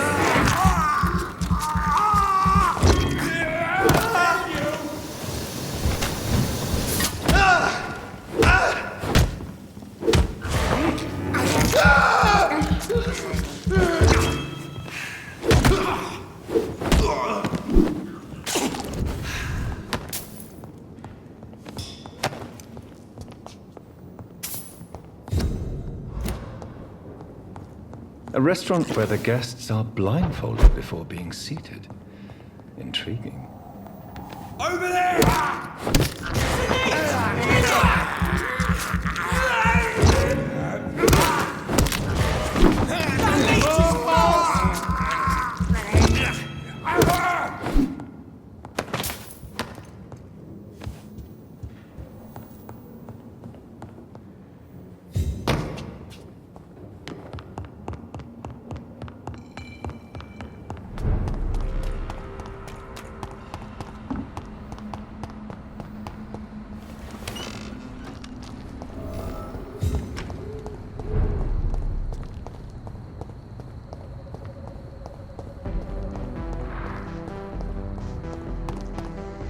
The Spanish flu is not the only hidden killer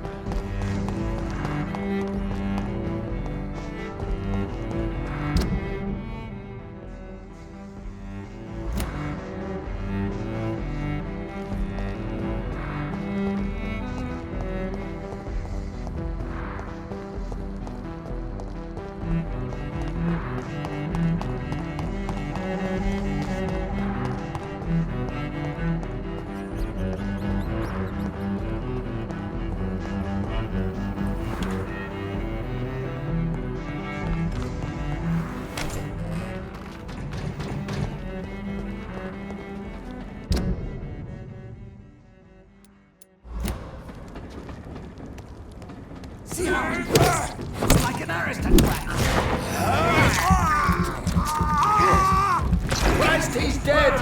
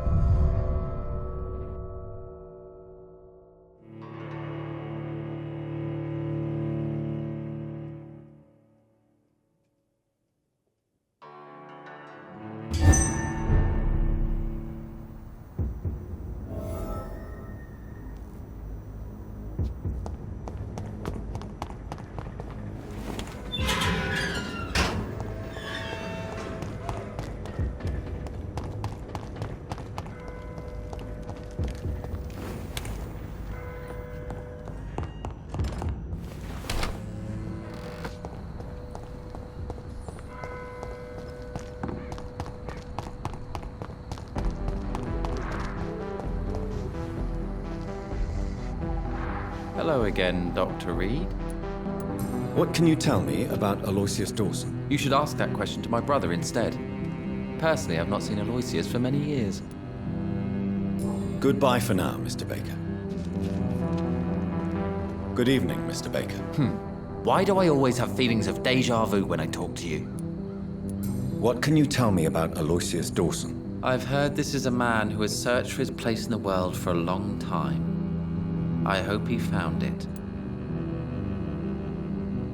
Goodbye, Mr. Baker.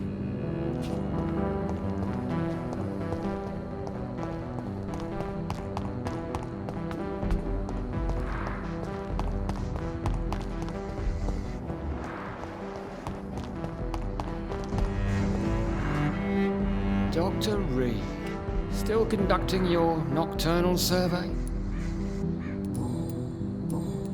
What are you investigating, exactly? Well, my 2 missing persons cases have been solved. By you, it seems. Are you just that lucky? Or do you know something I don't? I was lucky enough to find them both while conducting my investigation in this part of town. Why do I still have the feeling that you're hiding something? What about the abductor? Was it the same person? I don't think so. You had better interview Miss Teasdale and Mr. Kimura on that matter. All I did was to lead them safely home. Do you know anything in particular about a man called Aloysius Dawson? Who doesn't know the man? I think he intervened personally to put an end to the police strike of last August. What else can you tell me about him? Aloysius Dawson is exactly the kind of powerful and influential man who could commit murder and get away with it, with just one phone call.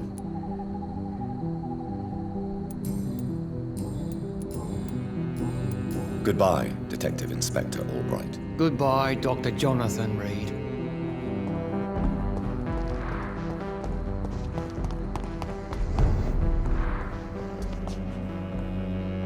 Good evening, young lady. My mother always prefers when people simply call me Carol. Have you ever met the famous Aloysius Dawson? Yes, a very strange man, not very nice. What do you mean? He said he was ready to pay good money for rare books, and then laughed at what we showed him.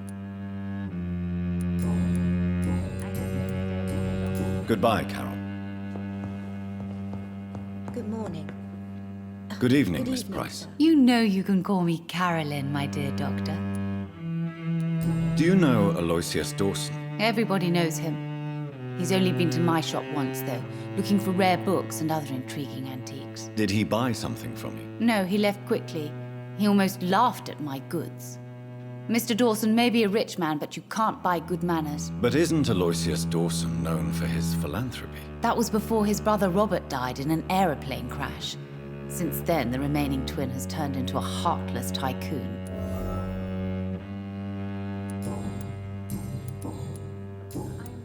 Goodbye for now. Perhaps you should talk with someone else. Dr. Reed. I am.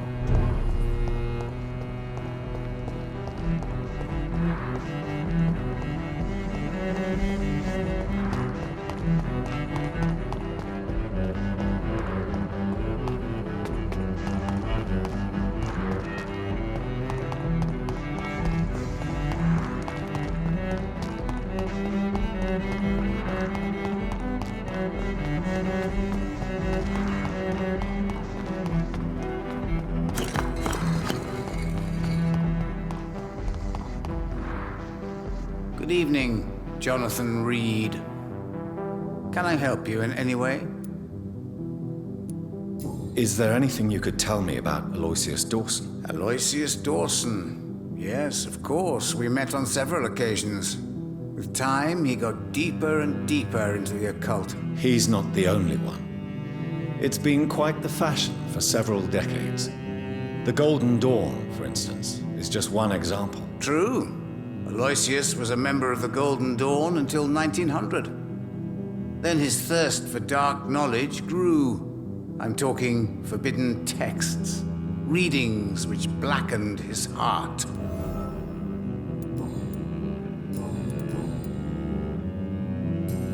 Goodbye, sir.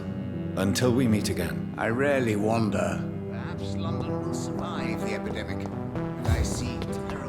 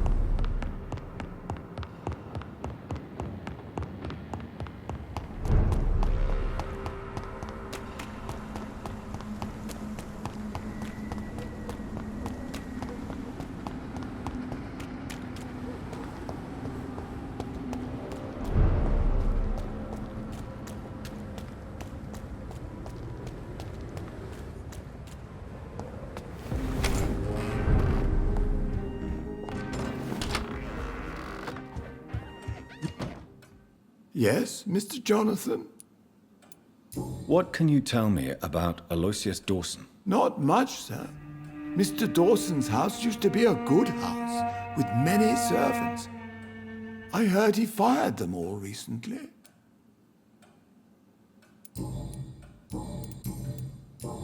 Goodbye. Of course.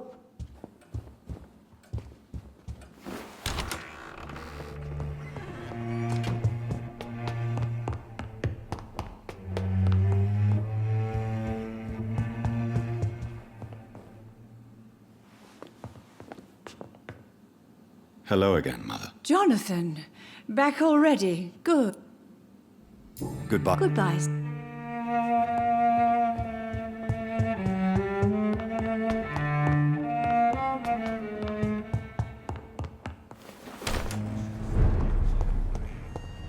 Where shall I eat tonight?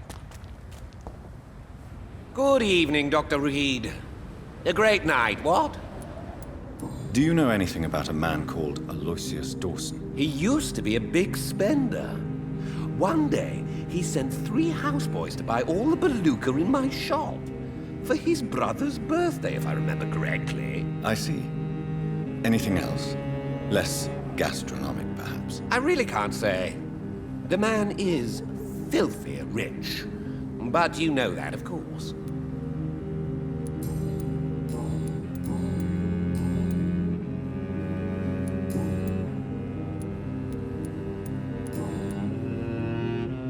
Goodbye, Mr. Russell.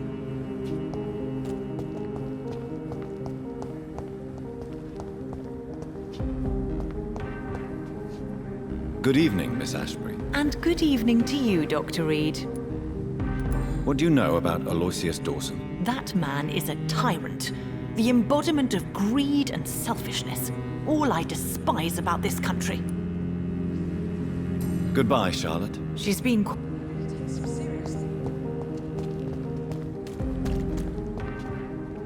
Good evening, old chap. I won't. What can you tell me about Aloysius Dawson? Well, I've discovered he's quite versed in occult knowledge. So I wrote him a letter asking him to finance my research about vampires. He never responded.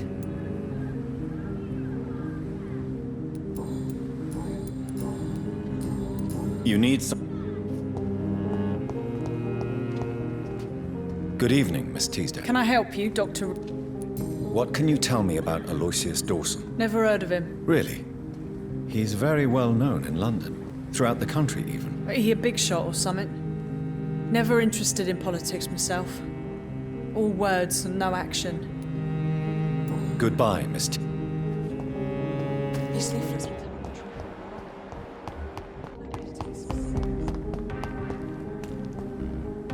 Good evening, Mr. Kimura. Good evening, Dr. Reed.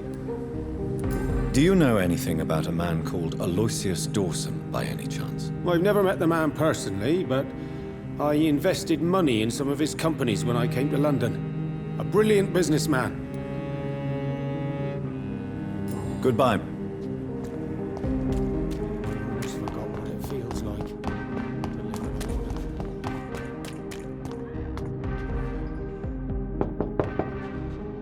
Hello, Venus. Hello, Jonathan. Please, come in. Know that you are always welcome here. But at this hour of night? What do you need from me, Jonathan? What can you tell me about Aloysius Dawson? I never met the man. I know Clarence tried to contact him recently, but I don't know why. Did Clarence recently show you documents that prove the existence of vampires? Yes, he did. And he also told me you spent a few nights gathering research for him. Seriously, Jonathan. Why feed his obsession like that? He's my friend. I thought it might help him rest, instead of going outside at night. Tell me, what are your thoughts about vampires? Gibberish and poppycock. Dracula was a good book, but these documents were just mumbo-jumbo. I burnt them all as soon as Clarence went outside again.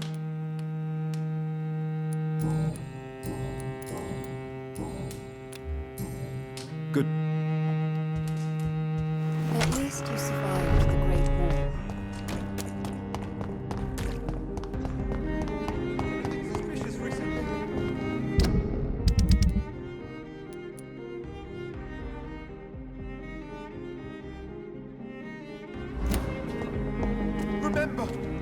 let any strangers come into your house? Have you noticed anything suspicious? Support the equality between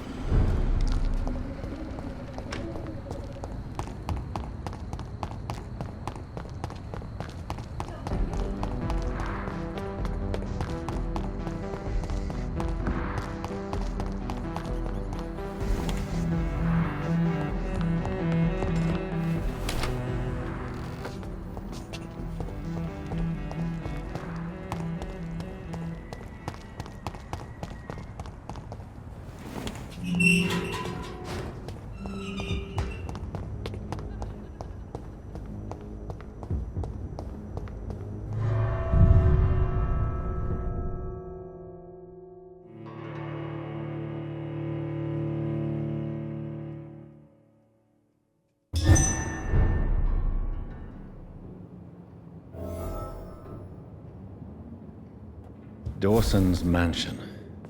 Here I am at last. But the question remains, am I ready to make a dying man my progeny?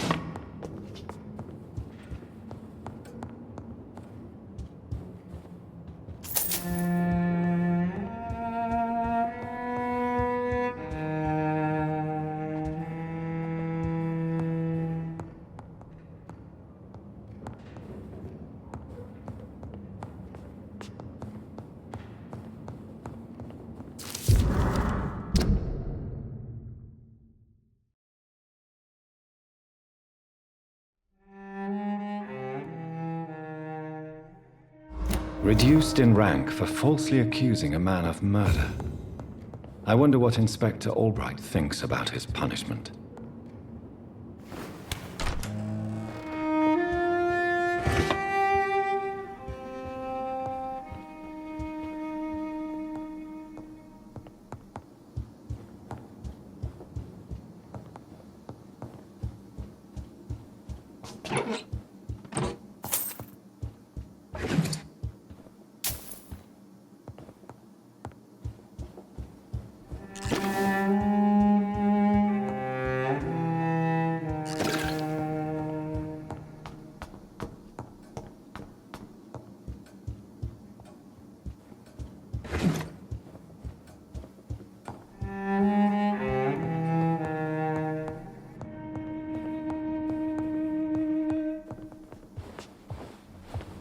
Finally, you're here, Dr. Reed.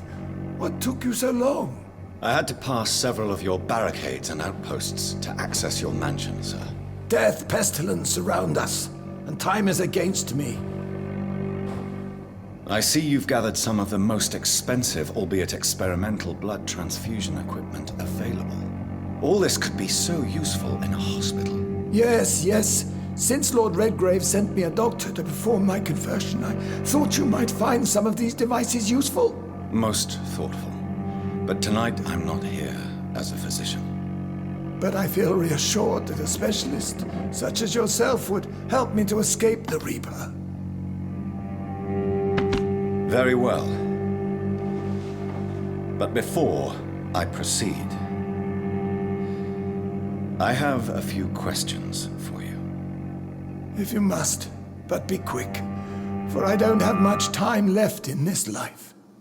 First of all, I need to be sure that you know exactly what is going to happen to you, sir. I can assure you I'm as informed as any man can be. I have planned for this moment, Dr. Reed. Planned very carefully.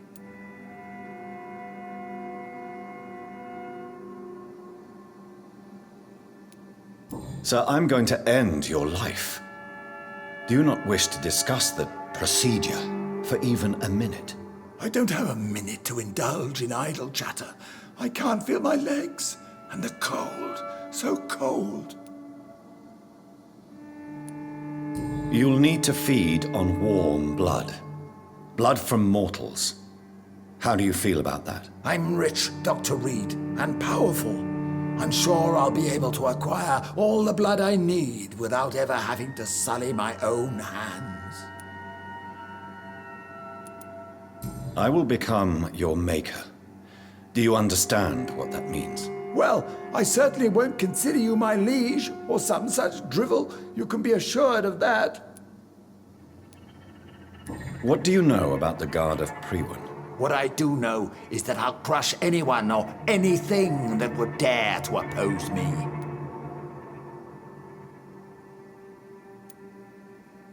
Let's move on then. Please, I'm cold and tired. I feel my life waning with every moment. But first, before you embrace immortality, what would you do with such a gift? That's a rather impertinent question, Dr. Reed, and I will do as I please. Answer me all the same. What will your first action be as an immortal? To save London. I will finance the most efficient quarantine ever seen. I will build a wall that will separate the sick boroughs from the healthy ones.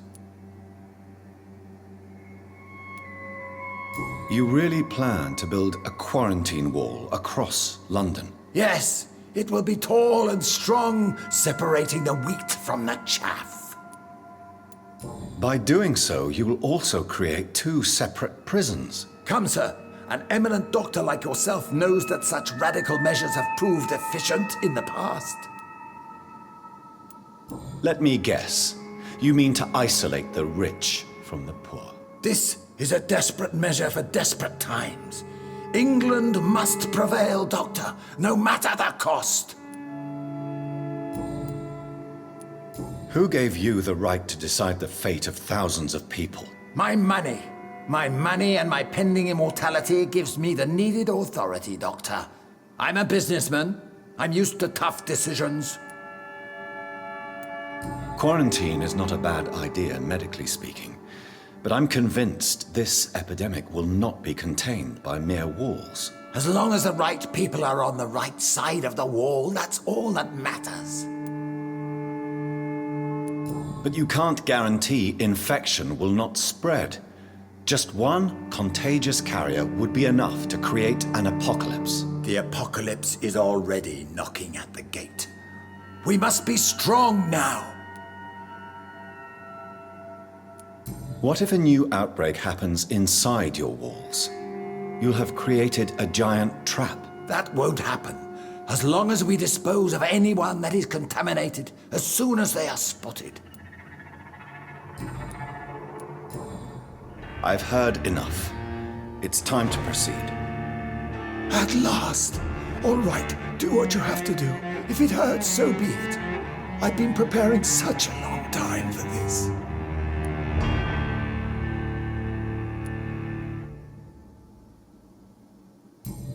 Listen to me, Aloysius Dawson. You will forget your fear of dying, for it has poisoned your mind and made you bitter and ruthless since the death of your twin brother. You don't understand. Death is oblivion, the eternal void. I know there's nothing there. I saw it in Robert's empty eyes. I saw myself in that coffin. Death is painful for those who remain, not for those who have passed. All that occult gibberish you filled your head with has made you forget this simple truth. No! Death will not claim me. I have the power and the money. I've acquired the arcane knowledge needed. I believe there is magic, there are dark forces. You will provide me my extension. Your ignorance makes you a fool. You have no idea. Look at me. Hunted like a beast, my family lost, cursed. I have not escaped death, I have become it. No, there must be a way. I don't want to go like my brother did. I have money, lots of money. Money won't ease your mind. I know you used to be a good and generous man. So I offer you the gift of peace, Aloysius. The tranquility of a true death. I accept your offer. And I understand. No more fear, I will die a man of dignity. And a man at peace.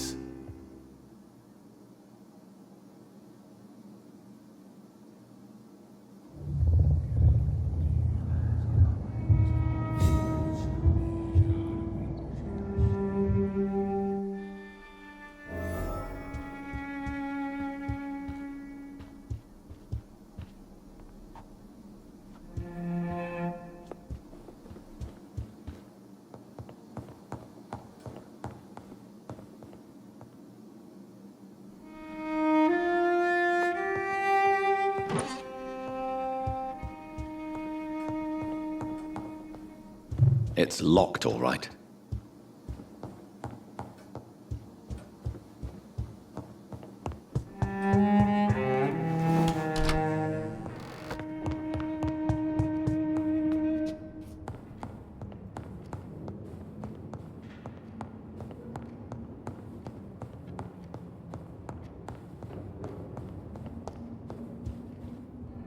Is it done, Dr. Reed? Is Aloysius Dawson reborn as expected? I'm afraid Mr. Dawson finally chose to embrace life and death as a mortal. What do you mean? He has overcome his fear of dying. I let him rest and wait for death to come. What? This is unacceptable. Go back there and make him the powerful Ekon he's destined to be. No, Lord Redgrave. As a doctor and as an immortal, I can't. If you wish to make him your progeny, then proceed on your own. This is an outrage beyond words. This is betrayal, pure and simple. I should kill you on the spot. You swore on William Marshall's blood. Well, get rid of me then. From now on, you're an outcast. Banished. You are forbidden to ever appear in front of us again. Ascalon will smite you on sight, and your heart will be thrown to the rats. I'll leave you then. Have fun with your puppets and shadow plays, Lord Redgrave. Yes, go, traitor, and take that awful creature, that counterfeit of a woman I saw waiting for you, and be gone! Step away, traitor. Return to your dubious friends and your decrepit hospital. Do not dare show yourself again, you or that monstrosity you bring to my door.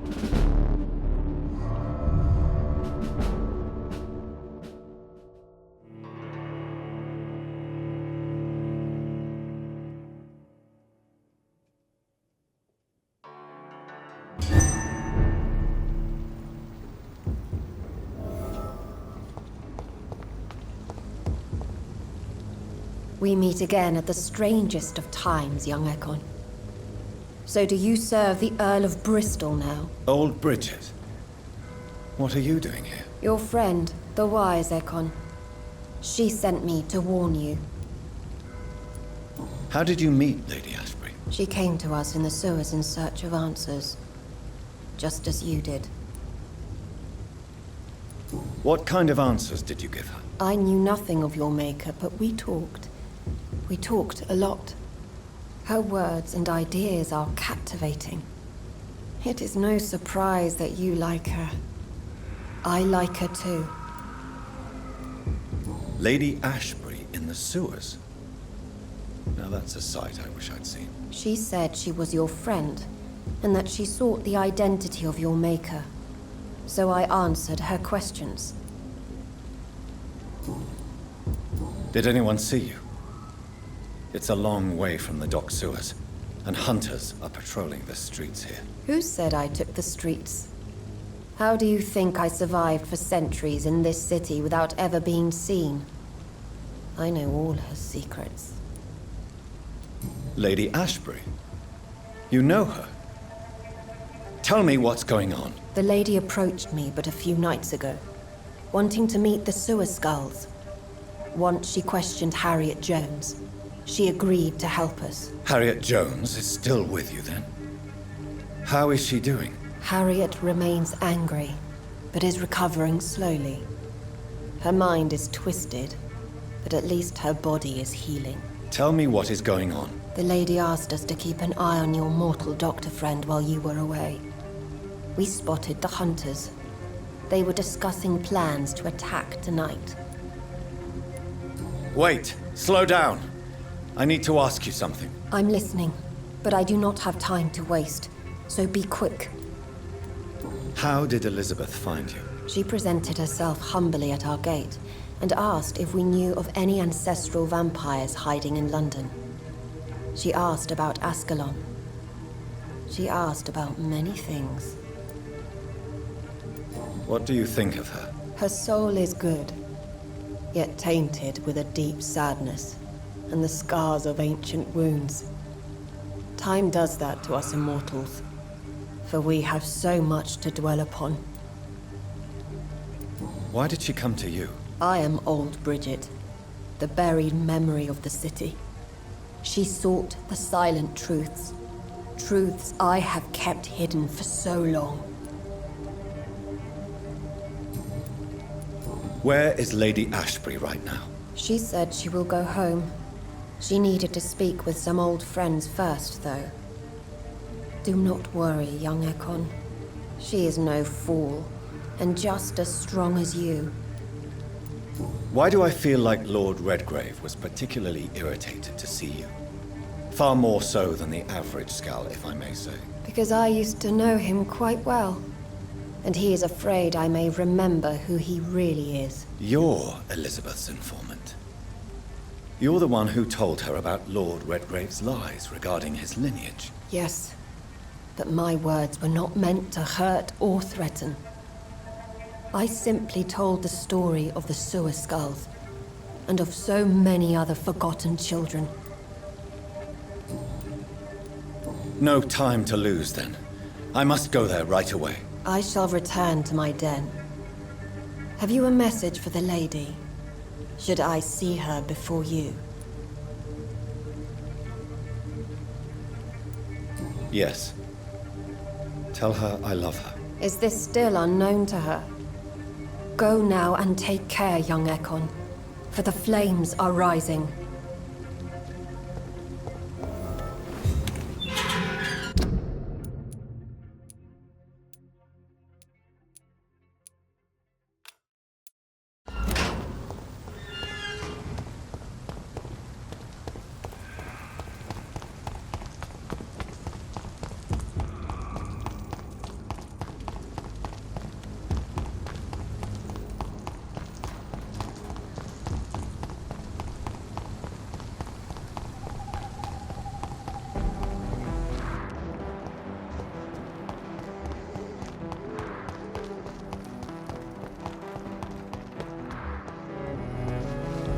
Dr. Reed, still conducting your nocturnal survey?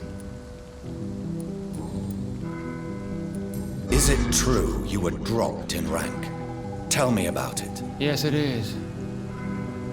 I made a terrible mistake. I deserved it. Sometimes I think I should have resigned. So why are you still working here? Because I'm a damn fine copper. I just don't want to have someone innocent hung again by mistake because of me. The death penalty is a great shame. I agree. I'm convinced all civilized nations should abolish the death penalty. Maybe after the war, once that bloodshed is over, the survivors will change that.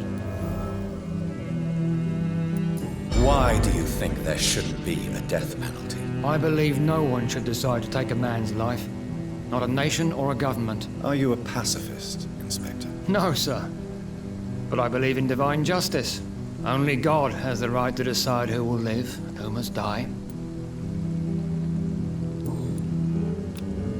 Goodbye, Detective Inspector Albright. Goodbye, Doctor.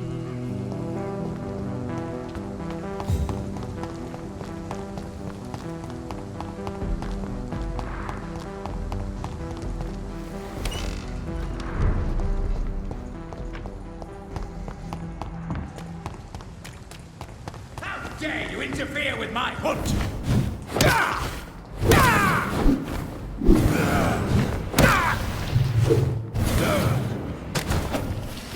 Your prey is mine now!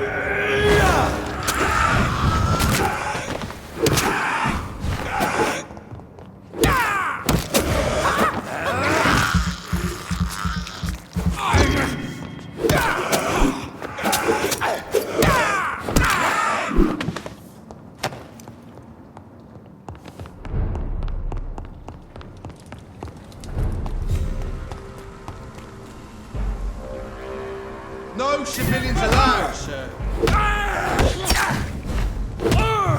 Fear no evil!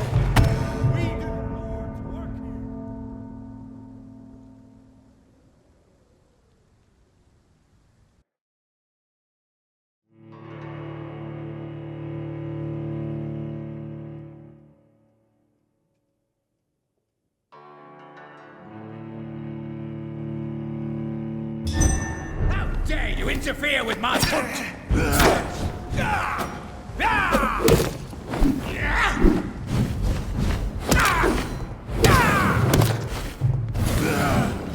Your prey is mine now!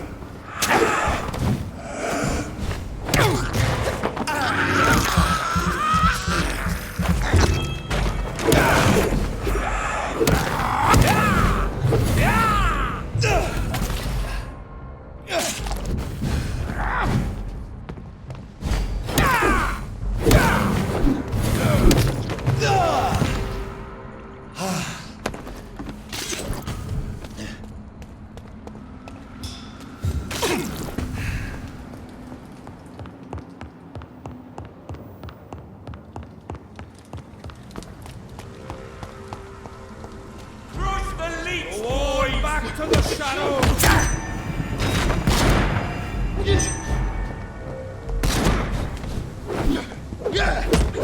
Look at it!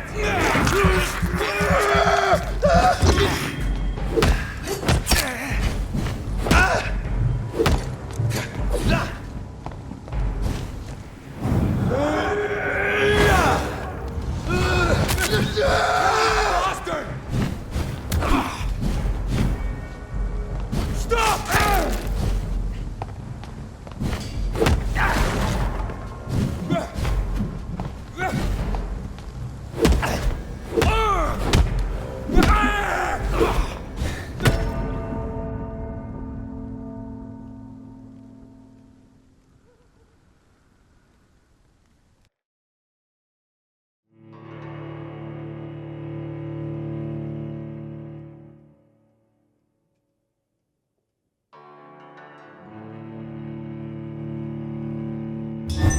Are you from Ascalon?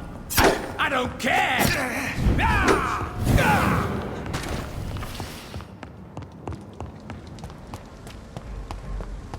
Steady, boys! We've got one! Vampyr!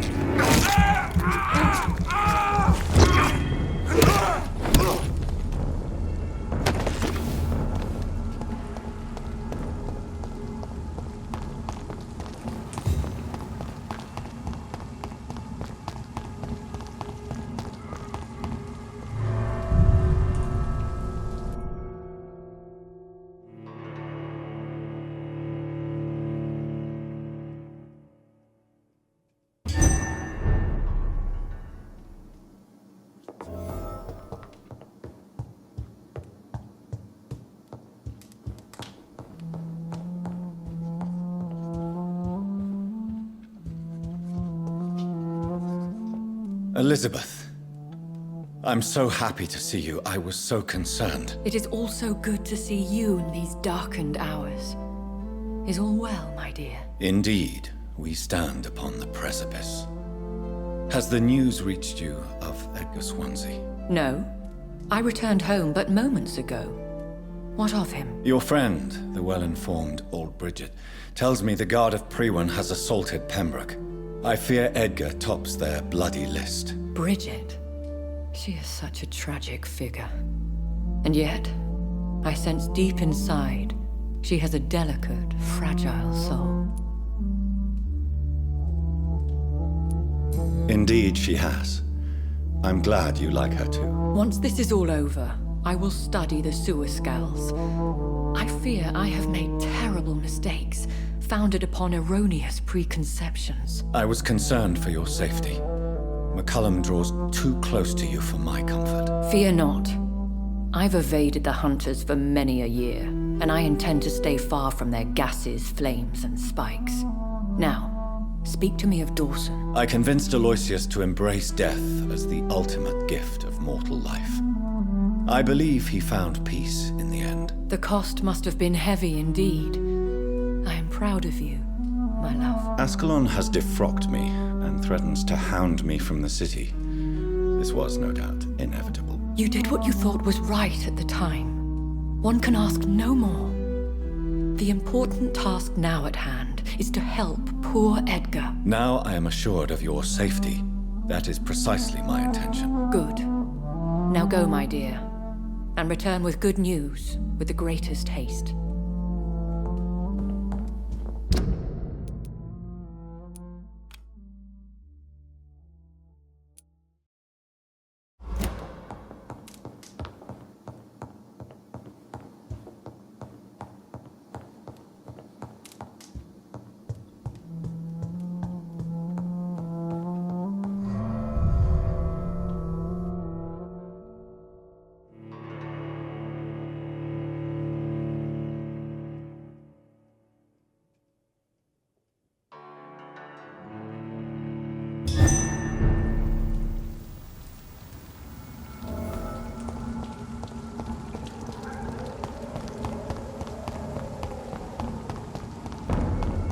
Best be moving on. Stupid beast!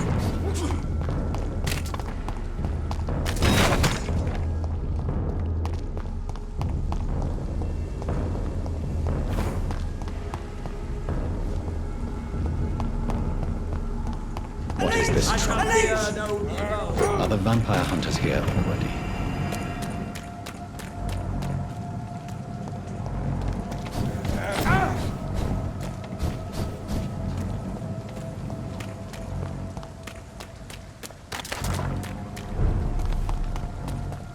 We were supposed to be safe. Oh, what a fun. Is this supposed to be an hospital? A big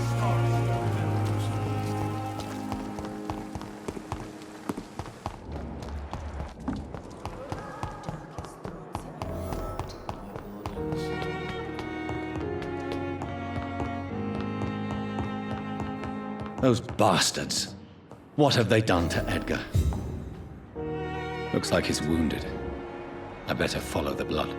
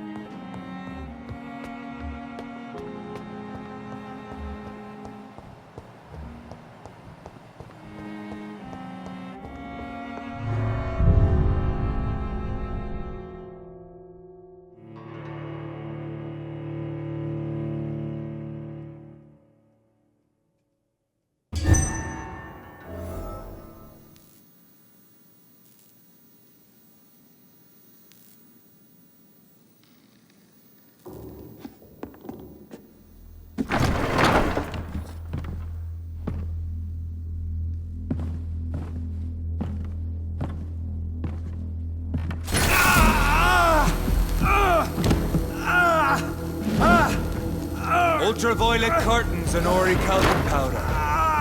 Dr. Swansea's always been a resourceful bastard. I bet he never told you he had this installed in case of a vampire attack. Says a lot about how much he trusts you. What have you done with Edgar? Don't worry. We don't kill humans. Even if your friend is deserving of a little punishment for what. What are you talking about? We know everything. Swansea and you created this bloody epidemic. You aim to unleash another disaster, just like William Marshall did. No! I'm trying to put an end to it, just like you are. You're its progeny, aren't you? Where is the monster hiding? It's still in England, isn't it? I have no idea what you're talking about. Jeffrey, please listen to me. No tricks. That shit won't work on me. We've found proof in the theater. Doris Fletcher was your first experiment. Now where is Marshall? Speak!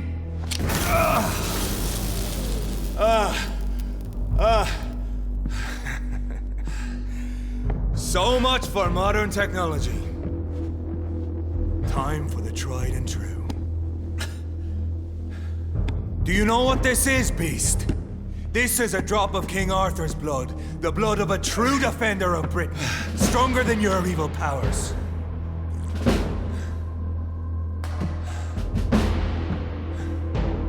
This is ridiculous. We're losing precious time.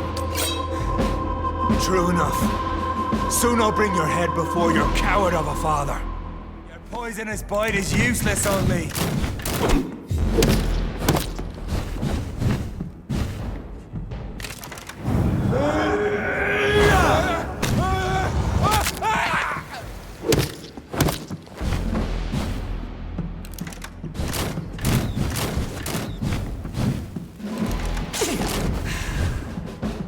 Freewind prevails!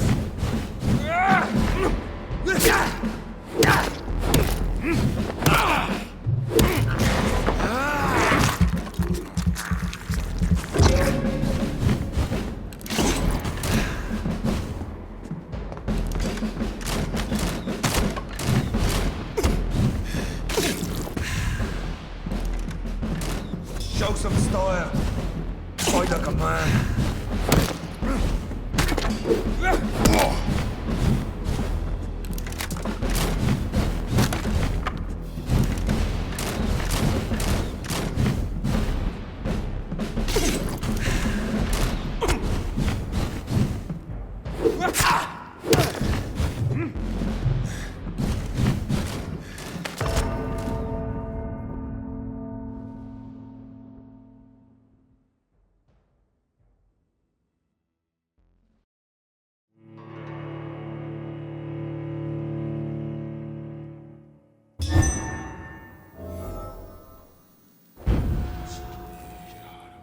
Pin you down!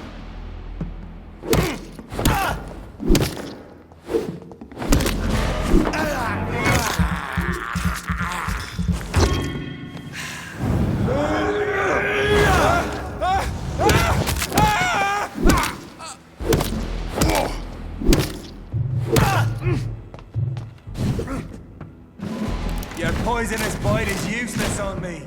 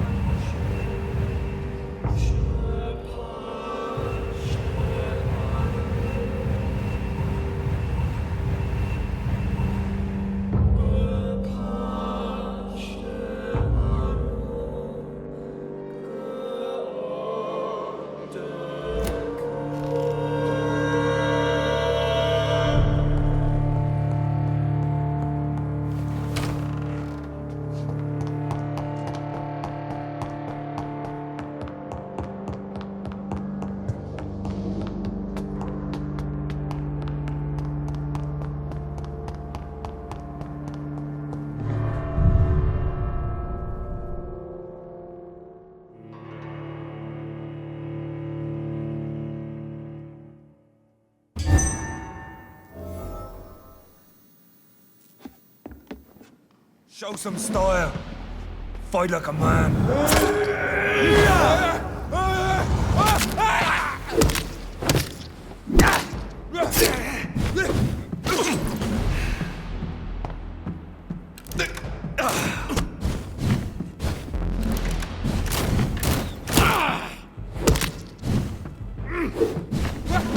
Come on, Reed.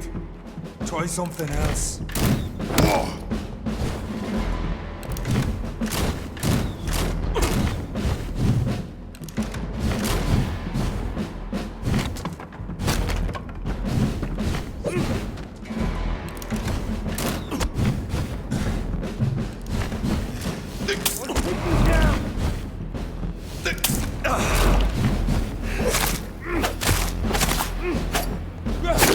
Close your eyes!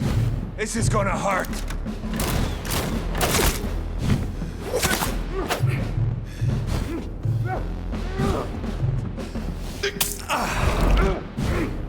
Free wind prevails!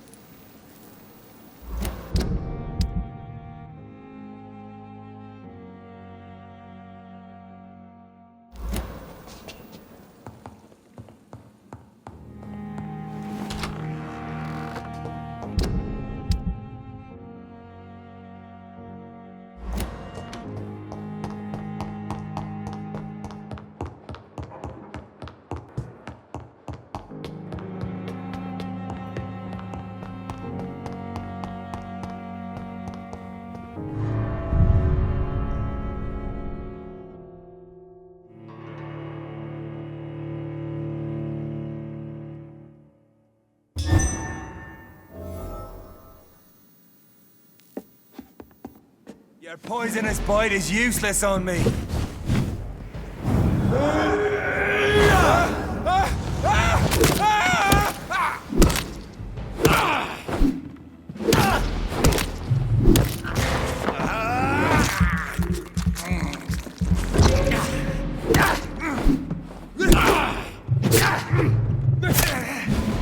If you're so innocent, why does simple light burn you so much?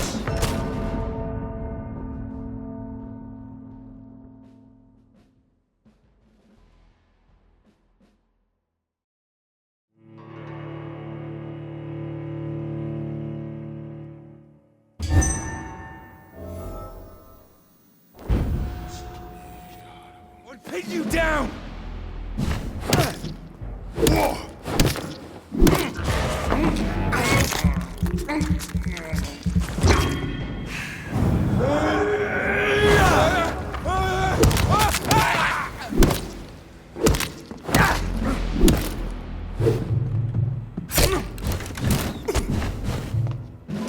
Come on, Reed.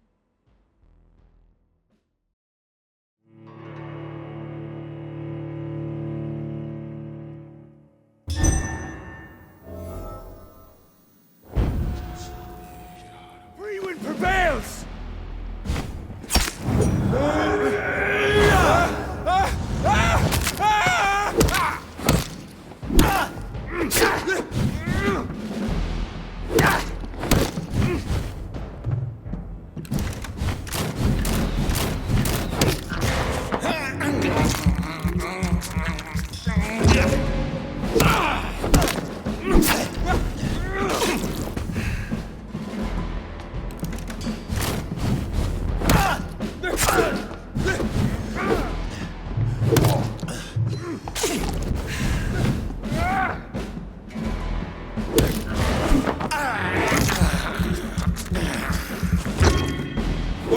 Close your eyes!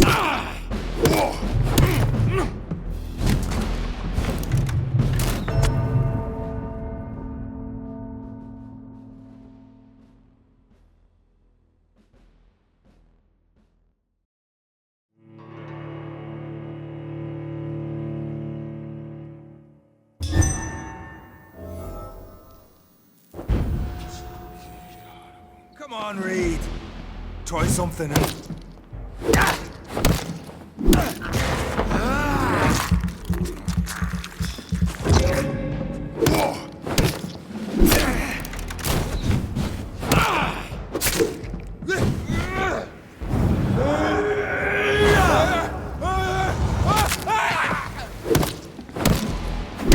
True light book!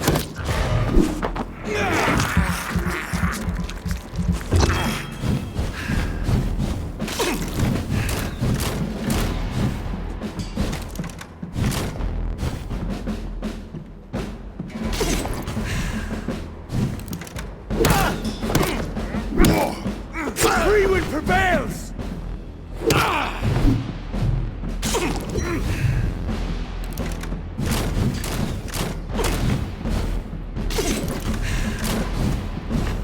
I know! It hurts, doesn't it?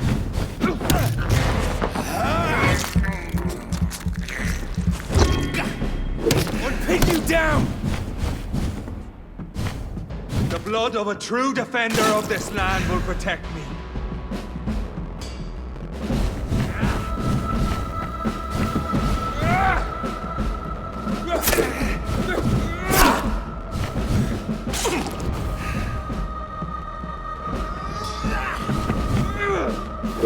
Close your eyes!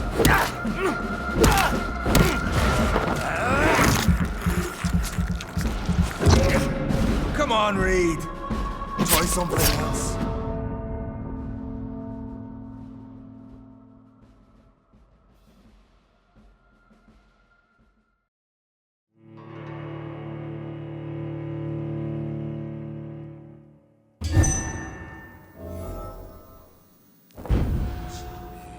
Your poisonous bite is useless on me.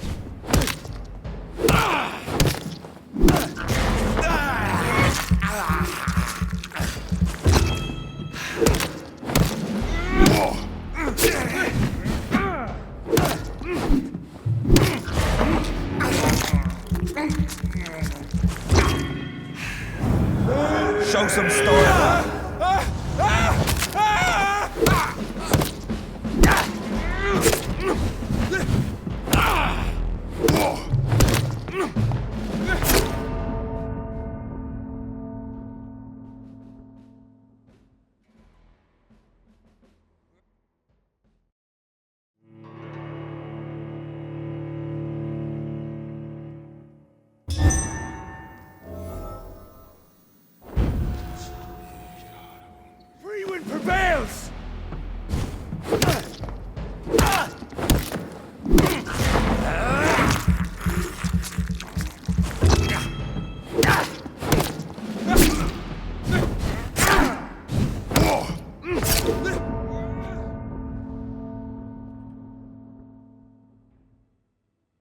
on, Reed.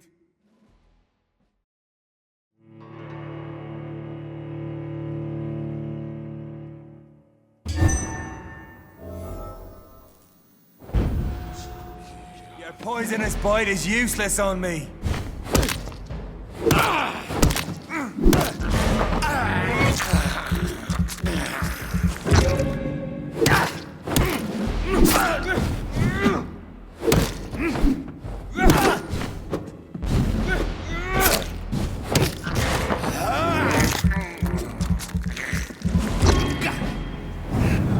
I'll pick you down. True light will cleanse you.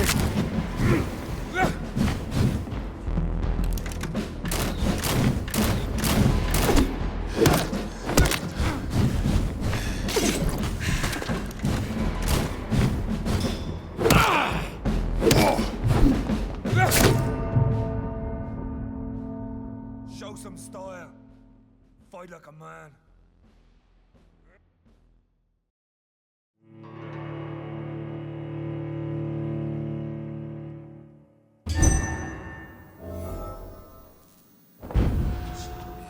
Free wind prevails!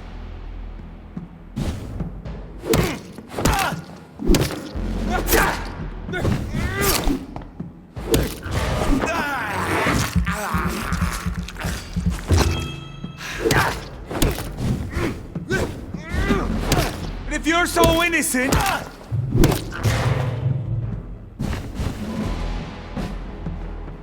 your poisonous bite is useless on me.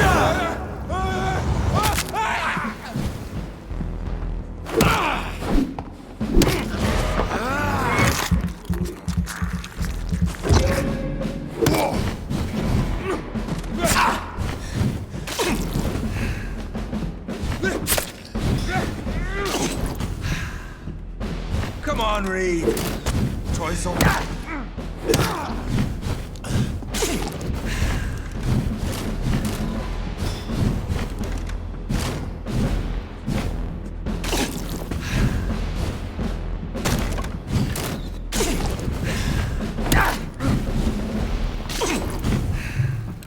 I'll pin you down!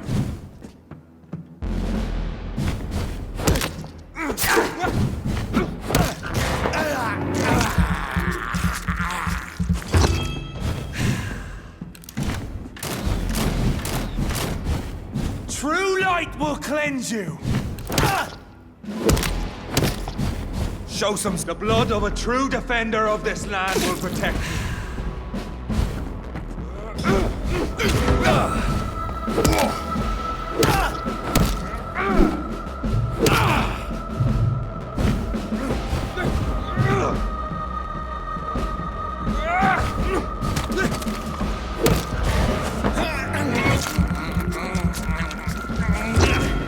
Free wind prevails! Close your eyes!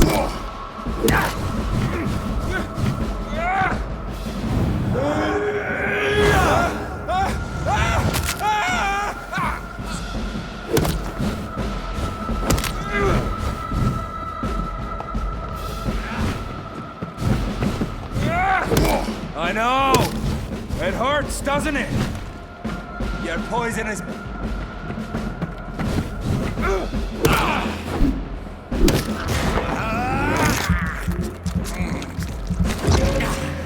If you're so innocent, why does simple light burn?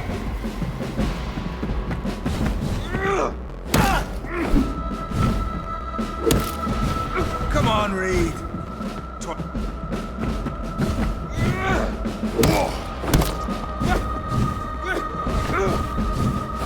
Close your eyes! It's...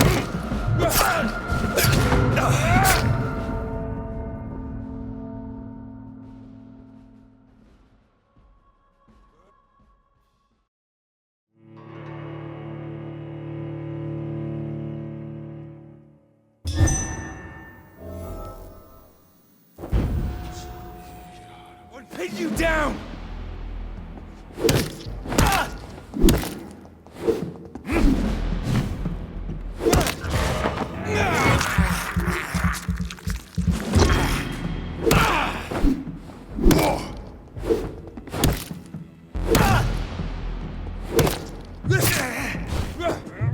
Show some style.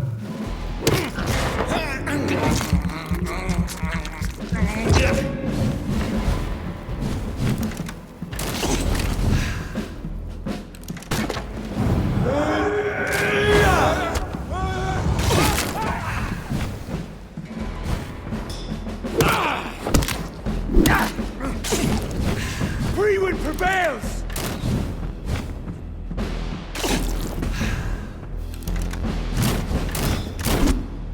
I know!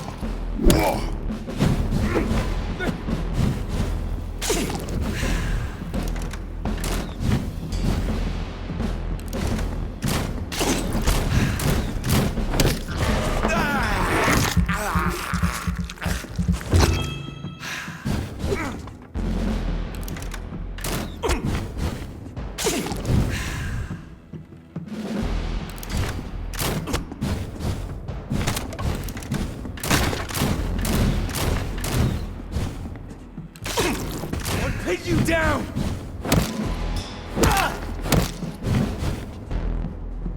The blood of a true defender of this land will protect me.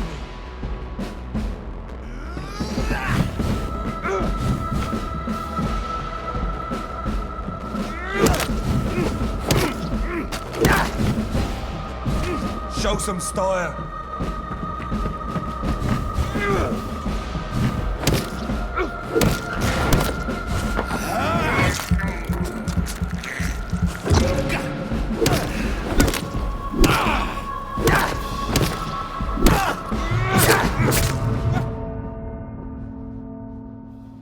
Come on, Reed.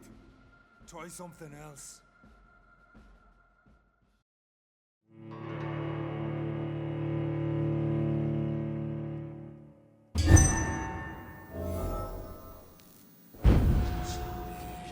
Your poisonous bite is useless on me.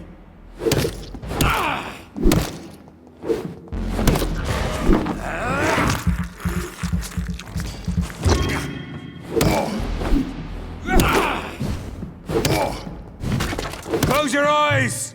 This is gonna hurt.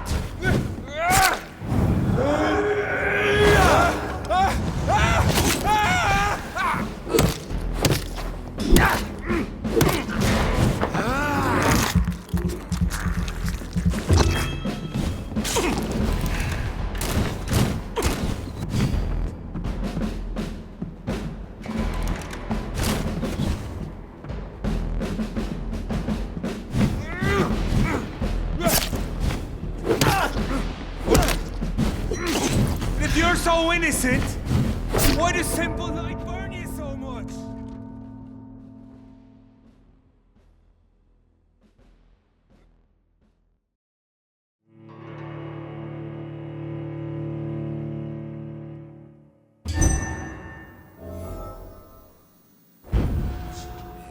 Come on, Reed.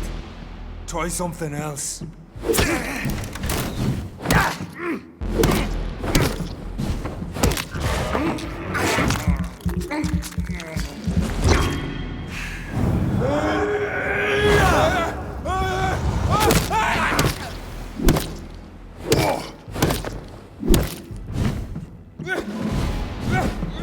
Show some style.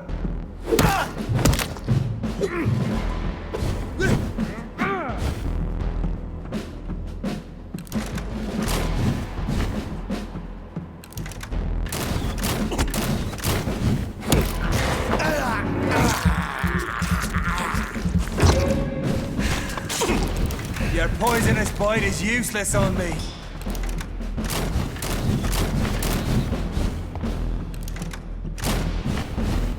Close your eyes! This is gonna hurt. I'll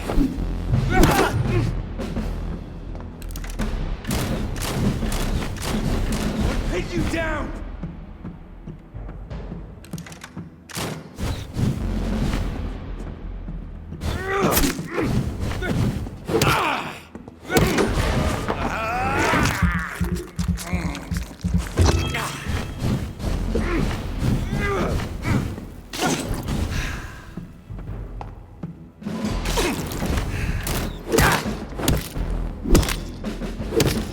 The blood of a true defender of this land will protect me.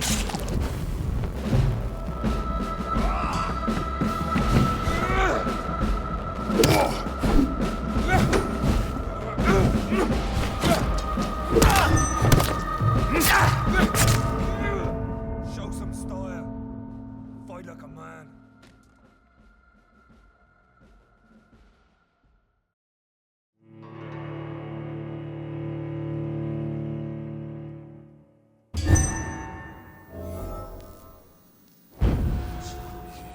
Freewind prevails!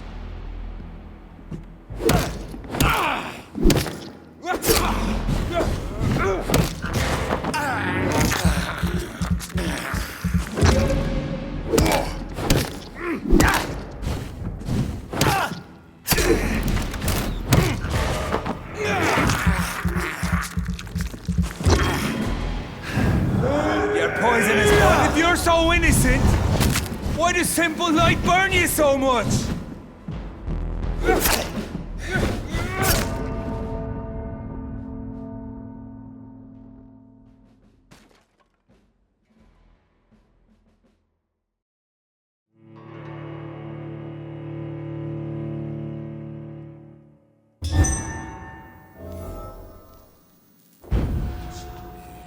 What pinned you down?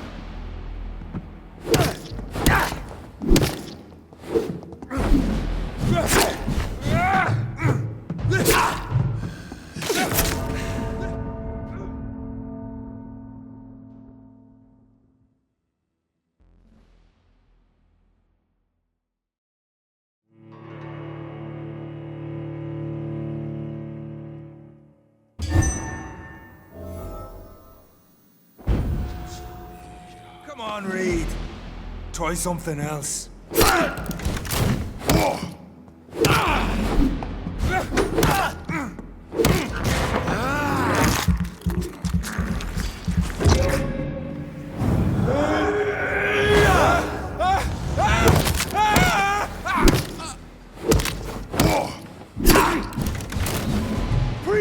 Close your eyes! This is gonna hurt.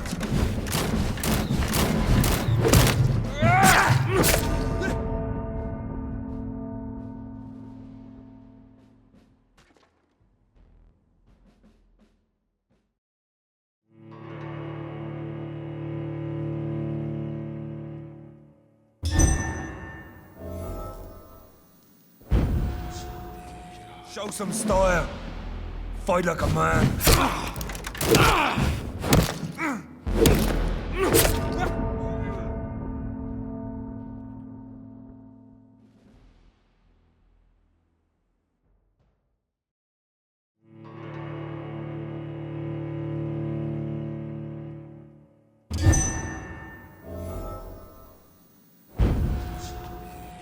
Your poisonous bite is useless on me.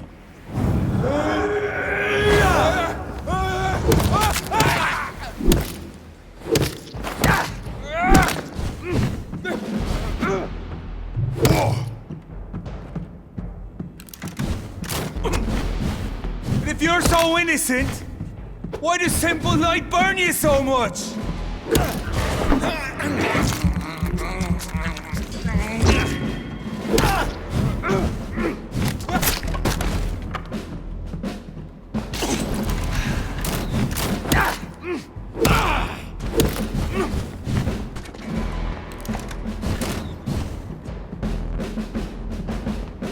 Freewind prevails!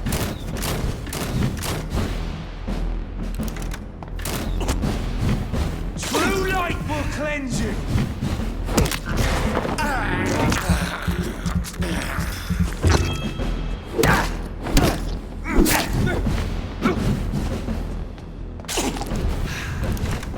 Show some style. Fight like a man.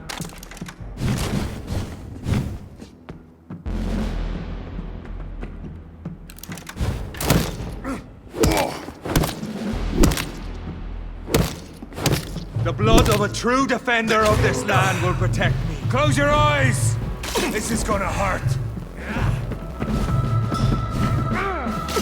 I'll pin you down!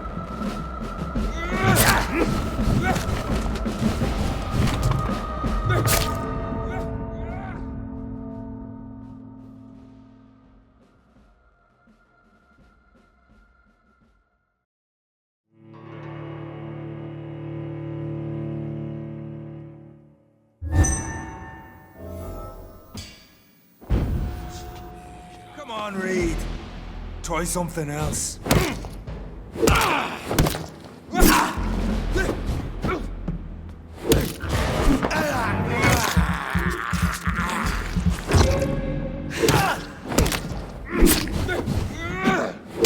If you're so innocent, why does simple light burn you so much?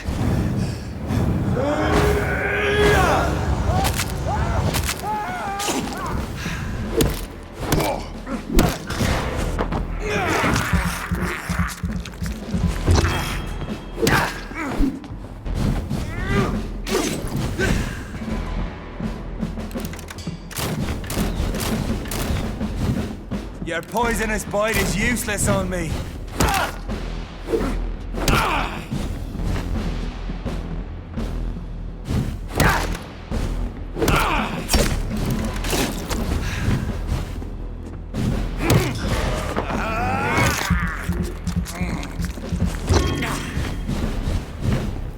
Show some style.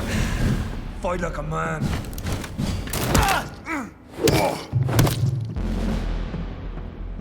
The blood of a true defender of this land will protect me.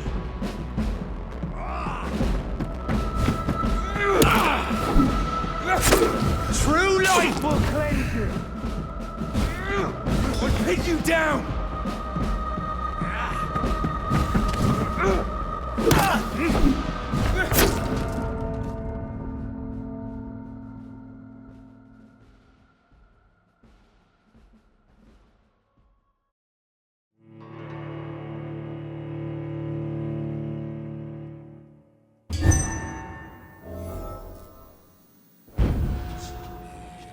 Prevails!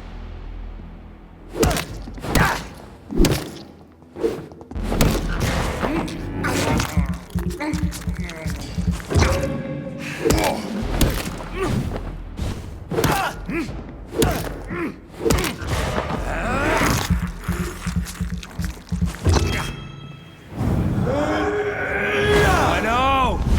It hurts, doesn't it? Your poisonous bite is useless on me.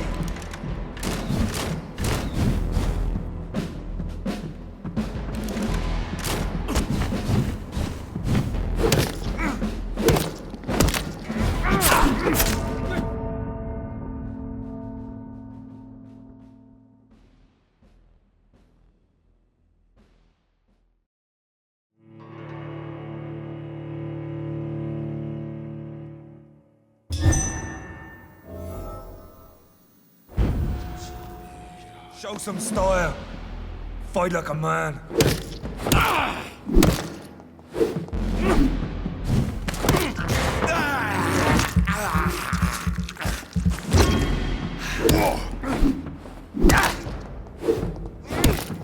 Close your eyes! This is gonna hurt. I'll pin you down!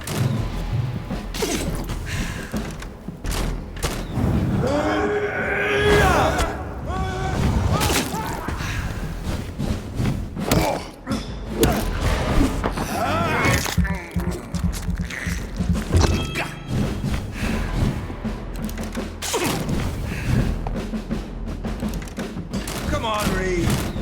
Try something else.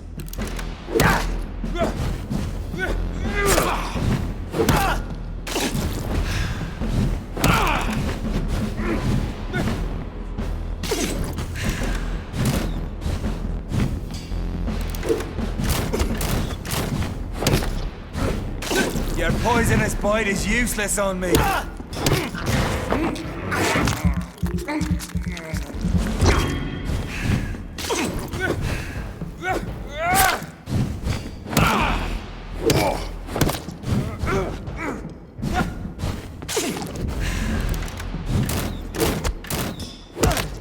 Show some style. Fight like the blood of a true defender of this land will protect me. If you're so innocent, why does simple light burn you so much?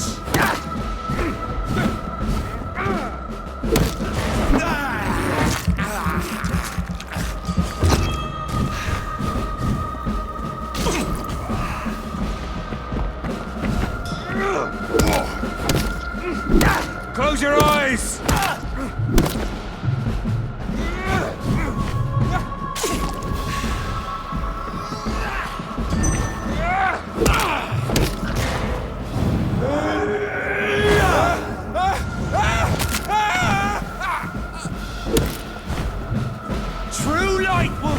poison!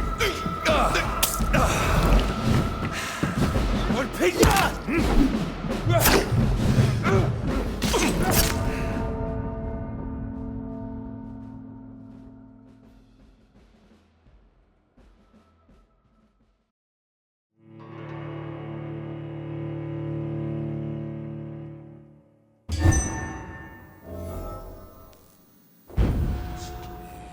Come on, Reed. Try something else.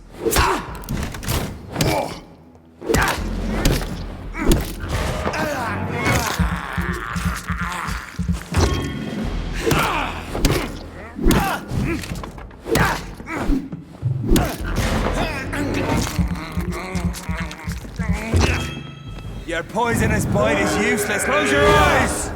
This is gonna hurt.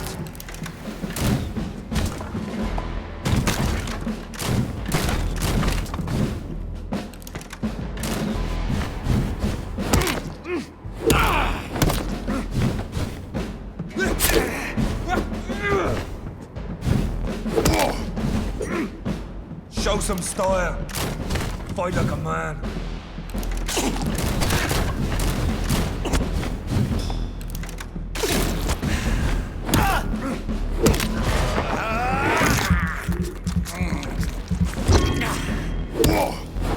I know! It hurts, doesn't it? I'll pin you down! The blood of a true defender of this land will protect me.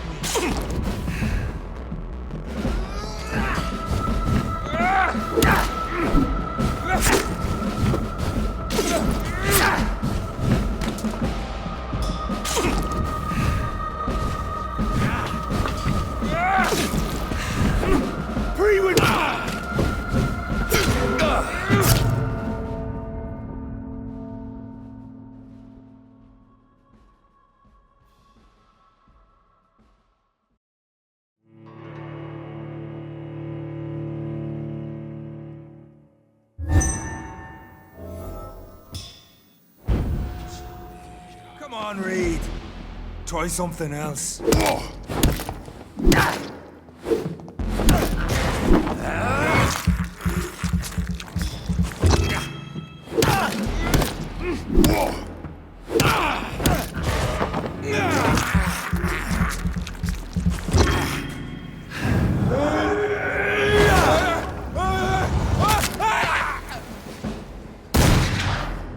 Show some style.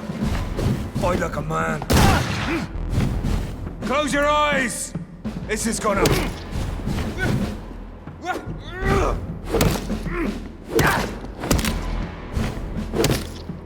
The blood of a true defender of this land will protect me.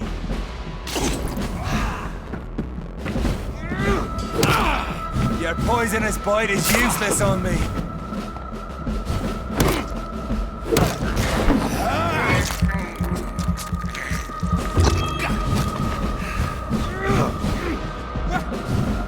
True light will...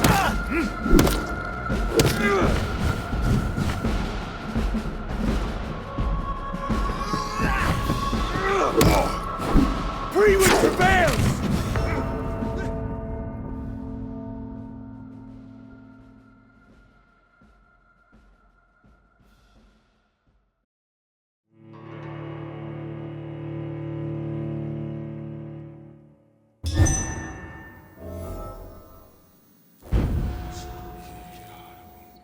I'll pin you down!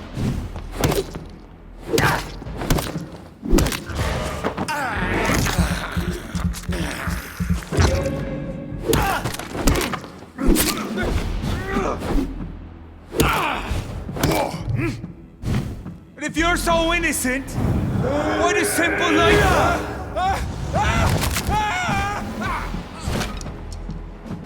Come on, Reed. Try something else.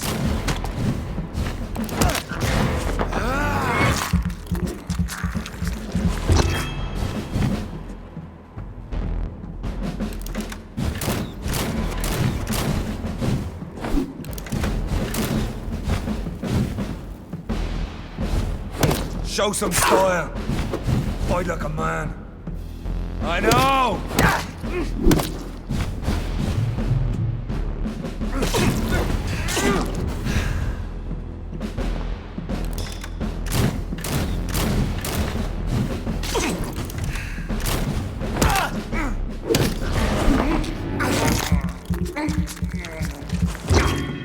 Freewind prevails!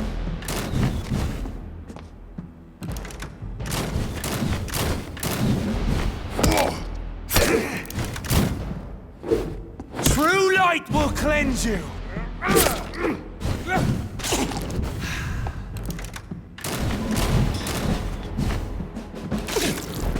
Or pin you down!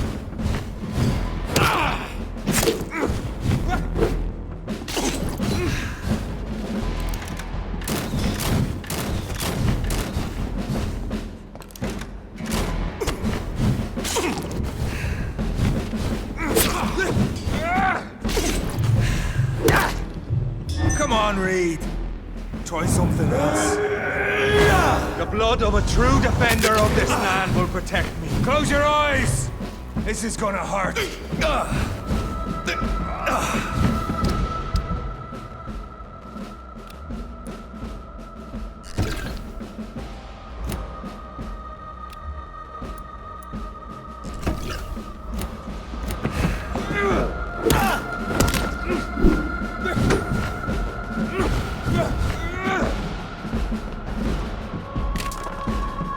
Your poisonous bite is useless on me.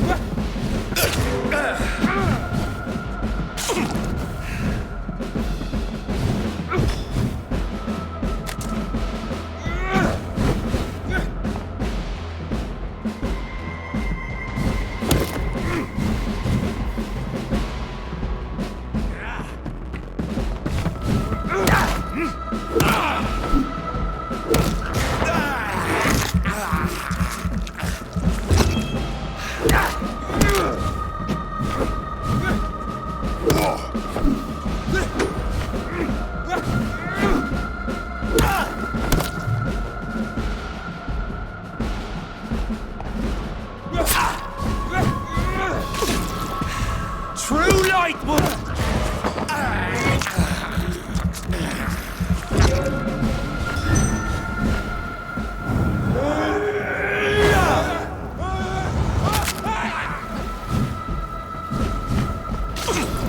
If you're so innocent, why does simple light burn you so much?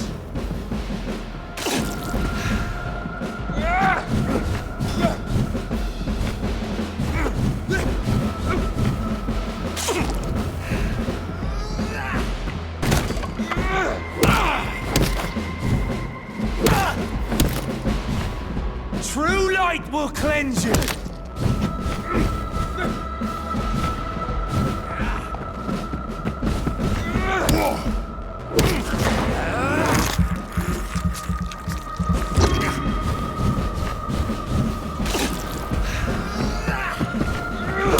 Close your eyes!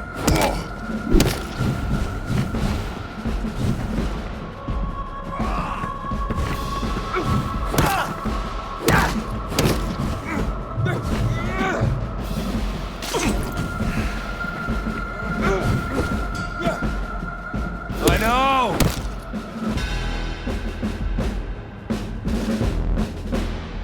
We are the guardian of justice.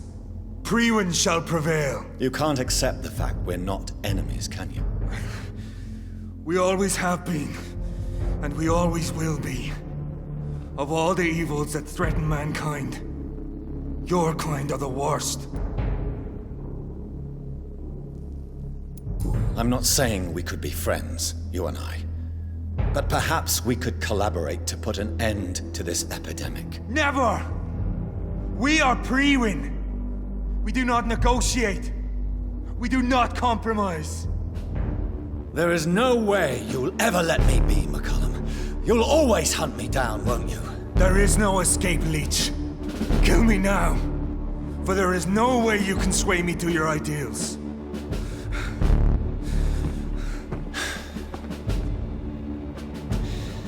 That's where you're mistaken. What do you mean?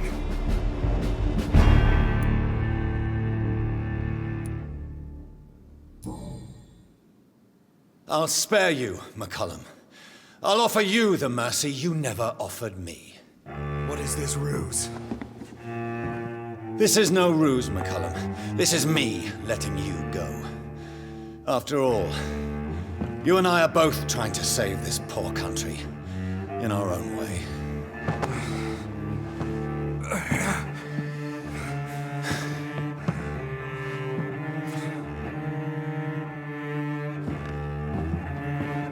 I'll kill you, Reed! Next time we meet, I'll end you! See? Progress already. You called me by my name. Until the next time. Goodbye, Hunter.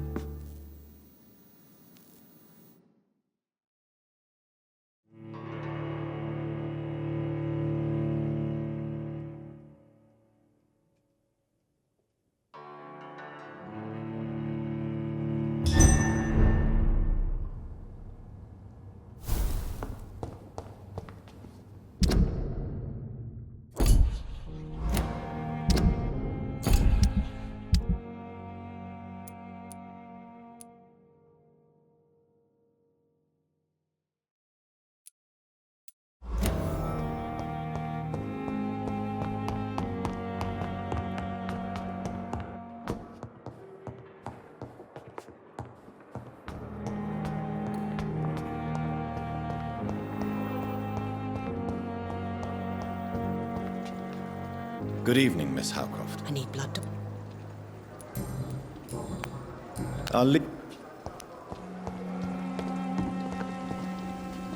Good evening. Good evening. Good...